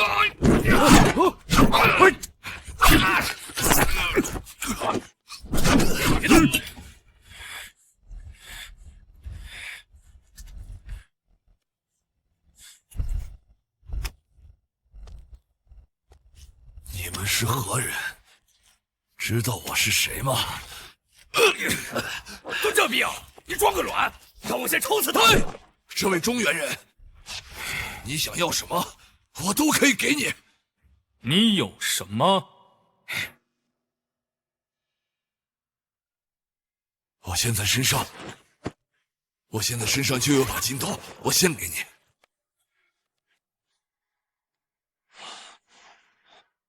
不，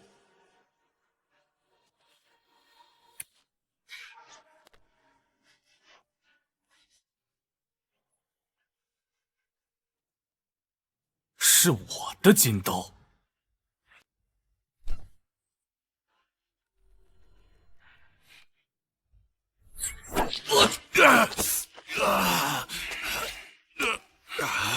果然是好刀。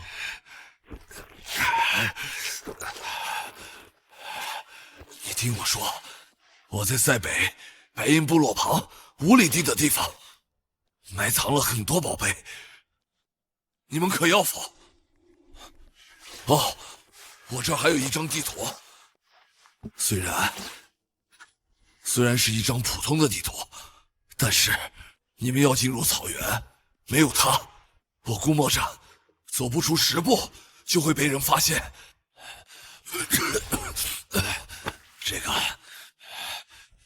这个可是无价之宝啊！你做的好打算，想让我们自投罗网？陈家桥，动手！哎，等等！我突然想起来了，你们大计的第一猛将李破山，他没死啊！我能带你们找到他。当真？当真！用关破城那天，我亲自带人杀进去，但是并没有看到李破山的尸体。然后呢？我告诉你，但你得马上放我走。我暮云州的张大麻子向来一言九鼎，你不说，我把你脖子拧断！我把你脖子拧断！我说，云关破城那天，我听说李破山带着10几个妓军，在弹尽粮绝的时候跳城殉国了，可是我并没有找到他的尸体。后来斥候来报说有个受伤的将军带着7、8个妓军抢了敌马，奔向了塞外草原，是去了西边那个方向。你既然知道他的位置，为何不派人去抓他？你想，张头领，塞北草原的西边，那可都是沼泽绝地呀！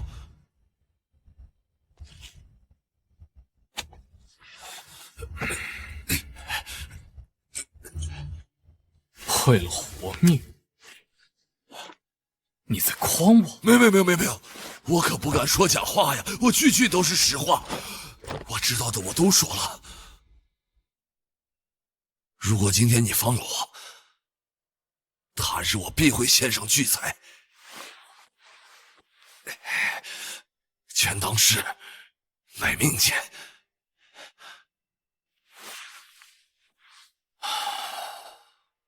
我张大麻子一向一言九鼎，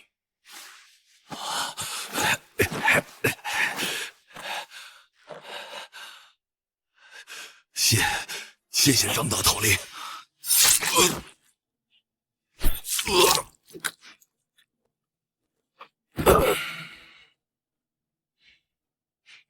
张大麻子答应你的，我徐牧可没答应你。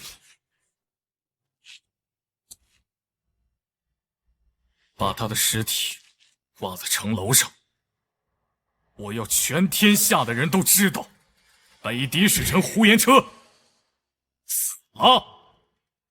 是，东家。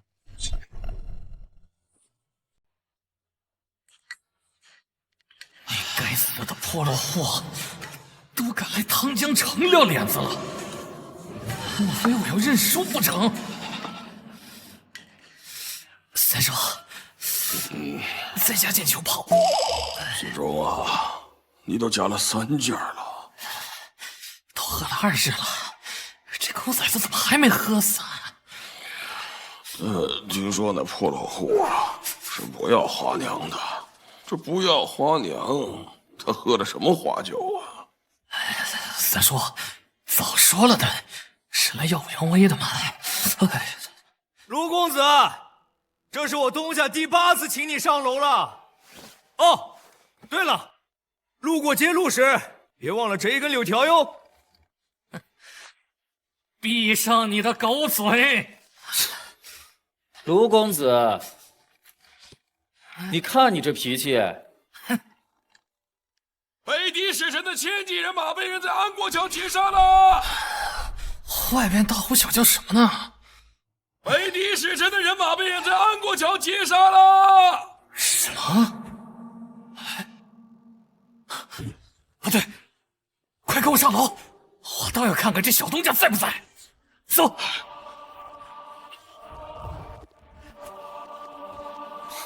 走。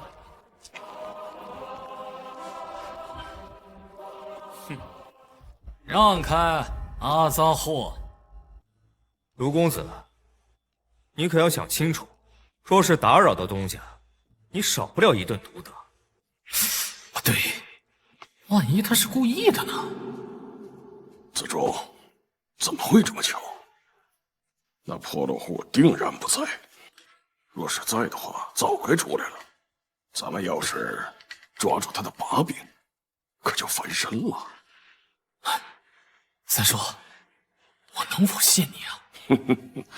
三叔别的不说，但谋善的本事还是有的。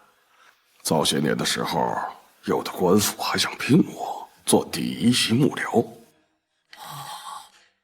好，三叔我信你。去，拿棍子打他们。若是那小东家不在内乡，那就立刻上告总司法。出了什么事儿我兜着。去。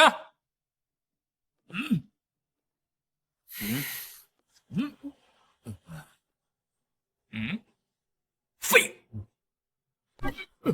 我来。让你们来！让你们来！让你们来！让你们来！打人了！打人了！打人了！打人了！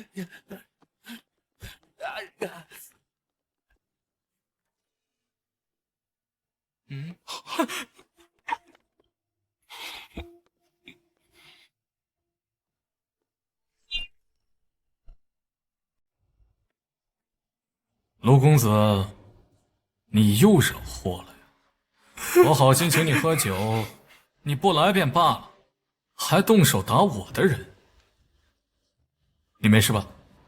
没。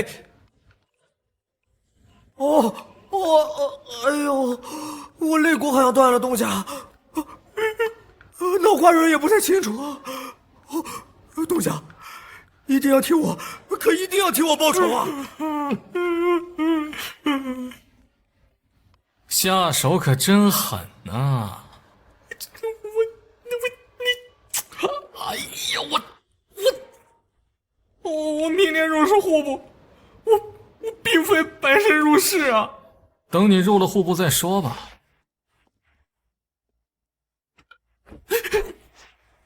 卢公子，抱好头，蹲好了，打烂了脸，可怪不得我。准备好了吗？哎呀，这小东家，咱们先说好啊，那打人不打脸，日后好相见啊！这打吧。哎呦！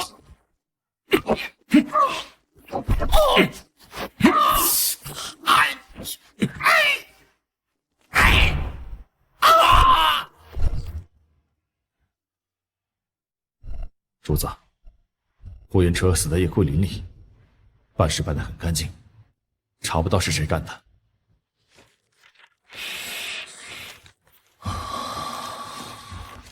那具北狄人的尸体如何处理了？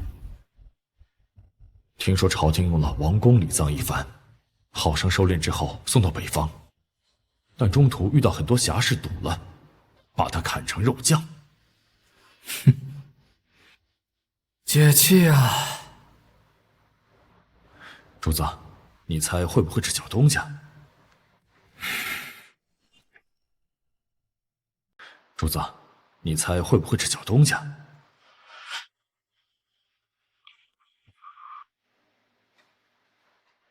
切莫乱说。那日小东家在汤江城吃花酒，许多人都看到了。4大户的卢子忠也第2次被抽成了烂葱。整个汤江城，许多人都知道这件事情。我只是怀疑这个手段跟小东家的手段。顾英，你知道的太多了。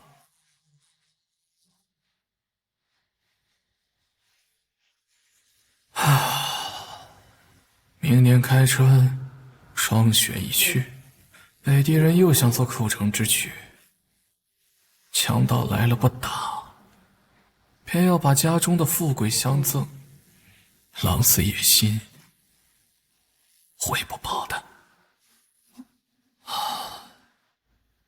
顾英，我听说了一些话，说我大计打不过北狄，说我等继人心中早已经没有了长城。那为何朝廷不用一些民工弃长城呢？是心中的长城，心有长城，可护山河万里。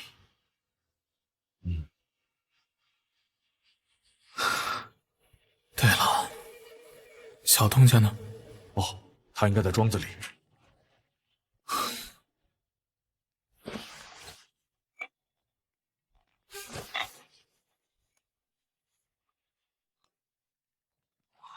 有条不紊，看得不错。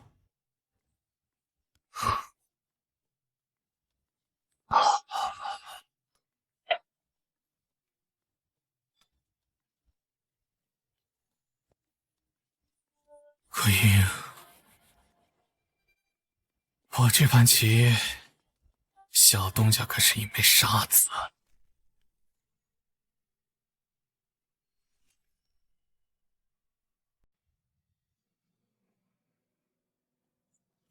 东家，你可回来了？怎么了，上官？庄子里来了一帮蜀地商客，想500坛酒，同时这些商客还带了很多好马，是100匹的西南宗马。我说了，不日会有风雪，便让他们等着东家回来。带我去看看。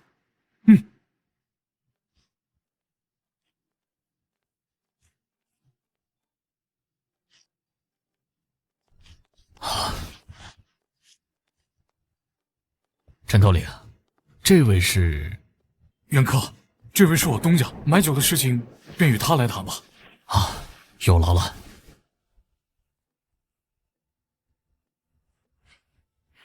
在下刘武，这一轮入内城，听闻这徐家坊的醉天仙甚是烈口，便想着带一些回蜀地。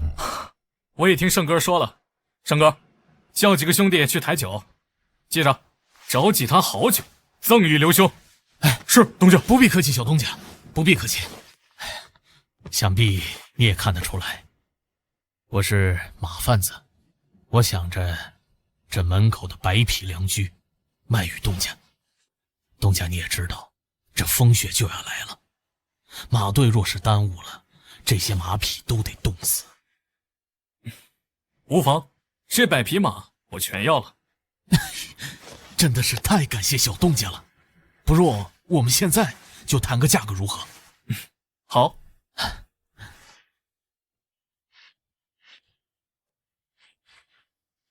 小东家，1000两未算，请。不满意便撒手。嗯。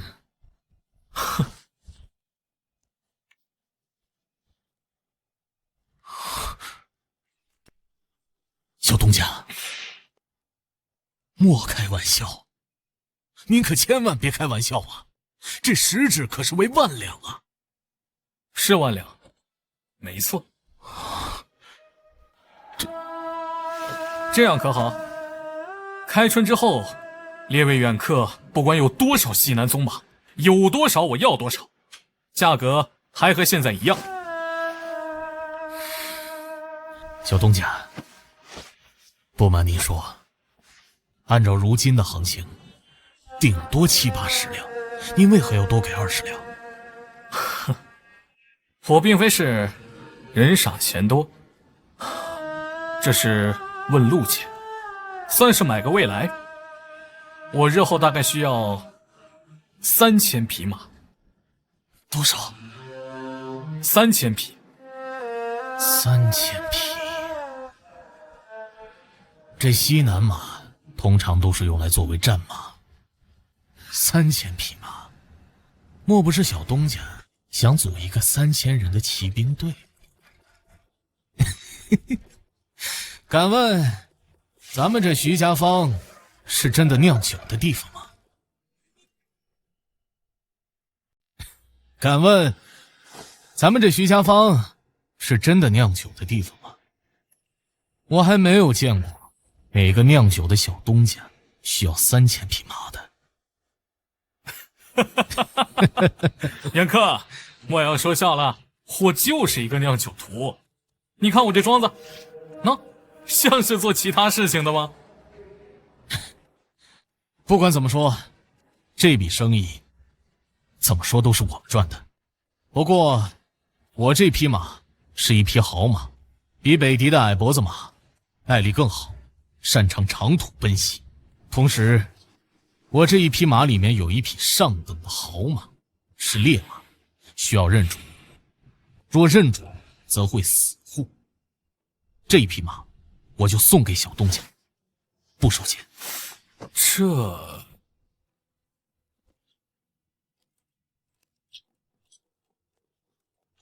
小东家，您看，他叫封将军。2年前我贩马入暮云州，不慎遭强人要阉，刀都几乎抬不得，身边的10几个驼夫都尽数被杀，唯有封将军，他冒着被割破马腹的痛楚，带着我飞离了10几里地，方能逃脱灾劫，驰行如风，故称为封将军，甚是忠义。小东家稍等，我去问一下封将军，他愿不愿意跟你走。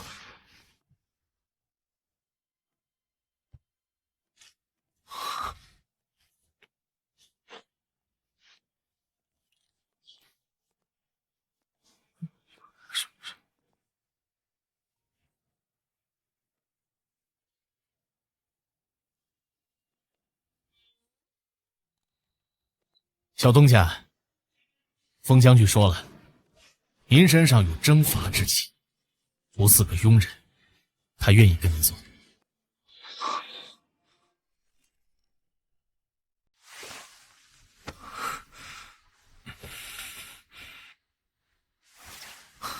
刘兄，我怎么能夺人所爱呢？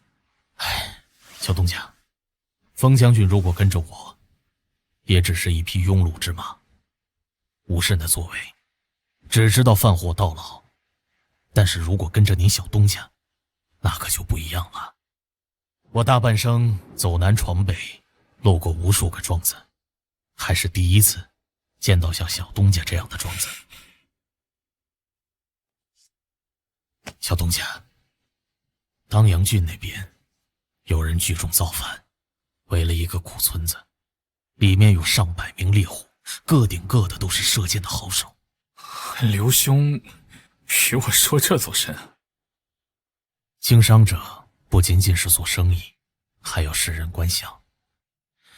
小东家不一样，小东家若愿意前去与我救一救，救下了这些人以后，可都是个顶个的好帮手。你倒是心善。这一路遍地都是灾民，贫苦见得多了，心就软了。我一个跑长途的远客做不了这些事，便想向小东家告知一下。那就谢谢刘兄了。你我相识一场便是缘分。这风雪来临之前，你还替我解了马匹之围。以后小东家若是不想在这内城待了，可以来蜀地找我，也让我有机会能够报答小东家的贩马之恩。刘兄客气了。我这个人呢，平时也不善结交，也不知道为什么，今日硬是要结交小东家。可能这就是缘分呢。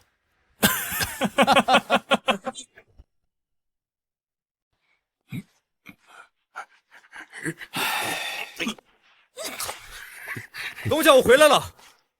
陈先生，如何了？东家放心，呼延车的尸体已经吊上去了。那些个狗官军啊，折腾了大半夜才把尸体放下。你们不知道，长阳城内外的百姓们，个个都欢喜无比，就连国信侯那边，近2日都摆了2日的酒宴。那朝廷那边怎么说？强征岁贡的布告已经撕了的，我想议和的事情定是谈崩了。就是明年开春，这北地大军恐怕又要扣城了。好，好啊！来，坐。我听一个马贩子说，西边山上有个苦村子，里边至少有上百个善射的山猎。我的千人私兵公正还未凑满，我想把这帮好手收入麾下。嘿，东家，这些兵交给我带，这个我擅长啊！这帮好手可不是那么容易收服的。这样，魏峰，你先去和他们村长沟通一二，如果好说话的话，我们再进去。好的，东家。四虎，木哥，叫上周尊、周洛。好的，木哥。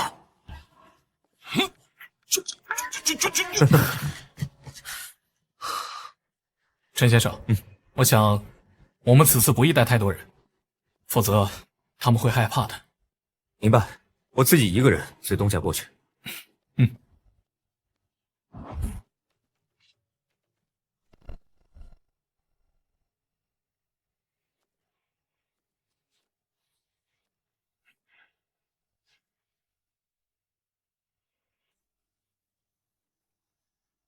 先辈在上，吾今日行魁谷之礼，恳求列祖列宗保猎户村度过风雪寒冬。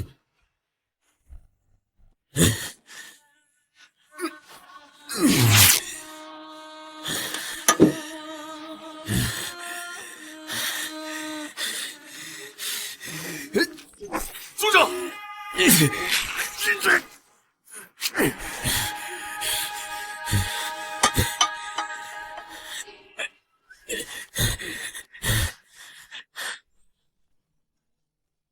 东家，这里就是山猎村。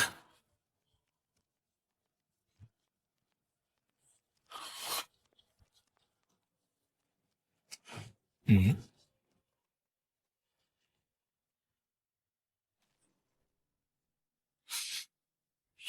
东家，这肉可不是山兽的肉，这是有人割自己的肉在祭天呢。大哥，哦，先前和你们家族长通过气，让我们东家和他见一面。尔等倒是守信，并未带太多人来。族长在等你们，请随我来。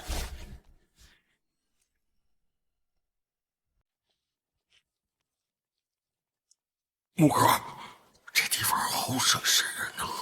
死火，别乱说话。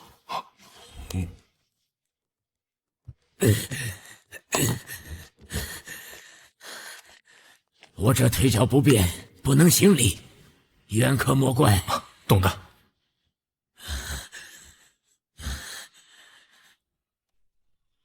老人家这是……没有办法，只能求神祭祖了。若不如此，我们很难度过这个冬天。听说你要我等入你庄子做故宫？我听蜀地来了一个马贩，说了村子的情况，便让魏峰来沟通一二。看着倒不像个坏人。也罢，留在这里也是个死。不如你挑几个金庄过去。我记着村子里一共有107个金庄，都交给你吧，只要不饿死他们就行。村里还有多少人？我全都要。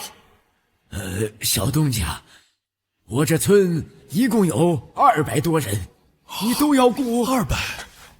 若是还未受发的童子，自然是顾不得；但若是进了我的庄子，我定会给他们一口吃食。好啊，好啊，小东家是我们村的救星。在之前，我们村也是一个好端端的村子，到现在就被逼成了这个样子了。狗官呐！我听闻皇宫中的幼帝想在冬日赏彩雀，可是这天时哪里还有什么彩雀？因此村子的赋税重了50%，就连上山打猎也要先交账税。可是真的，这些个狗官入村便杀了7、8个人，抢走了手皮子还有肉食，说是要抵税。狗娘养的，一群混蛋！你们怎么不反抗呢？对啊，是啊，他们都是当官的，打了我们还能活吗？哎呀，现如今风雪将至，村外还有叛军随时侵袭我们村子，没办法，我只能割了自己的肉，祭奠先祖，求先祖保佑我们度过冬天。列位，我只有一言：入了徐家庄，做我徐牧的故宫，我便让大家好好的活着。入你的庄子，又能活出哪般模样？恩公在上，也不曾招抚我们一二。你一个少东家，我们怎么能信你啊？诸位，天公不垂怜，连山鬼也在蛊惑尔等死去。莫要信天公，也莫要再割肉祭祖了。天公若真的生怜，就应该让这树上长满了野果，让河里游满了肥鱼。可这些都无，现在都无啊！所以我讲了，莫信天公啊！那我等要信谁呀？信黑东家呀！信东家，信我们东家呀！诸位，你们若是去徐家庄走过一遭，便会知道在此等的乱世，东家是个怎样的人。前段时间天冷，东家买了一批暖袍，庄子里从老人到孩子，人人都有，都有月俸呢。没错，我记得有个懒汉，这月才变得勤快，就拿了8000月俸。8000，真的多呀！没错，去了就搭屋，和家人一起住，而且最重要的是，劳动者每月还能领月俸钱。而且啊，一日还管3顿饭呢，3顿呢！我这肚子吃的都快赶上我虎哥了。最好的是庄子里有位少夫人，她会教所有的夫人做活，还能教孩子学字。对喽，没错，这么好的庄子，我们还等什么？还在犹豫什么？总不能把我们身上的肉都割完，身子入了土，我们才能醒悟吧？天公救不了我们，眼前这少东家就是我们的恩人。莫要这么说，你们要相信自己，能救你们的只有你们自己。我徐家庄不过是为各位谋了一条让你们自己救自己的路。那我等愿意去。我们都去，对，要追随少东家。好啊！好，那还等什么？那我们村200多口人都跟随东家。好。诸位，快些收拾行李吧。若是风雪来了，你们都会冻死的。可是东家，这外边有叛军，若是遇到了该如何呀？放心，我带了迎兵守在外边。若是叛军赶来劫道，我们就打出去。对，什么就打那些叛军。以后若是官府欺负你们，别告诉我，我为尔等讨回公道。对，没错。好了，快些收拾东西吧。1个时辰之后，我们出发。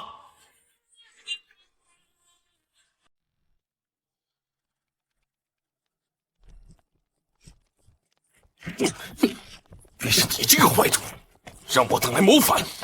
现在可好，城破了，我们都没有活路了。呸！你一个教书先生，说什么自己是谋士，连官兵都打不过，你谋的是什么啊？好，如果连一个庄子都拿不下，我等便真的没有去处了。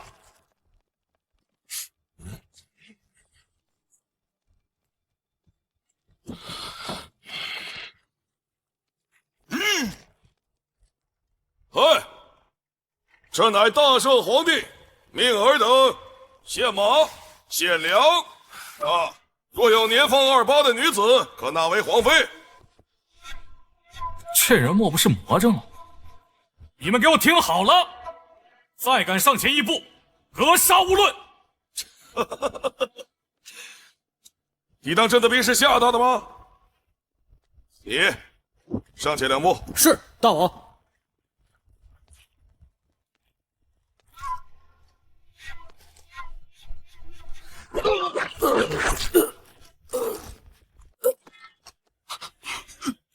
哇，厉害啊！这些山脸，不愧神射手之名。周三周落，奇行之术，迂回分割战场。驾！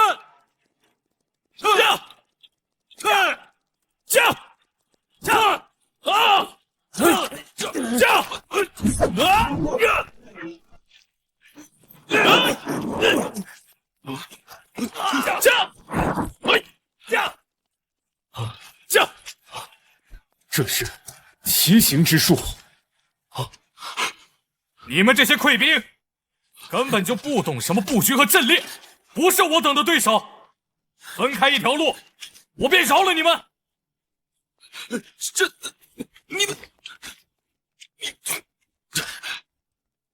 朕记住你们了，待朕东山再起，必然不会放过你们。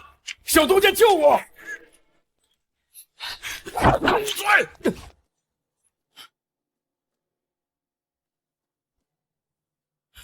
当阳郡地势如洼地，若慕云州大军来袭，2队人马入山凿雪，引来雪崩之势，则大事可期。偏无人相听。吴甲胄、字文龙并非庸碌之徒，待300人破当阳，以大义之名，挟天公之恶，聚拢万人成军。那破当阳，志在孤明，任庸主，也只知非长久之策。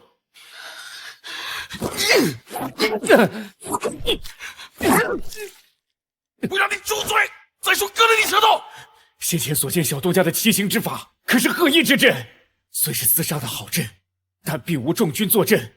见我拾起猛士，冲了鹤首，小东家必败。冲了鹤首，小东家必败。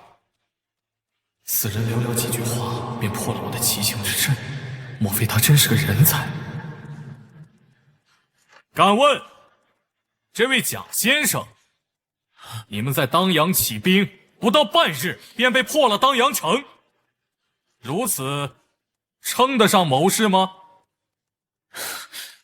当阳破，我亦有过，但更大的过错，乃是一日称帝，3日掳掠与奸淫，起义无了民心，又弱了斗志，怎能不败？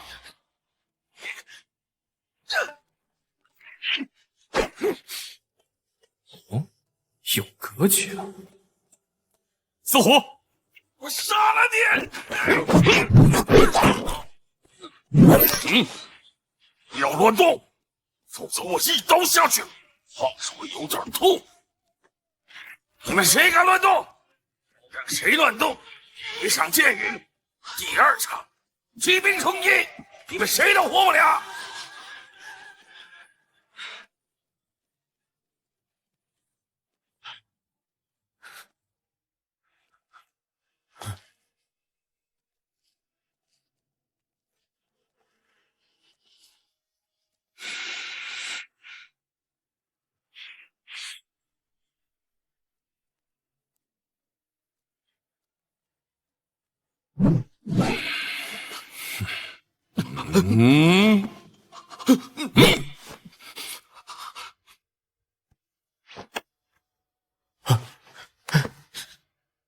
吴甲胄、字文龙，拜见主公。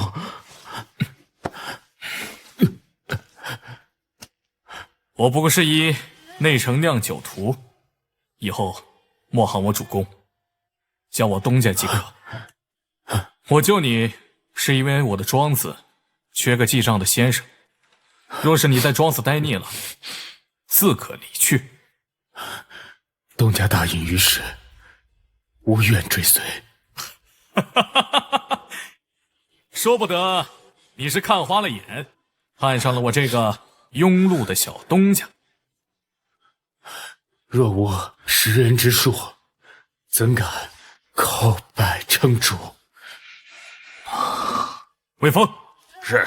待会儿胡先生上马车，天亮之前，我们必须入内城。是，东家。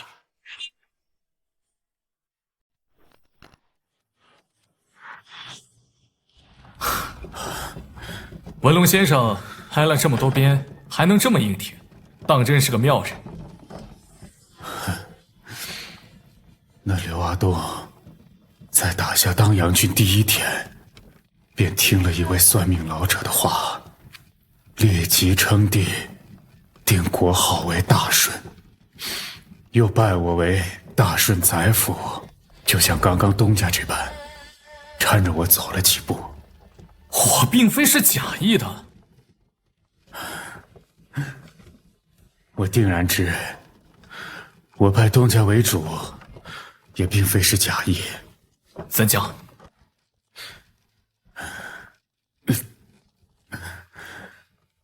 其一，东家自荒山而来，与200-300村人同行，定然是收拢围村。不管目的如何，总归是人字。接着说。其二，我看了一下东家手底下只有30骑的骑士，面对数倍的溃军，便敢抽刀出马，可想而知，这30骑的人不简单，至少是见过大场面厮杀。而下东家这般人，生于乱世，若得了机会，定然便是一方的枭雄。你猜错了，我不过一内城酿酒小东家。东家做那酿酒徒，我便做那算账先生；东家做枭雄，我便做那谋士。莫说这些了，听闻先生做过私塾先生。正是教了14年，拢共教出8个家把，2个探花郎。哦，那可了不得呀！都入了朝，做了贪官，我何功之有？我教人落了下乘，便想着教这天下如何吐去污浊，还人间一片清明。哎呀，莫说这些了，以后你便在我的庄子做一个记账先生。日后我真用到你了，你再穿你的文士袍。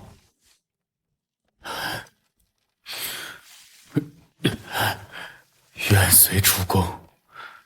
叫东家。愿随主公讨食。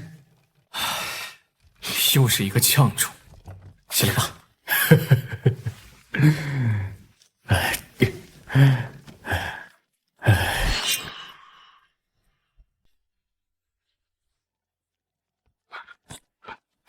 新娘，把他们带进庄内，多准备一些吃食。晚些时候，我会派人送他们去后山。是东家。诸位，这边请。请。徐郎，看来后山要多造一些房屋才是。采薇，风雪将近了，多准备一些干炭。这回冬天应该会很难熬。都备得了，若是不够，我再去买些。买吧，多买些。哎，东家，你可算回来了。我听说最近附近有不少叛军出没，你们没遇到吧？陈胜，最近汤江城附近局势如何了？东家，当阳军造反之后，那城外的地方又有3、4个军反了，被官兵打破了城，许多溃兵慌不择路，逃入了内城一带。侯爷有无消息啊？只听说侯爷这几日卧榻在床，倒是朝堂上那位奸相有些急了，召集了不少营兵，守住了入内城的隘口。再这般下去，恐怕便无人敢来取酒了。叫吕凤和陆郎多带些人马，恭送这几日取酒的掌柜回城。是，东家。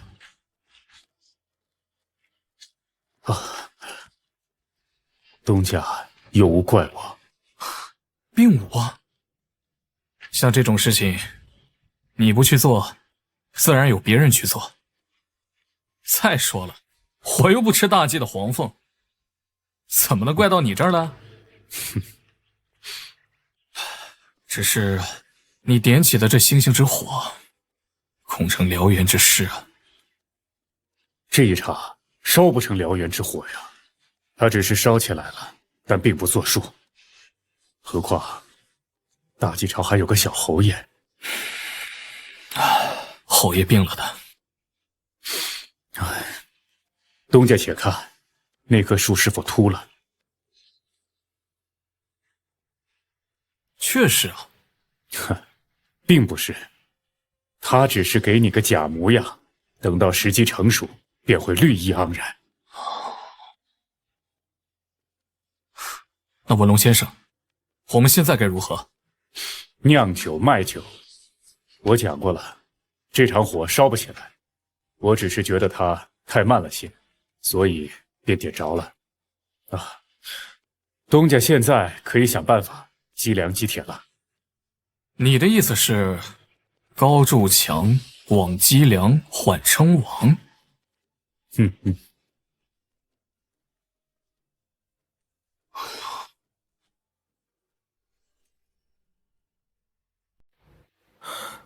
小子，这根铁制的管子有什么作用啊？哦，这个是枪管。如果弩箭从枪管中射出，射程最高可到300-400步啊！这么厉害？包在我身上，我有一手淬炼之法，倒是可以造出这个东西。不过，以目前庄子的情况，这个东西还无法量产。这样吧，我先搞出一把给你试试手感，看是不是你想要的东西。好，那就劳烦当老爷子了。无妨，只要酒管够就行。有点意思。懂了。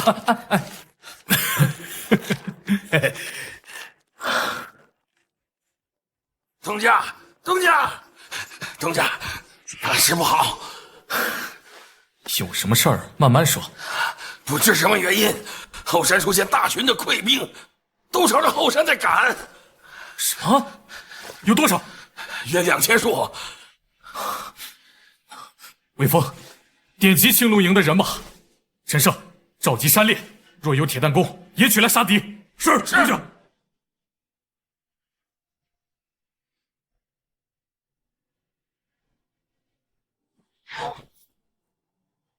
王将，溃军已经冲向后山了，对吗？去了。子忠，这次的事情当无问题。2000人的溃军足够踏平他们后山的庄子了。别忘了，小东家那边可是连1000人的私兵都凑不齐。哎，三叔，这掉链子的事情，我可碰到不少了呀。陆兄，请放心，那2000人的溃兵被我的兵赶去了后山，约莫再等个大半日，我等就去收尸啊！如此甚好，我都有点等不及了。哎，四叔，不如你去折一根枯柳枝如何呀？子忠，你这是做甚呀？鞭尸啊！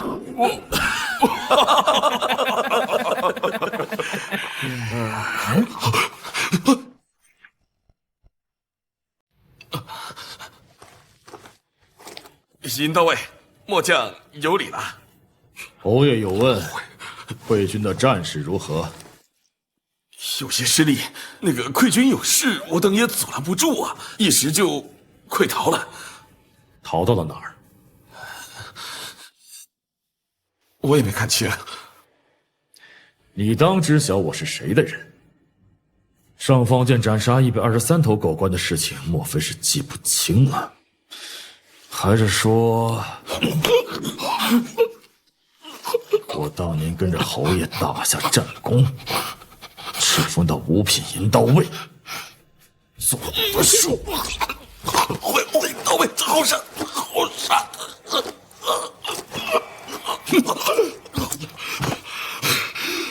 陆公子，这几日多吃些补药。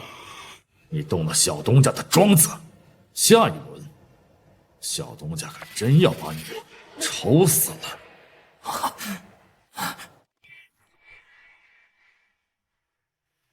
来，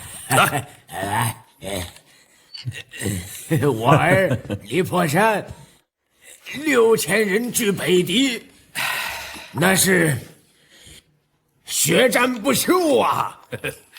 你儿正在为溃兵发愁呢。哎呀，担心个甚！来，喝酒。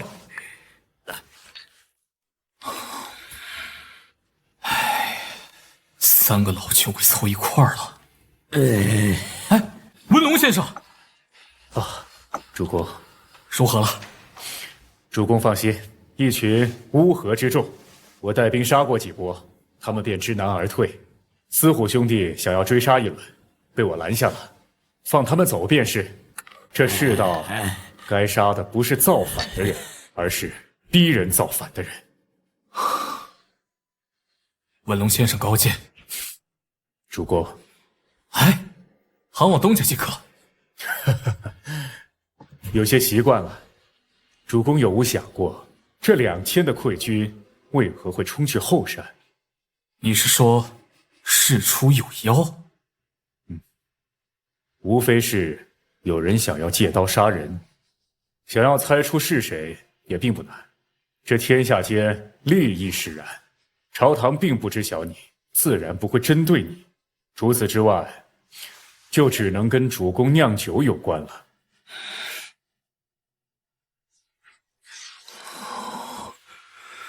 莫不是那汤江第一皮养的卢子忠？莫不是那汤江第一皮养的卢子忠？哼，主公，无论这一轮如何，4大户还是要敲打敲打的。至于那个卢子忠嘛，是死是活，就全看主公了。他有了动庄子的念头，绝不能留他。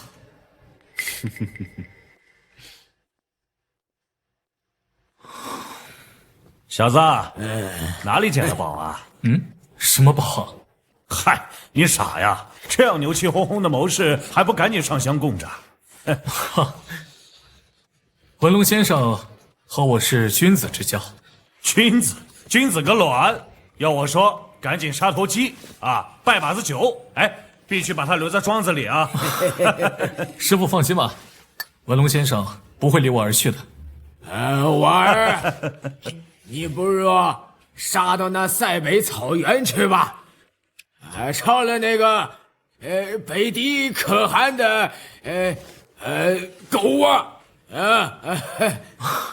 小子，那日你给我的弩枪剑的图纸，我也快造出来了，确实是把力气。要不然，你直接用它把皇帝老儿杀了得了。哎，甚好！啊，顾英，内城6大高手，怎么有2个在这小东家的庄子里？顾英，小东家，你可知道长枪老刀胡儿剑，双拳断斧天王鞭？未曾。未曾？怎么了？他们很厉害啊！我晓得了，我会帮小东家保密的。顾英，你现在说话我怎么听不懂啊？不会是侯爷出什么问题了吧？对，忘了说正事了。侯爷这些天咳得越发厉害，今日难得缓了些，便命我来带你去长阳一趟。我这就启程，去一趟长阳。小东家，这一次2000溃兵被引到你后山，是有人故意所为。我知道，汤江城的4大户，卢子忠，你晓得？猜到了。哦，他就藏在长阳的酒肆里，你放心，他跑不掉。多谢。小东家这会儿应该动了杀意。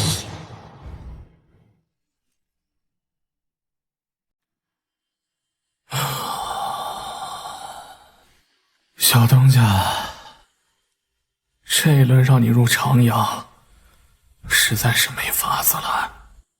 昨日有几个还乡的老太医齐齐来了侯府，说我活不过1月了。侯爷，若不然，我去一趟暮云州寻访名医。我去了，顾英早就派人去了几轮。此番让小东家加入长阳，是想劳烦一件事情。侯爷请讲。内城外300里有一支7000人的溃军盘踞在县郡内，小东家去一趟如何？替我救几个人。凉州有位使臣，在溃军盘踞县郡之后，被堵在了城里。这凉州的使臣怎会被堵在溃军的县郡？外头一些兄弟并非是信不过，只是觉着没小东家这般手段，毕竟是一座叛城，估摸着迎宾很快要围过去。小心一点，回来之后我给你一件东西。侯爷放心。对了，那位四大户的卢子中刚好有人来报，这会儿应该入了长阳城，我派人替你揪出来，你自个儿去折柳枝吧。侯爷，说是我把他打死了，如何？随你，不然总有人天天惦记祸害你的庄子，坑害你的庄人。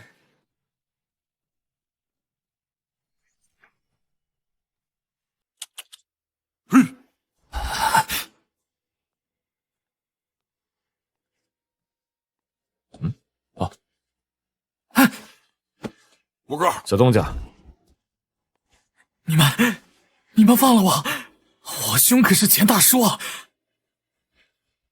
顾兄，钱大叔是何人？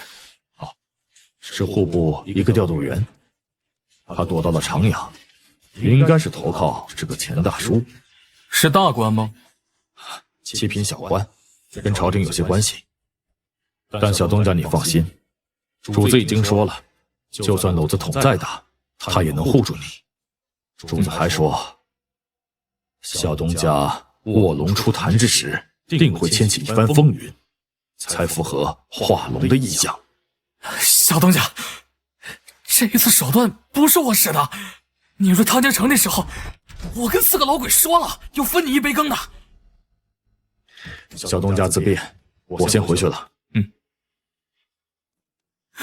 小东家，子虎，五哥，去鞭。好嘞。小东家，你不能杀我，你杀了我会惹下祸端的。不如我用银子买命，万两如何？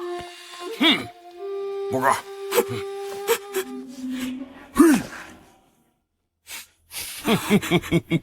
我起初并不想做个刀口舔血的人，我只想活着。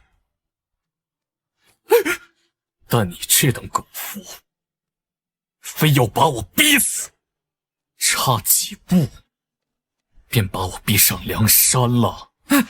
小东家，你一定是记错了，内城没有梁山啊！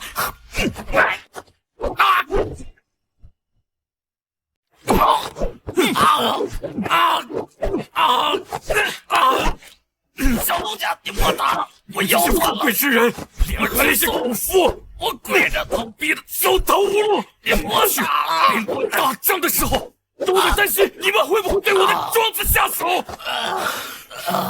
我知错了，小东家，算了，别再打了，别再打了，这些话留着下辈子说吧。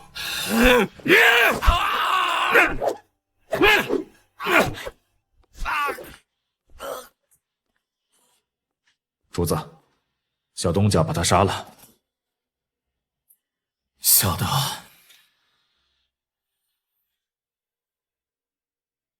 桂英，你说小东家若是继续酿酒，会是如何？他应该能护着庄子，过几年是个富贵人。此话无错，但你有无想过，小东家可是比肩名将李破山的人，冲阵的奇行之术，为2城困北敌的布局。这些东西我翻了很多路册，都没有先例。主子的意思是小东家是奇人？一生只做酿酒徒，岂不是一场浪费？我没时间了。这些日子，每在我入睡前，就会梦到先帝站在我面前，指着我骂我护不住这大计的江山。这不是主子的错，主子多年带兵出长阳平叛乱，可恨的是这个奸相杀了3个顾命大臣，滥用了朝政，还要拉拢一波江湖的高手。雪落江山30州，一夜屠我苍白头。顾英啊，朝堂上那些老东西坐得太久，该挪挪地方了。主子这是要清君侧目，斩奸相。我还记得小东家有一首诗是这样写的：冲天香阵透长阳，满城尽带黄金甲。此去无归，不必回头，这条路写尽山河春秋。顾英，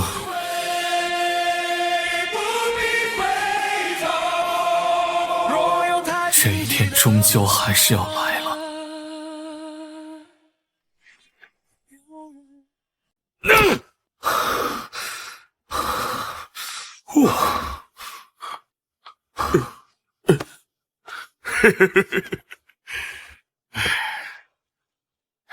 木哥，不若入侯府换身衣服，你这衣裳都脏了。我不换，就这么出长阳，谁敢拦我，我便动刀子。木哥，你似是变了呢。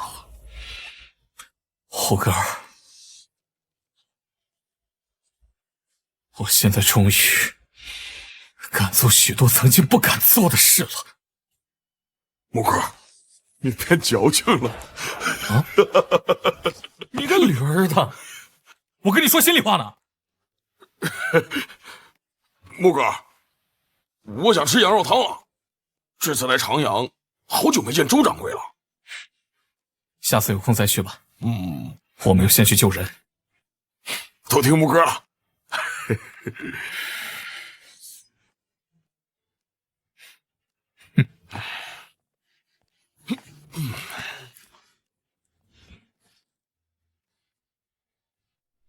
东家怎讲？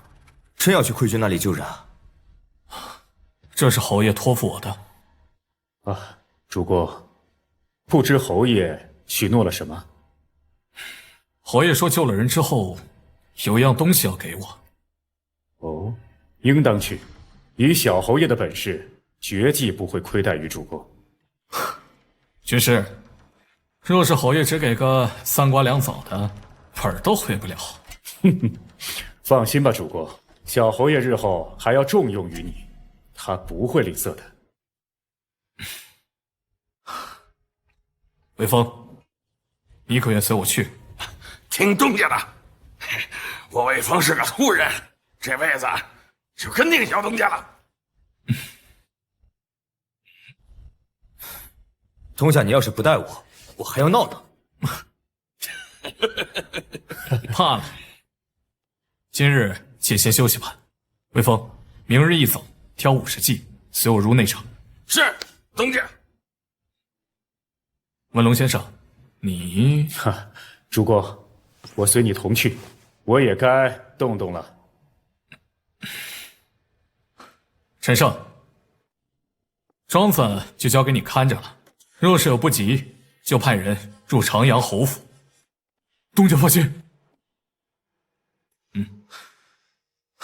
就如此了，诸位，且先休息吧。是。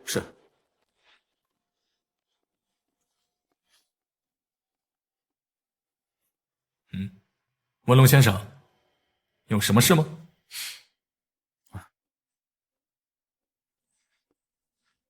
哎呀，主公可知道凉州的事情？尚不得知啊。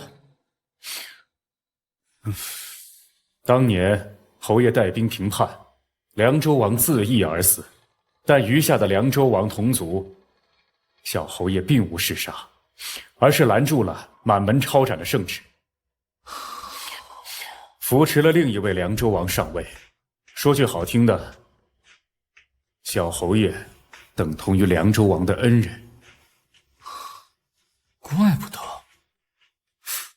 这蜀州和凉州，还有北面的燕州，他们都对大计称臣，却又各自为政。主公若有心思，他日可攻入蜀州，积粮筑砌，征募兵丁，只需守住蜀州城外唯一的关口，便是万夫莫开呀！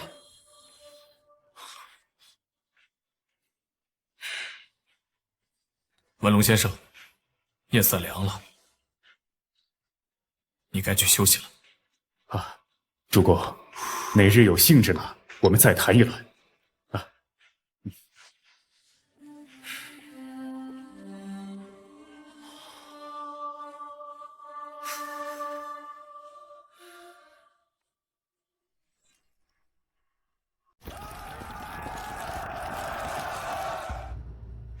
我没有武功，也不会带兵打仗。看来这次我们是真的要死在这里了吧？小王爷，大齐侯爷那边肯定会派人来的。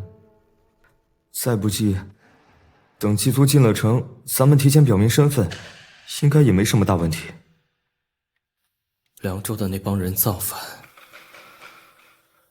我作为凉州王的儿子，本该在战场上杀敌，奈何自己是个废物。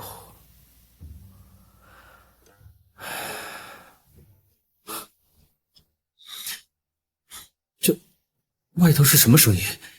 小王爷，这是大齐的营军在围城了。这如何是好？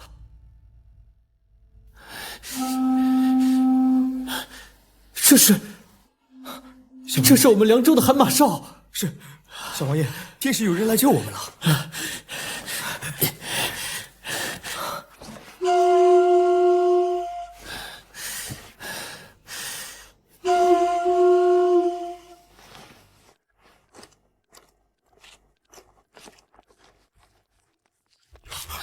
你们是何人？救你们的人。那你们为何穿着凉州兵的衣服？若非乔装打扮，我等又该如何入城？来客，你们怎知我们凉州的喊马哨？我等并不知道你们关在何处，便想着这些义军并非凉州人，若用喊马哨，或许你们能够听到。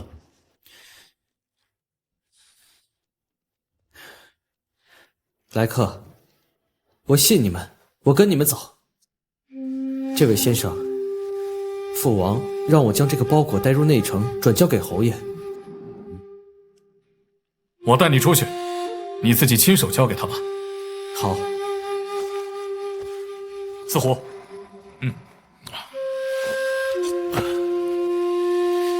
这换上这些袍甲，我带你们偷偷溜出去，一路上不要说话。好。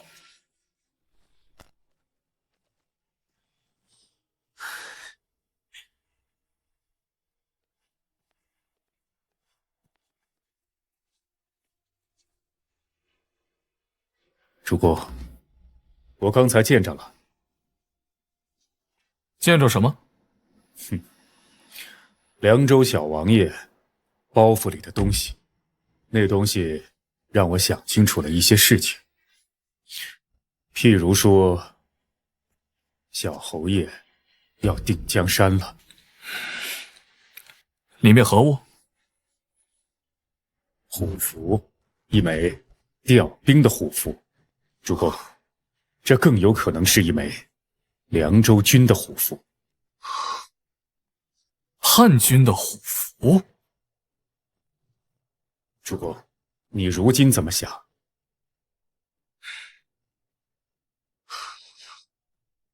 主公，你我二人要见证一个王朝的兴起或崩塌了。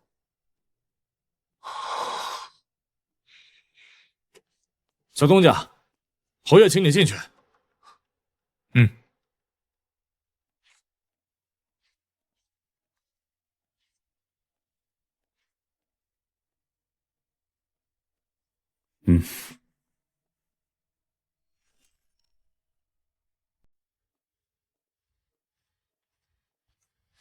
拜见侯爷。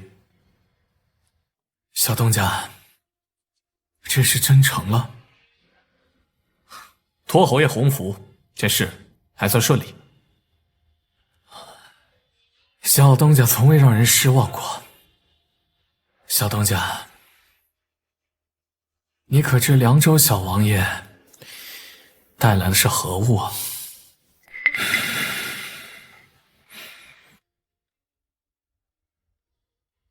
不知，不知，是不想知吧？小王爷，侯爷，你先下去歇着吧。好。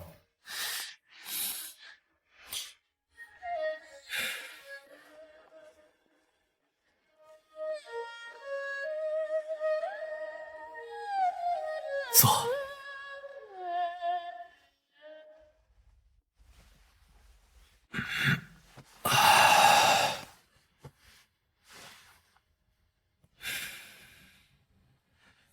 有些东西不让你知道，并非是想瞒着你。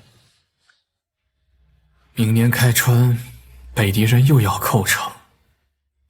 如今尚在冬日，这大计境内便有无数义军起事。朝堂上千人成党，朝堂下伏骁勇大将。小海棠会骂我是个傻子，明知不可救，偏还要救。还是那句话，我是吃先帝给的水米活下来的。我的父兄5人都死在了大计的沙场上。有时候啊，我觉得自己大抵是死了。这还活着的，不过是一副国姓侯的躯壳。小东家，我知你不愿意入朝堂，也从未强迫过。我还知你心底里也不愿意投效小海棠，你骨子里有股傲气，寄人篱下的事情，定然是不会做的。小东家，你是个复杂的人，复杂到连我都看不清楚，小海棠也看不清楚，很多人都看不清楚。或许你该有自己的路。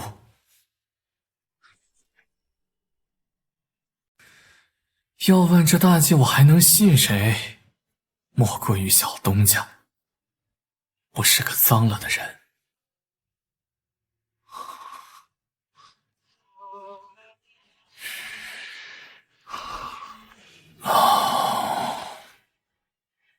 小东家，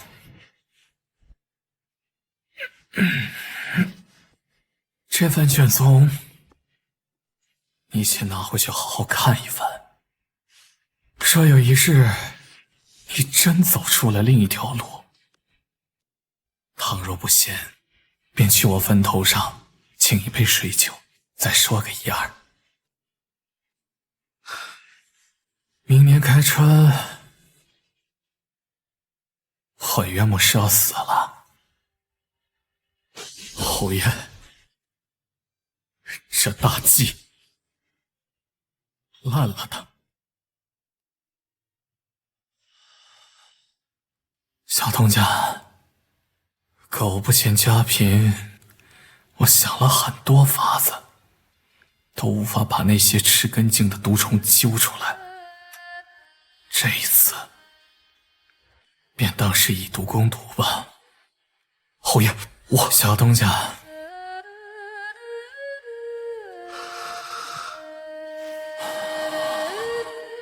这次是我硬拉着你入去的，莫要想了。且回吧。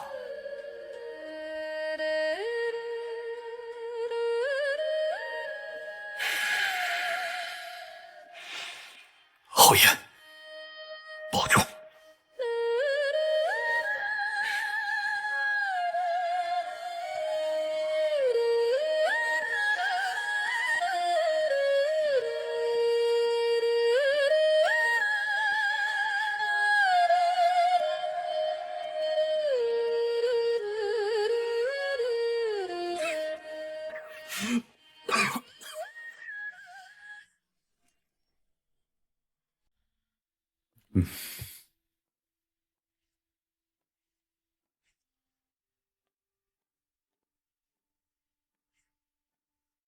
啊，主公，小侯爷给的是甚？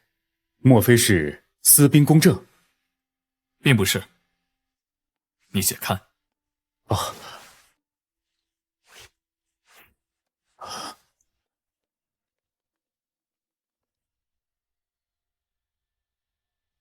啊，主公，这是一处私矿。确切的说，是一处无人知晓的铁矿。我想大概率是某个都尉无形之中发现了这处铁矿，把它写成了卷宗呈上去。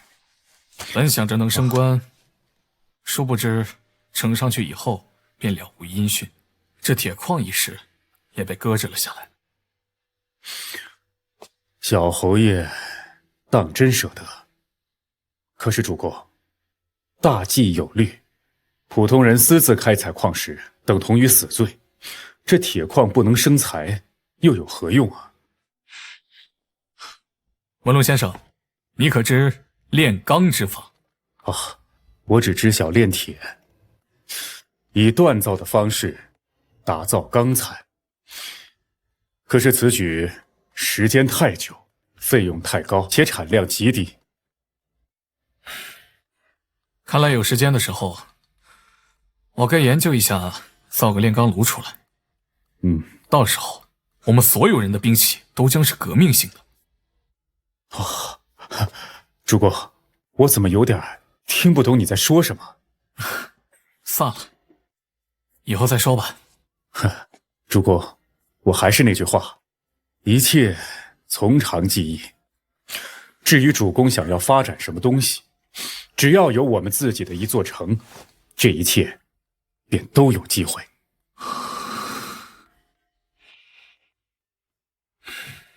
先生，此事你可先谋划。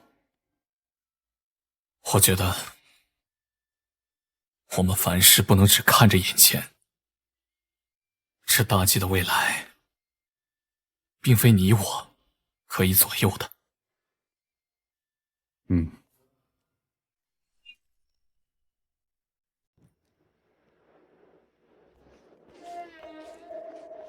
东家，常少爷来了，就在后院等着你。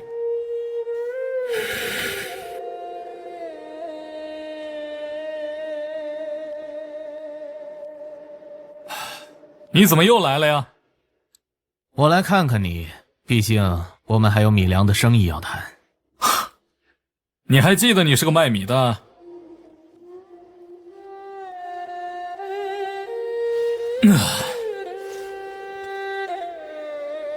说吧，找我什么事啊？见过袁桃了？见过了。先前我们打赌，你说在半年内把四大户吃下，现在看来约莫是要成功了。哼，我听说四大户花了一笔银子买官，想攀附上朝廷那些老狐狸的船。不管怎样，你总要小心一些。多谢常少爷提醒。小东家，你我之间总是这么见外，我便想不通啊。你和小桃桃可以走这么近，可与我总是如此。这话说的，我平日里最佩服常少爷了。凉州眉县闹造反的事，你都知道了。有所耳闻。天下要乱，百姓要活，这没法子的。我还是那句话，这天下终归是要不破不立。大树要倒，小桃桃拦不住，你我也拦不住。不过我希望你明白，大计崩塌，乃至百姓水深火热，这都不是你我的错，但遇乱世而不救，便是你我的错。这整个大计，也只有你能帮他了。那常少爷觉得该怎么救？这天下的百姓没有人为他们做主，那我便自己当这个皇帝，为他们做主。当然了，小东家，倘若你愿意，我也可以让你做这个皇帝。哼，我从来没想过当什么皇帝啊。你不做皇帝，怎么救天下？怎么为百姓做主？百姓可以自己当家做主啊。百姓自己当家做主，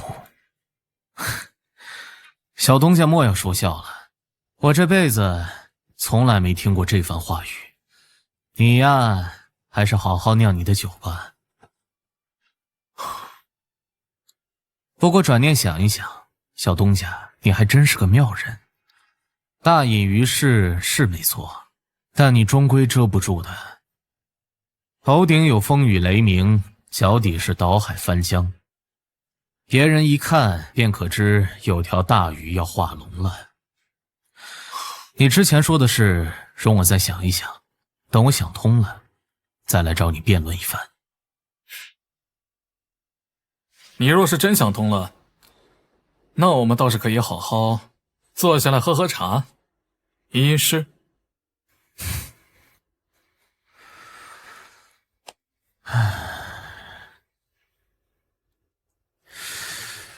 那先这样。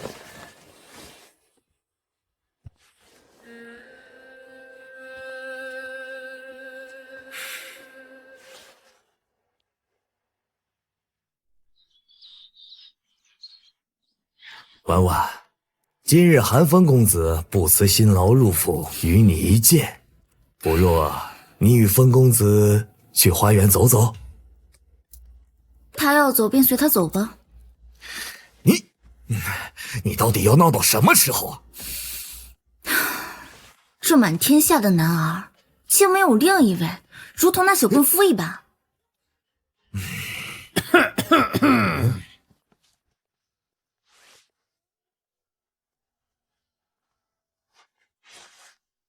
爷爷，你说要替我寻一位英雄般的夫婿，这内城寻了2月有余，寻不到了。你们说的那位风公子，连喝口汤药都怕苦。我在边关时得的那男子，就带着几十庄人就敢和北狄人厮杀。爷爷，您也带兵打仗30余年了，难不成到现在还想攀风雅，做个老文士？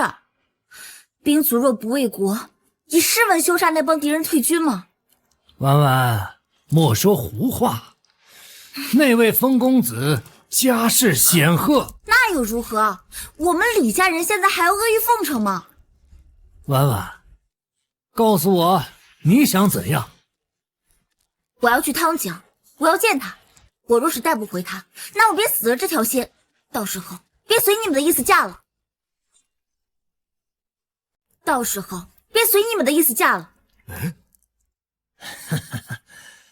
婉婉，整个大计，我佩服的人不超过3个。那位小东家算一个，他有骨气，更重感情。你这一遭啊，怕是要吃一些苦头了。祖父莫要忘了，我也是从那边关杀回来的，见过生死，拿过刀剑。死不成器，偏偏孙女有这般抱负。李小婉虽然为情所困，但并不是不明事理。说是我撞破了南墙还不回头，那我便是个傻子。你便去，老子是定北侯，执掌5万大军，他一个酿酒徒，还能欺负你们成？你告诉那崽子，他若不应承，老子便亲自带兵掀了他的庄子。啊！爹，小宰辅若知晓，定然会生气呀。朝中狗相，我岂会怕他？说么？我知你不争气，但我告诉你，今日起，我便是小侯爷的人了。哎呀，这话可不能乱说，爹。现在怎能站队？废物！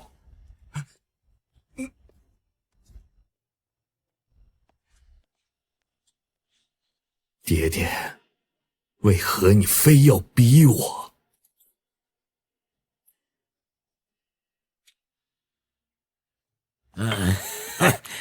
来喝酒啊！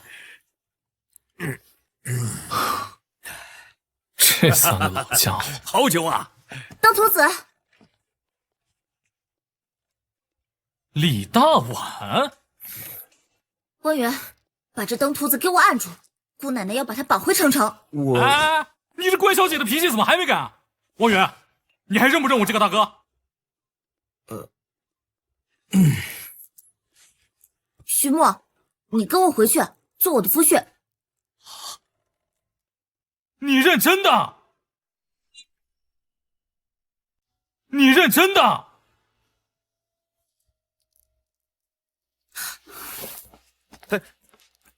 出来这事我就跟我祖爷说过了，这回要是不把你带回去，我就要在内城随便找个公子嫁了。徐墨，你娶了我吧。你莫要道德绑架我呀！哎呀，你晓得的，定北侯是你的祖父，我就是一个酿酒的破落户，门不当户不对呀。我不在乎。李大碗，就算我娶了你，你那个定北侯的爷爷，还有你那个眼高于顶的爹，他们都会觉得是我高攀了你。所以，我便得跪着爬进李府，做李府的上门女婿。但是我在边关的时候没有跪，被那些苟利还有附身他们追杀的时候，我也没跪。有人想拉拢我，给了我根很香的骨头，我同样没有跪。你觉得我会跪着进李府吗？我可以弱你徐家庄，跟着你酿酒杀敌人。我不做正妻，我也会听采薇姐姐话。你回去吧，我不会娶你的。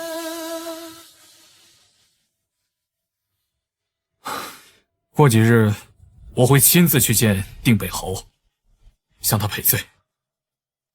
婉婉，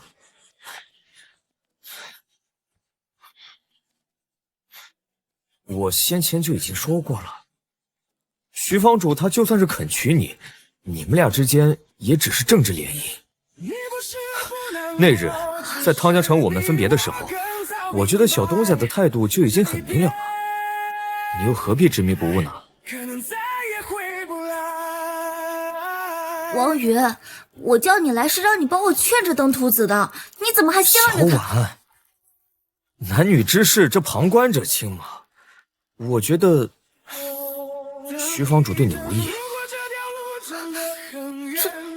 这怎么可能？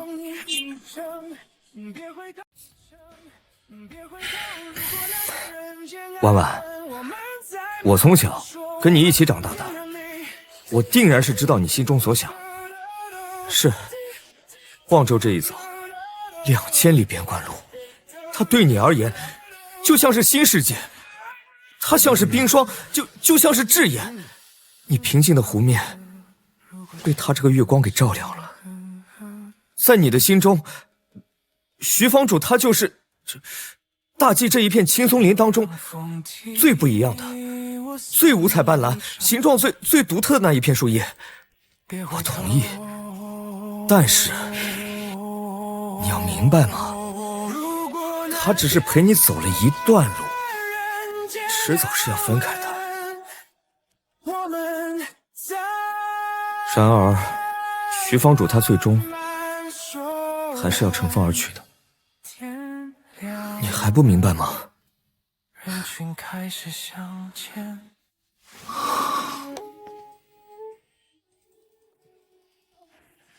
而你已经走进徐郎，远方。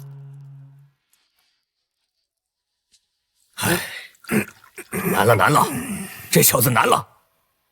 哎，绝对，你说这小子该怎么办呢？唉，他一个棍妇出身，想凭自己救天下，无异于痴人说梦。那李家有6万重兵，若是娶了那李姑娘，便可以定江山。那还纠结个甚？直接娶了便是。并非如此，看得出那小子心里只有那个小婢妻，对于这个李姑娘毫无心思。若是娶了，他既负了这小婢妻，也负了这位李姑娘。嗨，这天下有能者，哪个不是3妻6妾的？你说这小子是不是太过于感情用事了呀？你说啥呢？啊，我儿是最重情重义之人，于袍泽，于法器，于你我，都是他所敬重之人。若非如此，他岂不成了狼子之辈？还能容得下你们2个老家伙在这庄子里面跟我抢酒喝？你个老东西，这话说的有道理，只是这眼下的局面，看得我都快着急死了。你这，哎呀，你急个啥嘛？喝酒，喝酒，什么事情喝醉了都不是事儿。这话说的也有道理。哎，不管了，来喝酒。哎呀，徐牧啊徐牧，这条路该怎么走？无人帮得了你。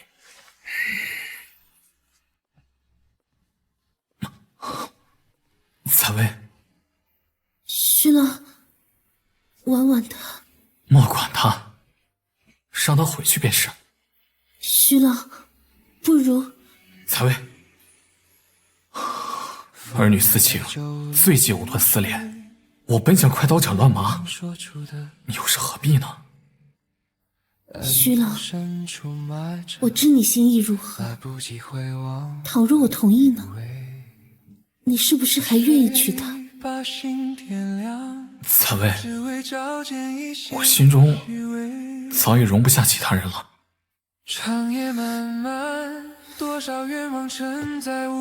李小婉，你今日便在庄子住下，明日我送你回城城，亲自向侯爷请罪。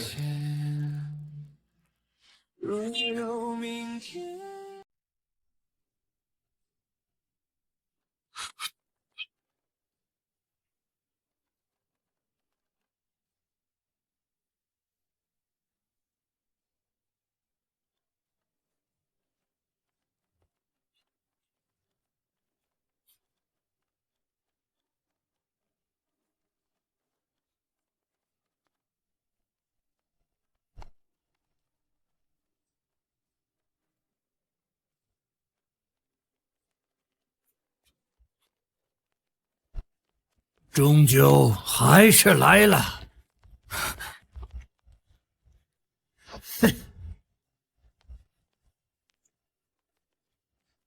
便问这天下是黑是白，若是黑的不堪，我等便愿天公生眼，落下一场白雪，落个清白人间。将军，宰府让我给您带个话，说您千不该万不该在此时投奔国姓侯。将军，你老了，还是乖乖受死吧，我等也好给你个痛快。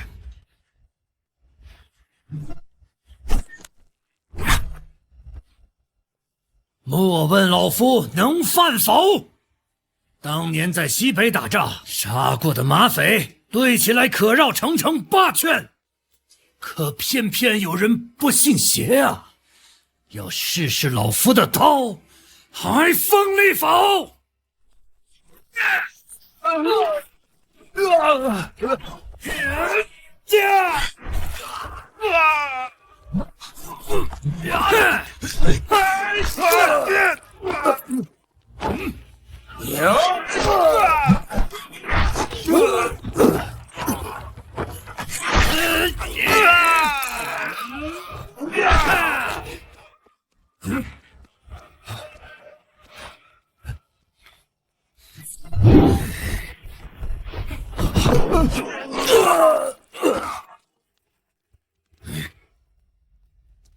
主子说过，入李府者当诛。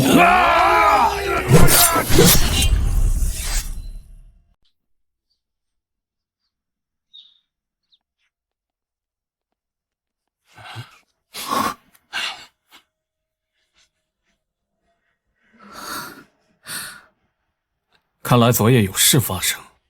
东家，这应当是大杀了一场，至少死了有100人。可是现在大忌，谁敢动定北侯啊？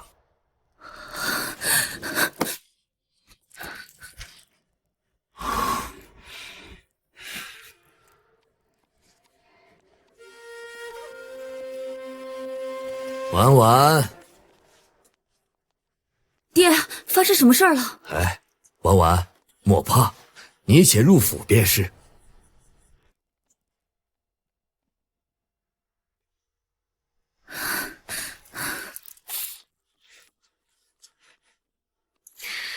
我便知道又是你，一个名不见经传的小棍妇，还想攀高枝。哎，罢，我便给你一个机会，你跪在李府门前，爬入内堂，说不定我一时糊涂，让你做个上门小夫婿。哼，告辞。且慢！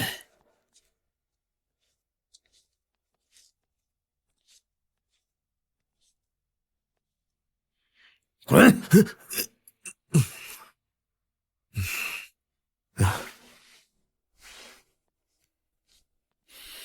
哼！小东家，还请勿怪。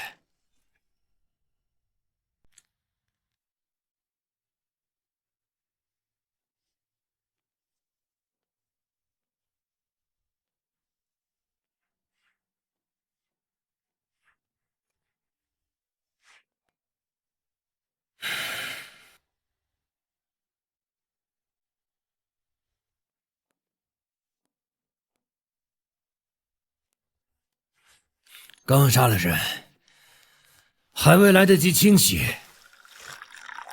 小东家，还请勿怪。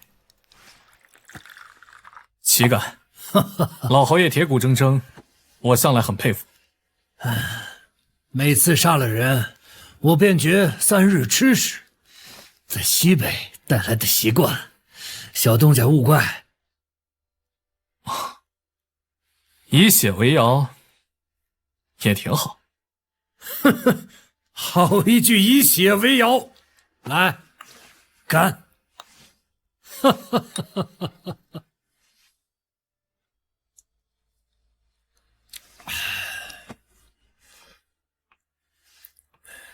我应该是明白了，为何小侯爷如此看重你。沉稳内敛，却胸有杀机，你这般人若闯不出一番天地，如何也说不过去。老侯爷谬赞了，我不过是一介酿酒徒。哎，你莫与我拉扯，你也见着了，这2日时常有人提刀杀入李府，要取我老头的命啊！老侯爷想说什么？整个内城能让我亲自斟酒的人，不超过3个。小东家，你是一个。你我先饮一杯碰头酒。嗯，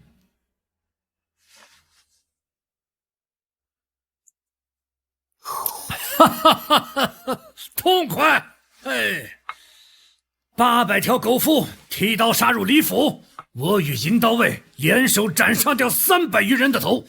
若非是年迈力乏，我是定要杀出城城的。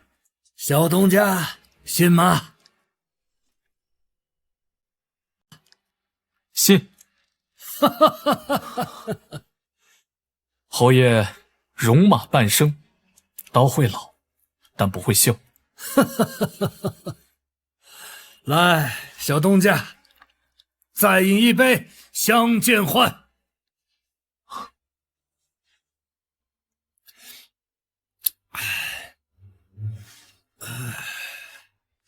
敢问小东家，若天下昏醉，救国者可称英雄否？白发渔樵江渚上，不论英雄归处，都付一场笑谈。今3杯酒，无西北定远侯，也无徐家坊小东家。我敬侯爷一杯。如今是天下皆昏醉，你我皆是嗜酒狂徒。好，同饮。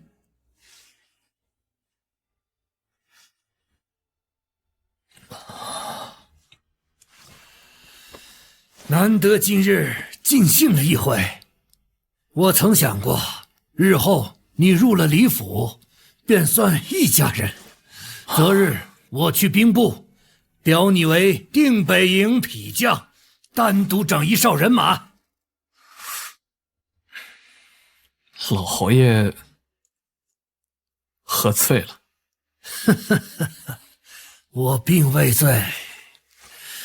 无论你跟婉婉以后如何，但我始终想把你当成是我李家人。说不得那日我一走，5万余的定北大军可能就交给你。侯爷约莫是喝醉了。我先前说过的，我有自己的路，无需他人来扶。我庄子里的妻子虽是个小婢妻，但是在我心中，她就是发妻。我的心中已容不下他人了。我的心中已容不下他人了。我都晓得，但你还要娶李小婉，而且要昭告天下。老侯爷，你为何非要逼我呀？小友啊，我现在并非是选上门夫婿，而是在选一个能保护李家的人。这一次，也是我有求于你了。老侯爷，不如你我说亮话吧。我终归是站到了国姓侯那边，但这等的事情你我都知，一招不慎便是绝户的祸事。婉婉去了你那里啊，你至少能护她周全。侯爷为何如此笃定？你在望州，连路边的老弱妇孺都想着帮扶一把。婉婉与你2000里从边关入内城，你怎会见死不救啊？侯爷这是吃定我了。刚才讲的是私信，下面讲的是国事。小东家，你且听着，明年一开春，小侯爷或会支撑不住，所以年关之前的事情便不能再等下去。我已经调了2万的定北营，准备入内城。其他的定边大将呢？有人把小侯爷中毒的消息带了过去。小东家，你觉得他们会走吗？说不定这些人早就沆瀣一气了。济济连环，小侯爷独木难支啊！这5万的兵不是我偏要给你，而是这天下间只有你才能帮小侯爷。你与我的兵并无关系，你想要他们为你打仗，你调不动啊。但你娶了婉婉，你便有了名分，接下这5万的兵也就顺理成章了。我这些兵啊，是救国用的。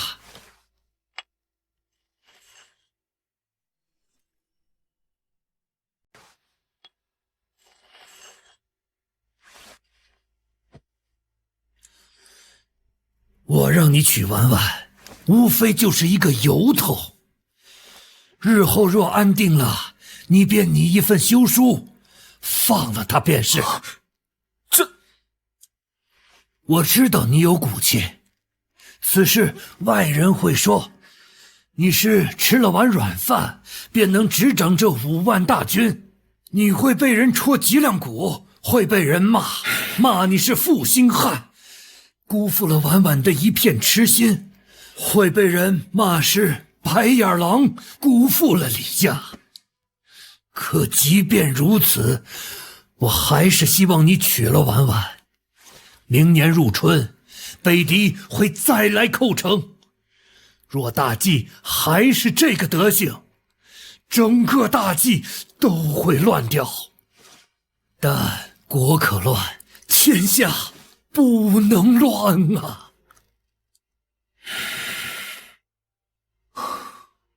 侯爷就算不心疼我，也该心疼心疼你的亲生孙女吧？唉，她是我孙女儿，我怎会不心疼啊？不过她自己的劫还得她自己来渡啊。我们要做的事情太大了些，有很多事儿我顾不得了。倘若是这大计救不活了呢？那这些兵便是你安身立命的资本。袁侯爷说过，留着你，至少是留了一枚火种。那日你真烧起来，便替这天下烧出一片清明。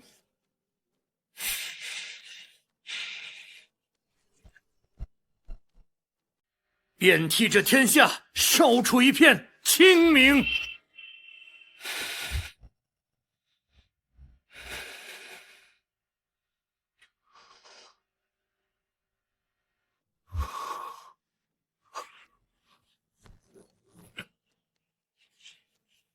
今日你收下这枚虎符，你与李家的婚约便是成了。按道理，你应该喊我一声祖爷。比起来做我李家的贤婿，我更希望你是我的亲孙子。每每看到我那不争气的儿子，我都在想，要是你姓李，该多好啊！侯爷，若是李小婉日后能像您一样独当一面，您心中还会留有遗憾吗？我未曾想过，她不过是一介女子耳。要不是这世道逼得人走投无路，我无论如何也不想接受这一场政治联姻。我虽不喜欢李小婉，但她是人，不是工具。我相信她日后会变得像您一样，会成为你们李家的骄傲。但愿如此吧。侯爷，你宁愿相信一个外人，也不愿相信自己的孙女能够成大事吗？袁侯爷说的并无错。你小子确是个妙人，婉婉未来路上有你指引，他便不用靠攀附他人而活，如此我便放心了。明日我入一趟长阳私访，便说婉婉与你私奔，被我逐出李府。日后你虽会被种种骂名，但这世道，你即使揉疼了眼睛，也辨不出黑白。有人在明堂粉饰太平，便有人在黑暗中持正不阿。我等做事，切莫在意他人分说。你只需记着，为民者即是天下最大的义。徐牧，受教。今日，你便带着婉婉回庄子吧。从今以后，让他不要再回来了。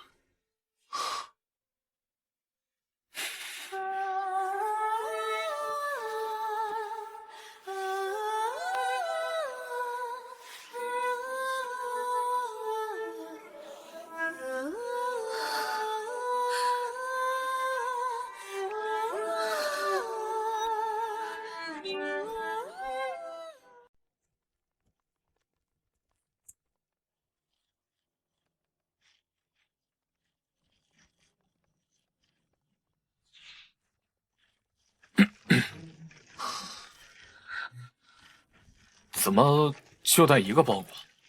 其他东西呢？徐房主，方才你和爷爷的谈话我都听见了。啊！收拾东西的时候，我就在房间里一直哭，我一直问我自己，你怎么就不喜欢我？后来哭累了，便睡着了。睡醒之后，府里的下人已经把东西都收拾好了。我看着那满屋子的东西，突然发现，这世上很多东西，它本就不属于我。什么意思？徐房主，你放心，等我嫁入徐家庄之后，采薇姐仍是正妻，我们也只有夫妻的名分，更不会有夫妻之实。从前，我李小婉不知道自己想要什么，现在我晓得了。你想要什么？你告诉我，我来想办法。我爹没出息，我爷爷看不起我爹，我也看不起我爹。但是转念一想，我和我爹又有何分别？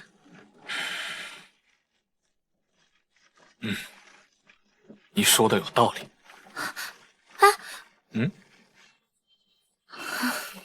算了。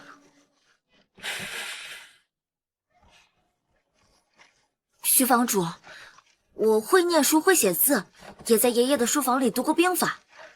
你若有心教我的话，让我带兵打仗如何？此话当真？当然是真的。望州2000里回内城，你将我护在身后。现在回想起望州的事儿，我只想起那个老官差，还有筒子营里训过的义士，他们所做的事情和我爷爷无异。我是李家的人，我本应该做点什么。你若真这么想，那我徐牧倒是对你刮目相看了。从前我不明白，我总以为采薇姐比我温柔大方，比我明事理，所以你看不上我。但我现在知道了，采薇姐的一切东西都是她自己争取来的。你放心，我会和采薇姐讲清楚的。谢谢李姑娘。日后这世道若是安逸了，我不用你写休书，我要自己写休书。毕竟我爷爷给我的嫁妆可是5万兵，说是哪天要退婚的话，这嫁妆我可得带走。比起登徒子你，我李小婉似乎更应该继承这5万地伪军。不过，这大姬未曾出过女将军，我也不知道我能不能行。我先前听过一个故事，讲的是北方有一支异族入侵中原，边关的将领都战死了。这时候，一位将领的遗孀临危受命，带着另外12名遗孀和亲卫北去退敌800里。他们13位遗孀保了天下太平。他们这13位遗孀都是有意思的人，其中为首的姓穆，他是真正的巾帼英雄。真的假的？这故事我怎么没听过？不会是登徒子你编的吧？当然是真的。我也想成为像穆将军那样的人。我相信你。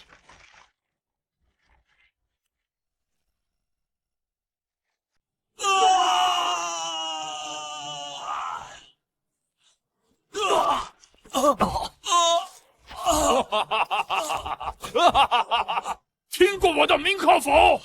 我便是段府，从于一府击碎2架琉璃马车。哈哈！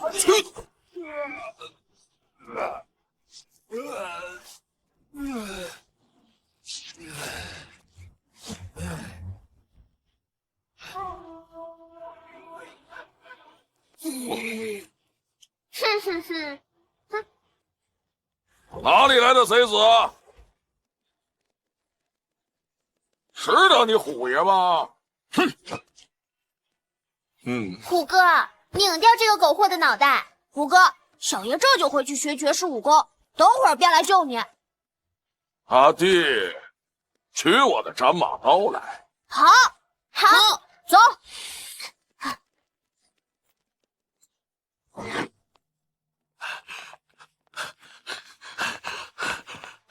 魏峰，出什么事了？东家，有人打桩子。什么？魏峰，跟我去把这些打桩子的狗犊子都砍了。是，东家。哎，徐墨，我也去。你不便露面，还是算了吧。走。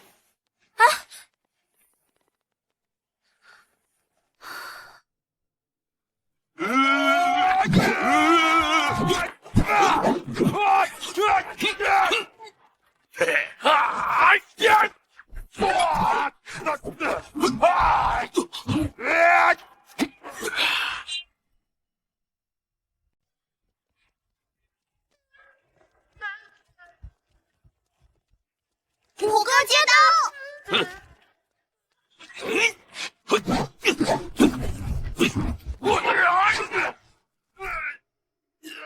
好身手！村汉，你请告诉我，你叫个甚？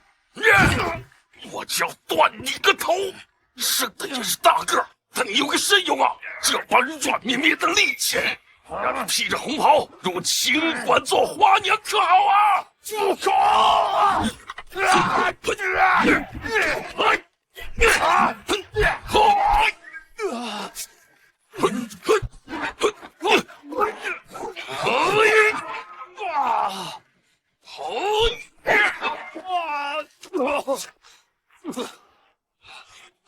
你别抢你的力气有多大！他娘的！我长命13载，纵横内城这么多年，你是哪里来的村妇？竟然有如此般的力量！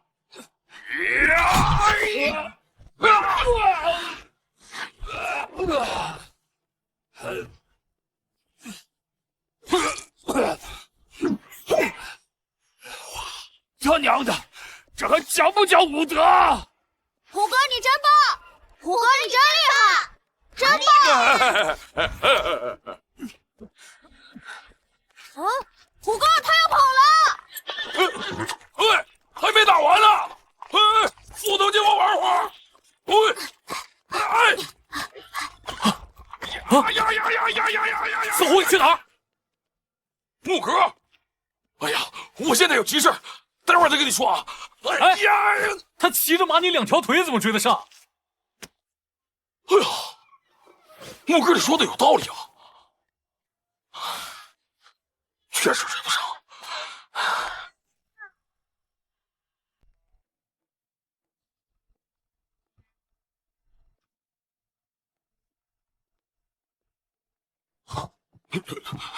东家回来了，夫人已经给小婉姑娘安排好了住处。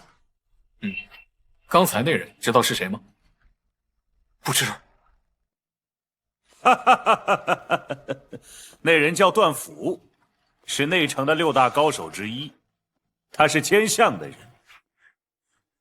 小子，你摊上大事了。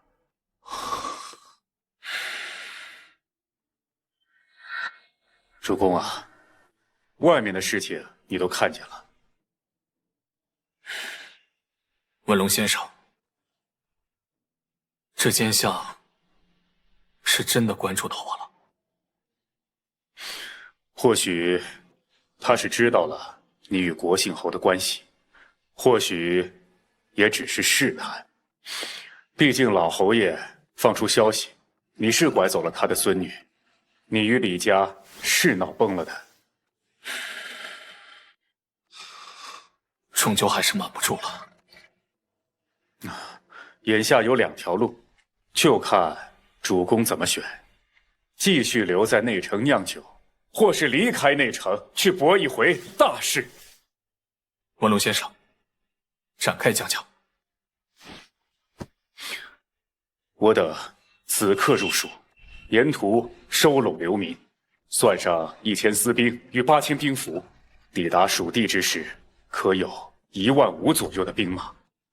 兵马不多，但足以让主公留一处安身之地。积粮助气，征募兵丁，做官天下风云，一朝出蜀，逐鹿30州。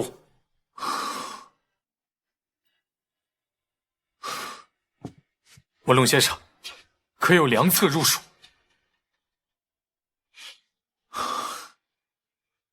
但是那蜀王又怎会轻易放外军入蜀？哼，主公错意。如今的蜀州已经4分5裂，单单蜀王就有3个。我觉得这正是主公的机会。小侯爷留给主公的铁矿卷宗，并非在内城，恰巧离这蜀州也不算太远。到时候主公一样可以取。我估摸着这处铁矿之地，知道的人并不算太多。啊，不过主公，现在你还不能离开。为何？哼，冬日风雪将至，不宜行军迁徙，这是其中一个原因。但还有另外一个原因。先生，怎么讲？若无名分大义，你带着9000人，到时候不过是一支普通的义军，亦或是他人口中的反贼。但若你做了些天下留名的事情，则就不同了。这世道本就如此，活着的人不讲大义，却偏偏你做大事，则需要一份大义。什么大义？清君侧，斩奸相，还天下一片朗朗乾坤。清君侧，斩奸相，还天下一片朗朗乾坤。文龙先生，你知道我担忧什么？年关越来越近了，侯爷的时间不多了，我等需要先把庄子里的人转移出内城。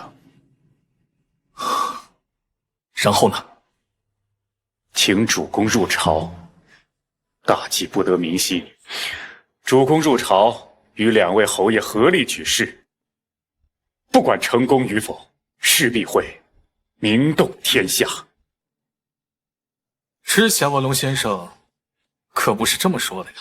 先前是先前，现在是现在。我作为主公的谋士，不能陷入时局。年关已过，小侯爷会死，定北侯已年入古稀，也没多少时间了。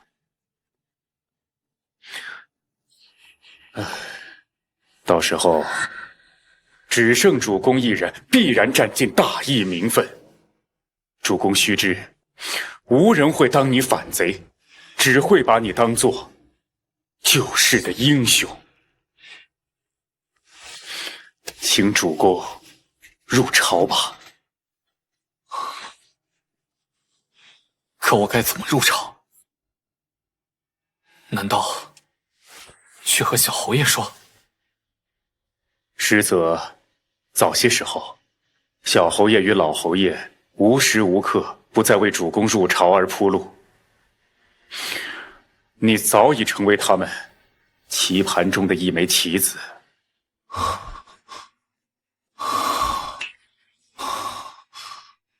我全明白了，怪不得侯爷要给我买个爵位，我当时就觉得他给我安排了什么。并非我不愿入朝，只是这朝中盘根错节，很多事我也无法左右啊。主公，虽说他们把你当棋子，但主公反过来想，倘若你是掀了这棋盘的人，什么阴谋阳谋，什么对错，都将不复存在了。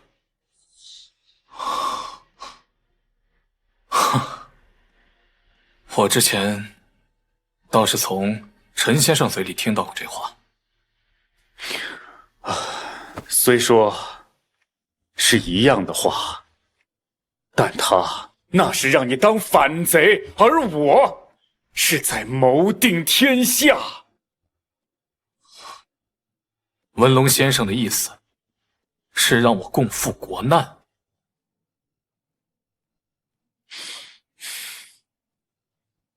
整个大计都烂了，靠一个病入膏肓的小侯爷与一个年过古稀的老侯爷，又能救得了谁？可他们明知不可为，却偏要为，就为博一个英雄的形象。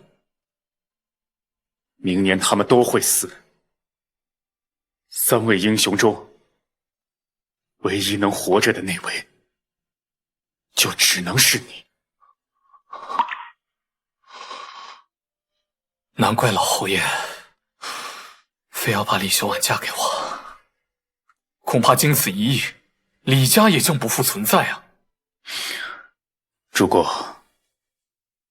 外头风冷，给自己多添一件衣裳。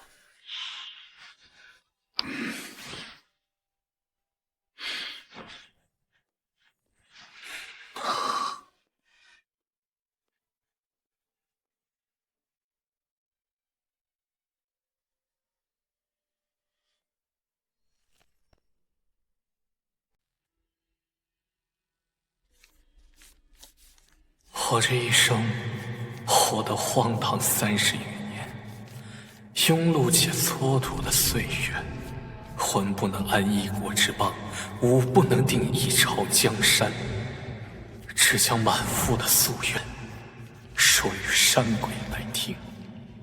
寻了来生路，且让我做个农家子吧。主子，该走了。这一轮清君侧，或是就日月换新天的机会。魏婴，此一去，便是生死轮回。主子，我已经准备好了。好，随我出城去见外城的守军。这一决，我等要和小东家里应外合。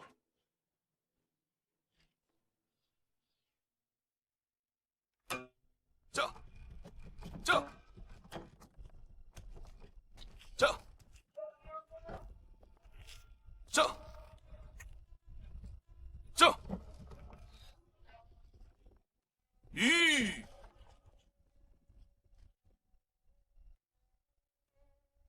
侯爷，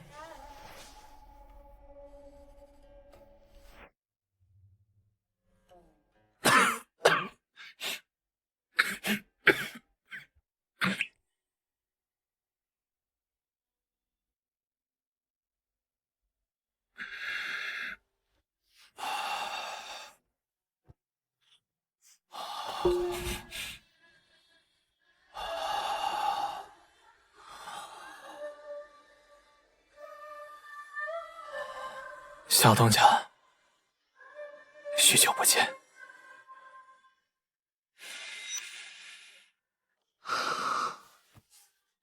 这次出了长阳，这段时间内暂时不会回去。朝堂里的人大抵都觉得我疯了，但他们不敢动的，所以只能用奇毒之法。参与的人应该有一份名单，我查不出来，也懒得查了。时日无多，我不想再浪费时间。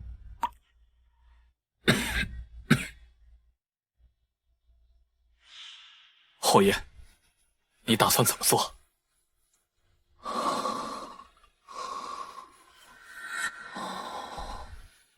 奸笑和幼帝已经形同父子，扯不断关系了。认真来说，我那位小侄已经被带歪了路。我有打算新立一位皇帝，事成之后，再挑选贤臣辅国。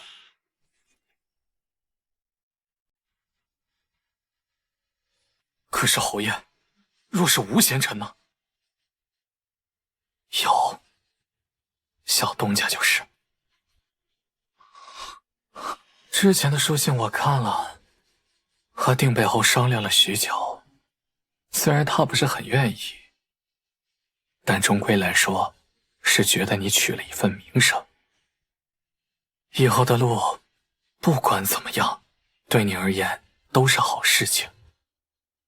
当然，前提是小东家你不能死。若势不可为，你便是一枚火种。还是那句话，我吃你不愿入朝，到时候你挑选几个寒门子把关，破个重任也无妨。稳住江山之后，大可离去。但这些都是成功之后的说法。今日来你这里一轮，明日我便入营了。要立的那位后帝，是一位落魄的皇室宗亲之子。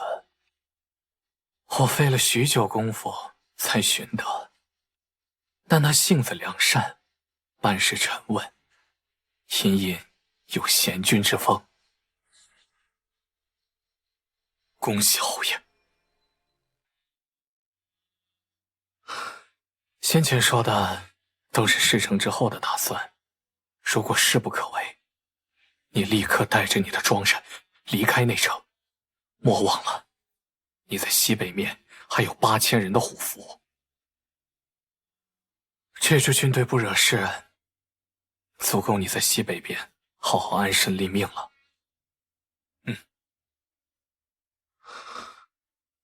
当然，你也可以去凉州，凉州王是我的故人，亦不会为难你。如果选择做火种，你的路我估算不出来了。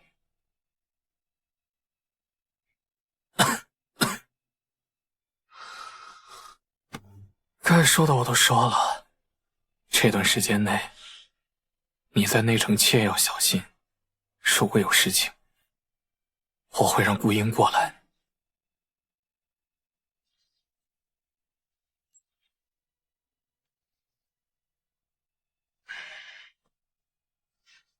这个你拿着。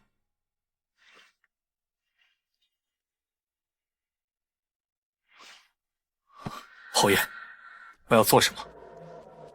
年关前的群臣殿议，你带着紫诀令入朝，接近萧远路，向他投诚。投诚？接近萧远路，向他投诚。投诚？不过你一定小心，终归是身在敌营。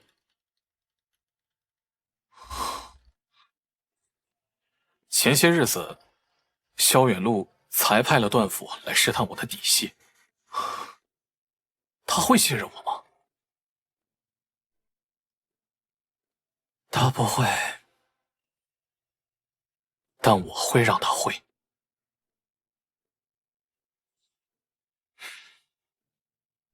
侯爷，你的安排总是九死一生。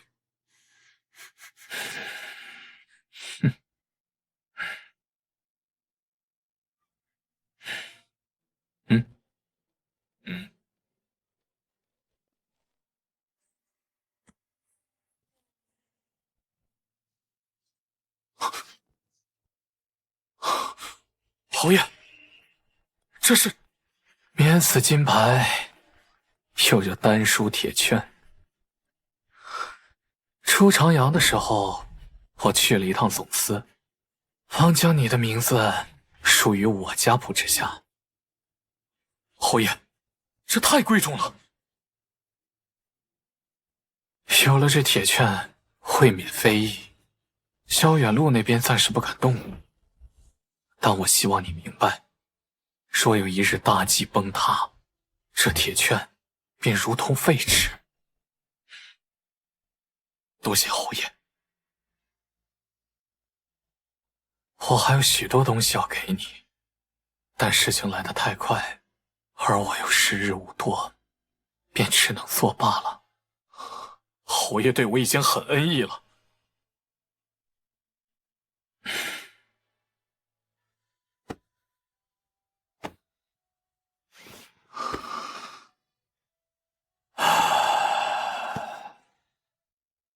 这一年大气都是雨雪，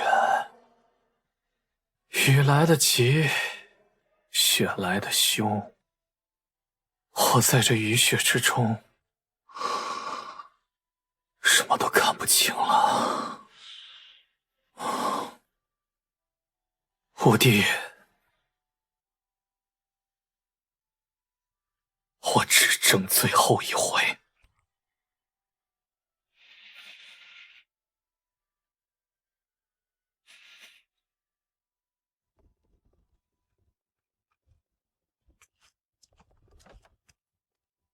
东家，长四郎喊你去趟长家镇。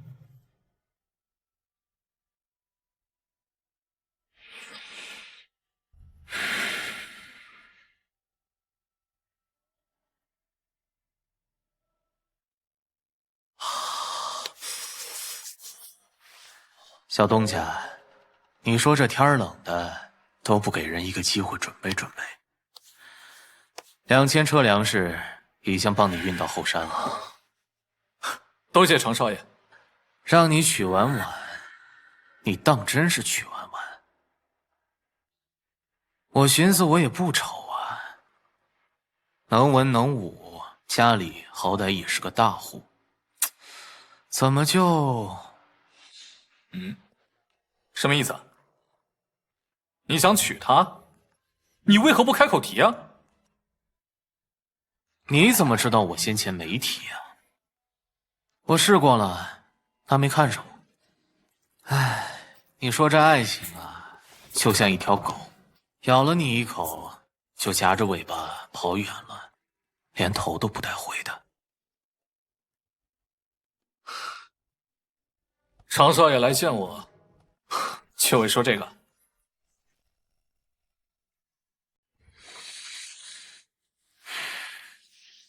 内城的迎兵掉的很多了。朝堂上的那位宰辅把附近的迎兵都抽了过来。你可知有多少人？不知。9万。你可知小陶陶那边会有多少人？亦不知。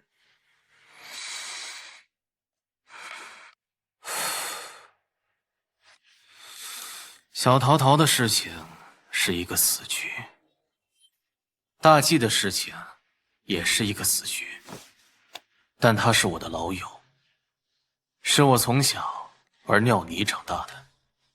我记得带他偷看了7个寡居妇，5个没出阁的姑娘。还记得有一次带他去清馆，他傻愣愣地站在大厅里，差一点被招来的人扯烂了袍子。再后来，他说要去大祭30州去看一看，我红着眼睛，像个大傻子一样，送了他80里路。再后来，我和他的路便开始不对了。谁都没有错，要说有错，便是这世道的错。小东家，我觉着吧，如果这个世道有错，我们就该改变这个世道。常少爷到底想说什么？小东家那日跟我说，让百姓自己当家做主。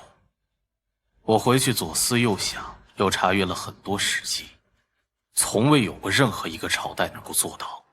小东家所愿的不过是乌有之相。若不然，我给小东家指一条路。什么路？你我联手，就任天下苍生与水火，颠覆王朝。好，那就颠覆王朝。明日我便去招10万流民，还请常少爷提供粮草。日儿个操的，每次都是这样。你到底想做什么？想活着，想更多人活着，好好的活着。一开始便是如此。确实啊，你难得混到这个地步，实属不易。不过小东家，你要知道，只要小陶陶出事，便不会有人再保你，也没有人保你的庄子。跟着你想活命的人，也未必能活命下去。如若有一日，你我谋剑不合，我们也有可能成为敌人。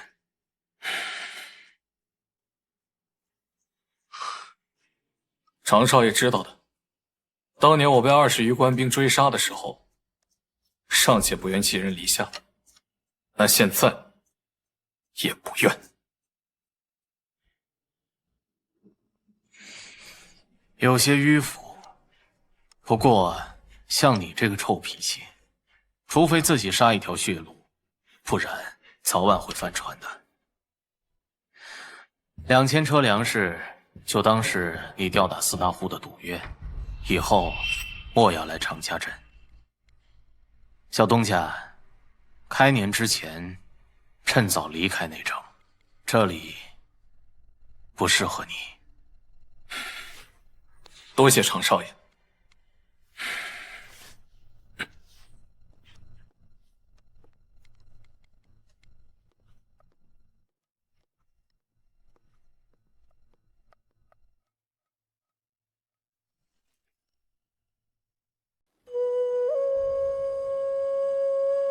东家，庄子里的人都去后山了，这是最后一批人。徐郎，你在这边小心些。城外有一条山路，我做了标记，绑了白马，徐郎或许能用到。我便在那边等着徐郎，等徐郎来了，烫好一壶酒，煲好汤。我死不得，多少次都杀过来了，不打紧，徐郎不会孤单。徐郎在哪儿，我便在哪儿。来不及回望的余味，是谁把小婉，心点亮？我给你的兵书，记得看。徐房主，你放心，我会跟着庄子里的兵好好学本事的。而且文龙先生也答应了会教我的。你要活着回来。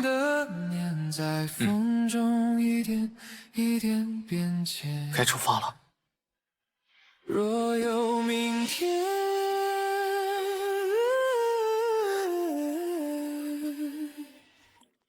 愿有人提着沉寂，点盏光焰。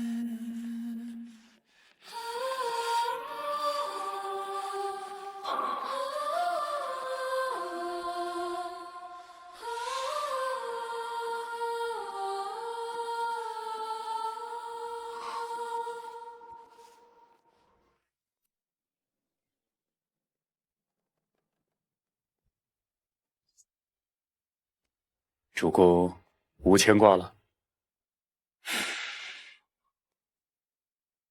文龙先生，你也快去吧。我不在的日子，帮着夫人看好庄子。还有，少和那3个老头在一起喝酒。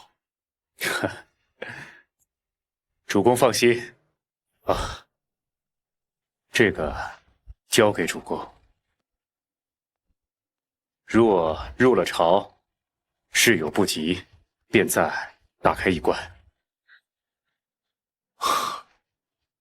谢谢文龙。主公，我若无猜错，这2、3日，小侯爷的人便会来了。你怎么知道？定了江山过丰年，若不能定，以小侯爷的脾气，他不会让天下百姓的春节在一场恐慌中度过。乌甲文龙便等着主公名动天下30州。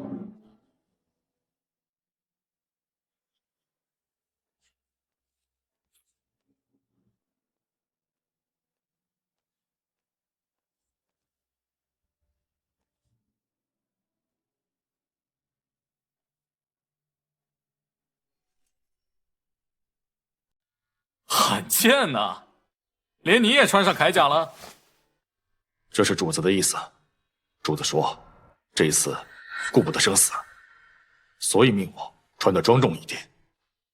日后如果上了地府，也算是个战死沙场的英雄。侯爷他身体怎么样了？昨天我们吃早饭，主子突然咳嗽，咳了1碗血出来。幸好神医李旺儿也在，把他的命调回来了。小东家，还有个事情。什么事情？主子问李旺儿有没有神药，可以让他清醒几天。他说他想些法子的话，主子或许可以活到开春。但是如果吃了这个神药，只有2天的命。效果失去的话，他身子会大虚，立马死去。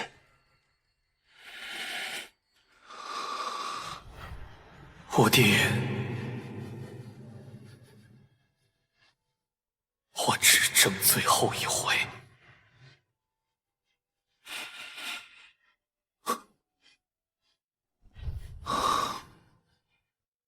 顾英，带我去见侯爷。小东家，这是路线。你不随我一起去？内城外还有几万灾兵在等我，我还有其他事情要做。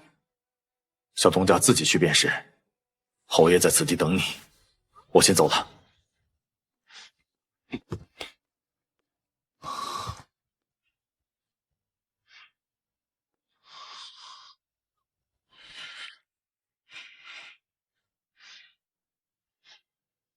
死虎，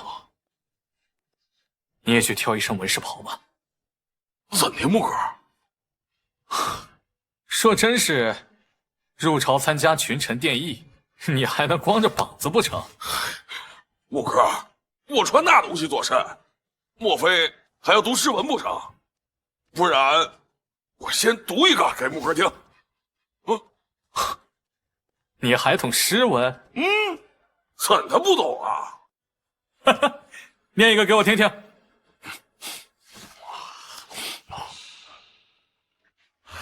800标兵奔。过程咋这么多呢？有了，一个花娘3两钱，10朵玫瑰1两钱。我用玫瑰送花娘，今夜又剩2两钱。哪个狗犊子教你的？哎，木哥，是诸葛老瘸腿。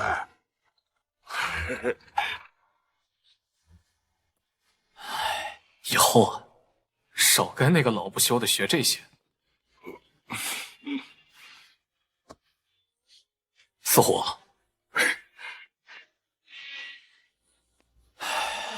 还是挑一件纹饰袍吧。这样，你打架的时候，把那衣服一撕，天色微亮，无人送上。他们啊，无声背影渐远，都会怕你。风吹酒入城，我已听着一遍不问归程。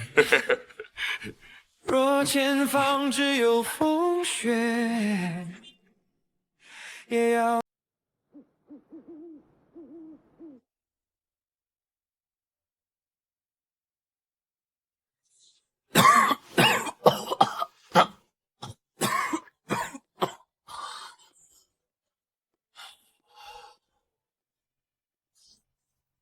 侯爷，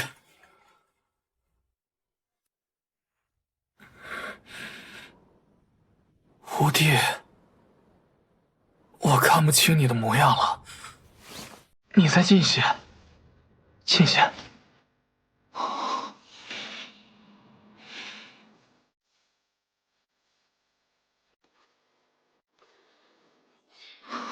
侯爷，我很后悔。我后悔前世的时候没多看一些毒理和中医相关的书籍。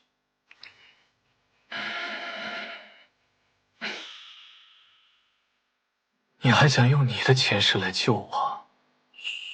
我看你病了才是。我担心，再过2、3日，我身子便好了。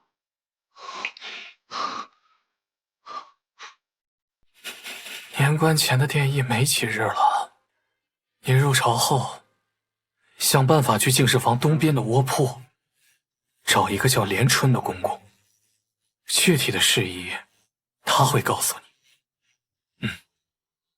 你放心，连春府是袁家3代帝王，他是老人，见过王朝的衰落，我和他相依很久，才定下来的。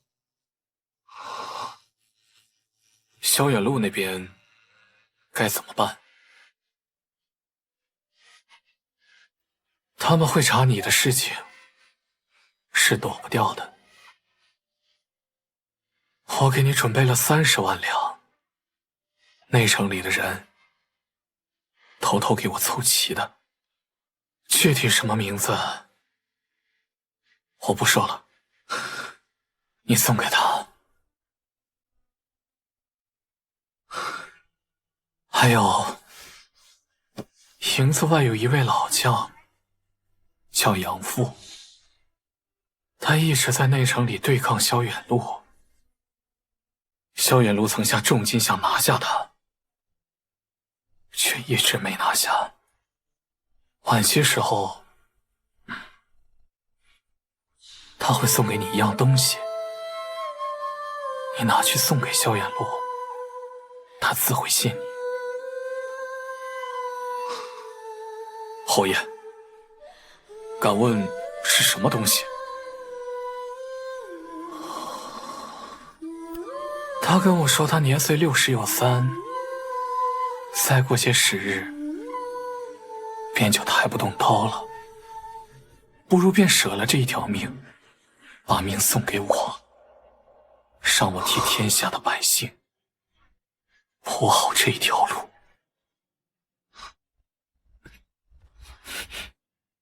虎弟啊，那日你见了盛世，便拜请你去我坟上，好好跟我说说一二。我30余载的荒唐，现在这厮杀和斗争中过去了。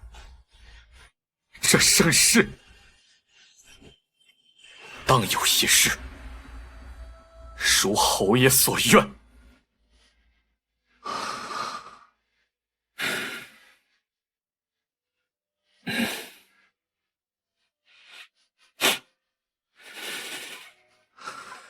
吴弟，我替你引荐一个人，进来吧。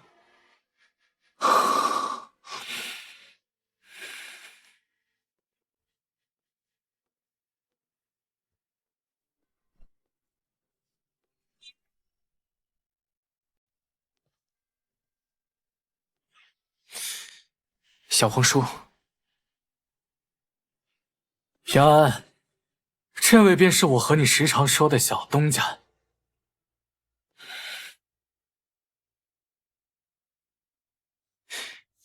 袁安见过小东家。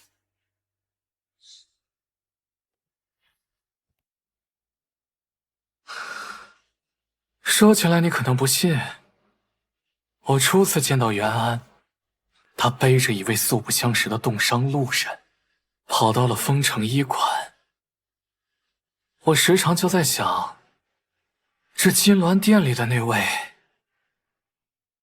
有袁安这般心境，那这崩坏的天下，岂不是还留有一份希望存在？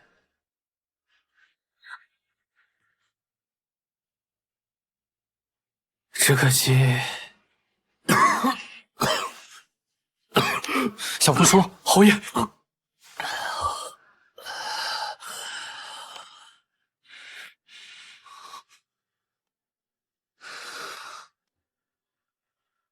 袁安，日后我若不在了，你多听小东家的话。袁安都记下了。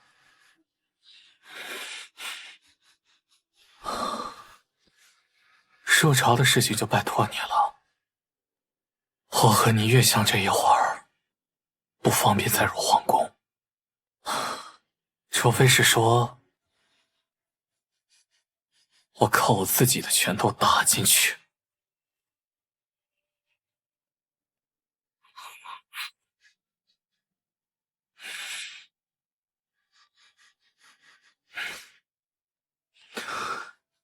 你们出去走走吧，你家月香应该也快回来了，啊？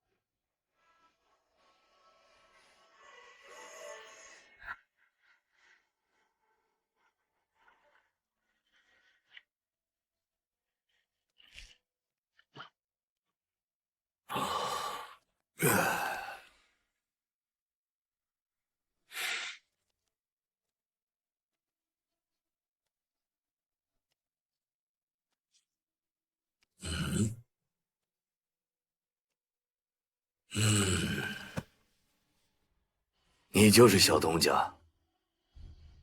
正是。许穆，拜见杨将军。侯爷跟我说过你打算什么时候入朝？明日。杨将军，或许还有别的法子。没有其他的办法了。我跟侯爷商量多少次，只有这一个办法。狗相很狡猾，你想瞒过他并非易事。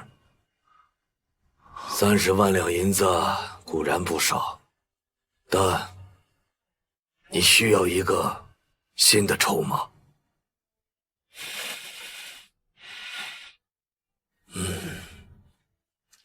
看到时候，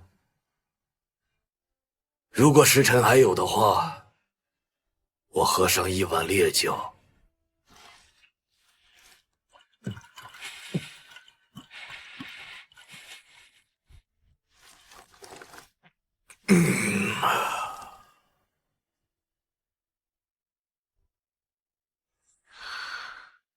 抬起头来，啊？对嘛？这才是一个能成大事的样子。我这是就义，开心的很。这样也好，我还可以到下面去陪我那个小兄弟。来，你知道我那个小兄弟的名字吗？大计第1名将李破山。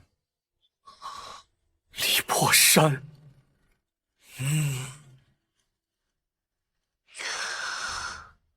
可惜我那贤弟，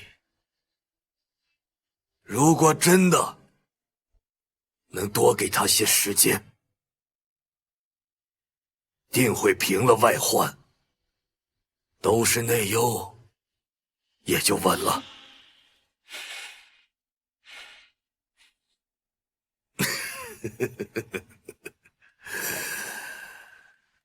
我已经60有3了，不能拿到了。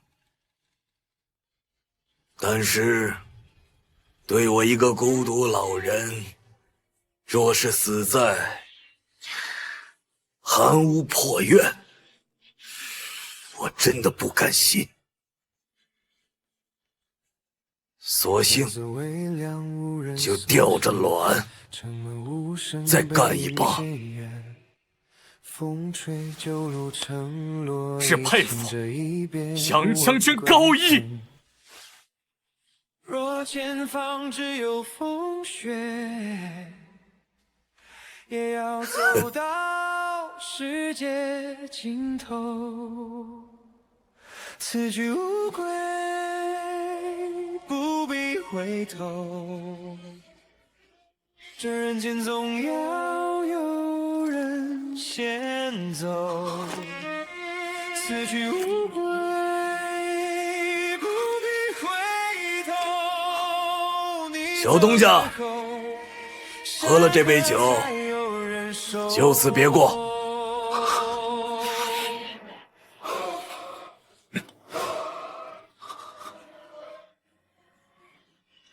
波光阴也血染衣袖，一句誓言冲过生死。若有明日，不必是我，但这条路必须有人走。怎么还流泪了？杀着迷了眼。下了这么多天的雪，哪来的沙子？走了。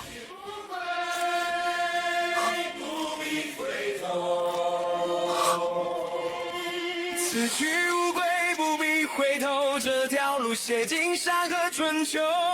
此去无归，不必回头。若有太平记得，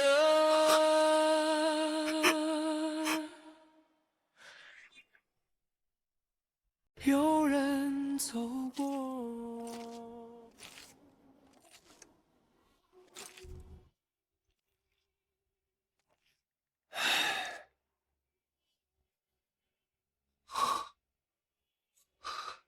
岳祖，免了，免了。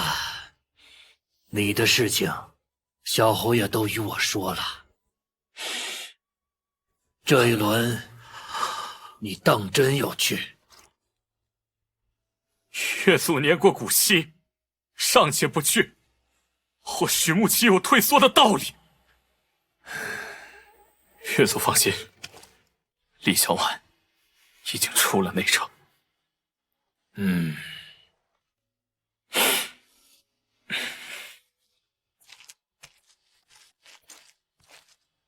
小东家，这是给您的东西。这是杨将军给的。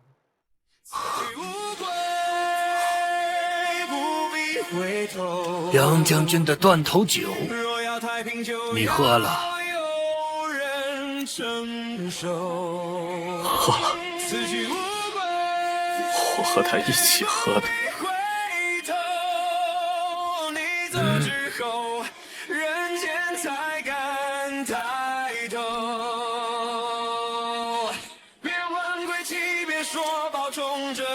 沉默就是离别。你尽管去吧，不论发生任何事，不必保全自己。岳祖放心。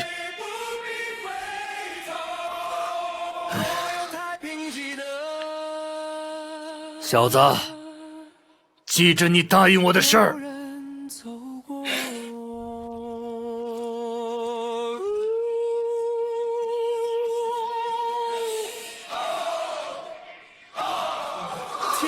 之前已无退路。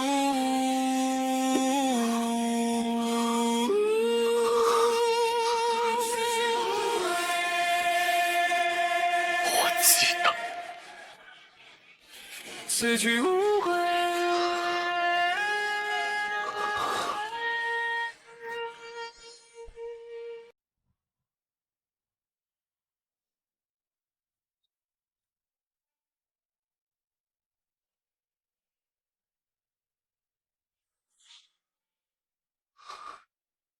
小东家走了，走了，在入朝的路上。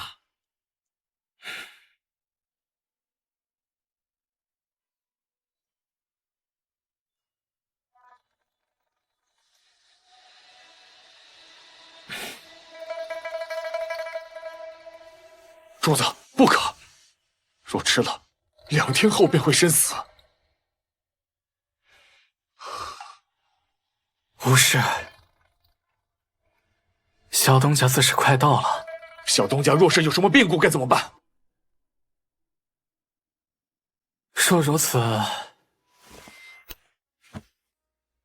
只能弃了小东家这枚棋子。但一个能带3000人、独13万北狄人围于2城之中的人，他做不了弃子。他是真正的杀子。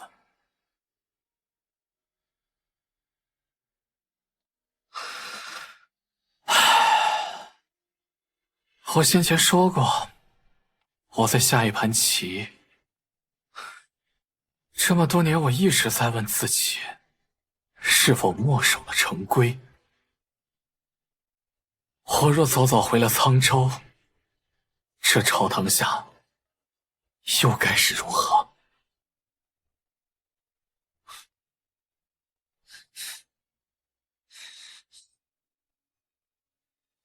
我教好凉州王，扬9000虎堂死士，敬请各路大将。可到最后，却只有定远侯愿意共赴国难，直至我身中奇毒。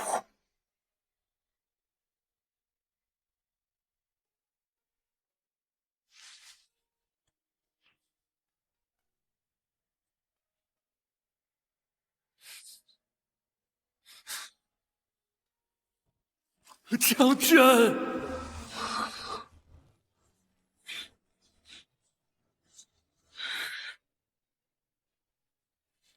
将军，我姓侯。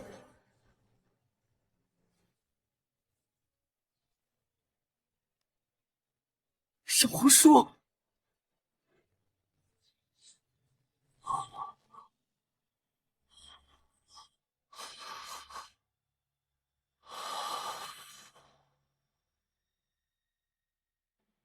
胡英，取我战甲来。是。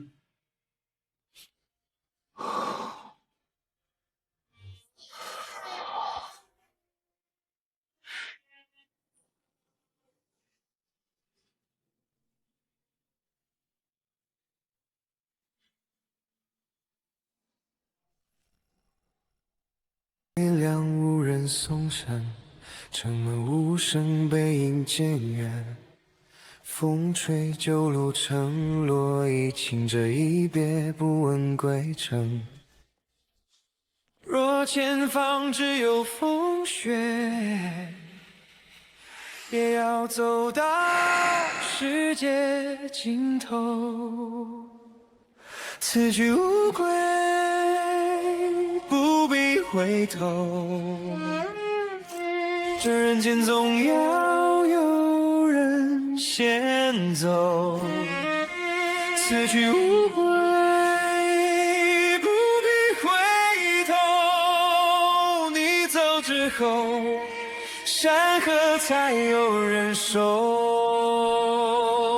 抽刀！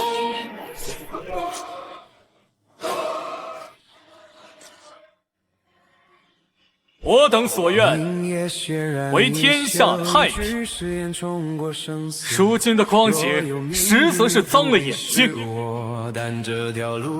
古往今来，敢杀入皇宫、铲除奸佞的人，都是吊着一把卵的好汉。用你们的战斗告诉皇帝小儿，今日反了。将军为我！将军为我！将军为我！陛下口谕：大纪兴武18年，乃风调雨顺，万民同欢。外有征北将军赵青云大破北敌，内有宰辅鲁国公萧远路安邦定国。将士们，若有朝一日，我大计山河不遂，四疆民安，万民生活皆有乐，朝堂官吏清廉比封，这偌大的王朝，何来病殃之说？时至岁末年关，正当与诸臣同欢。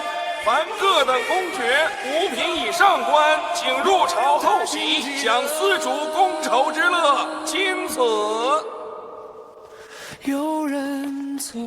我等踏碎风雪，用我们的鲜血照亮这满堂黑暗。进军！天亮之前，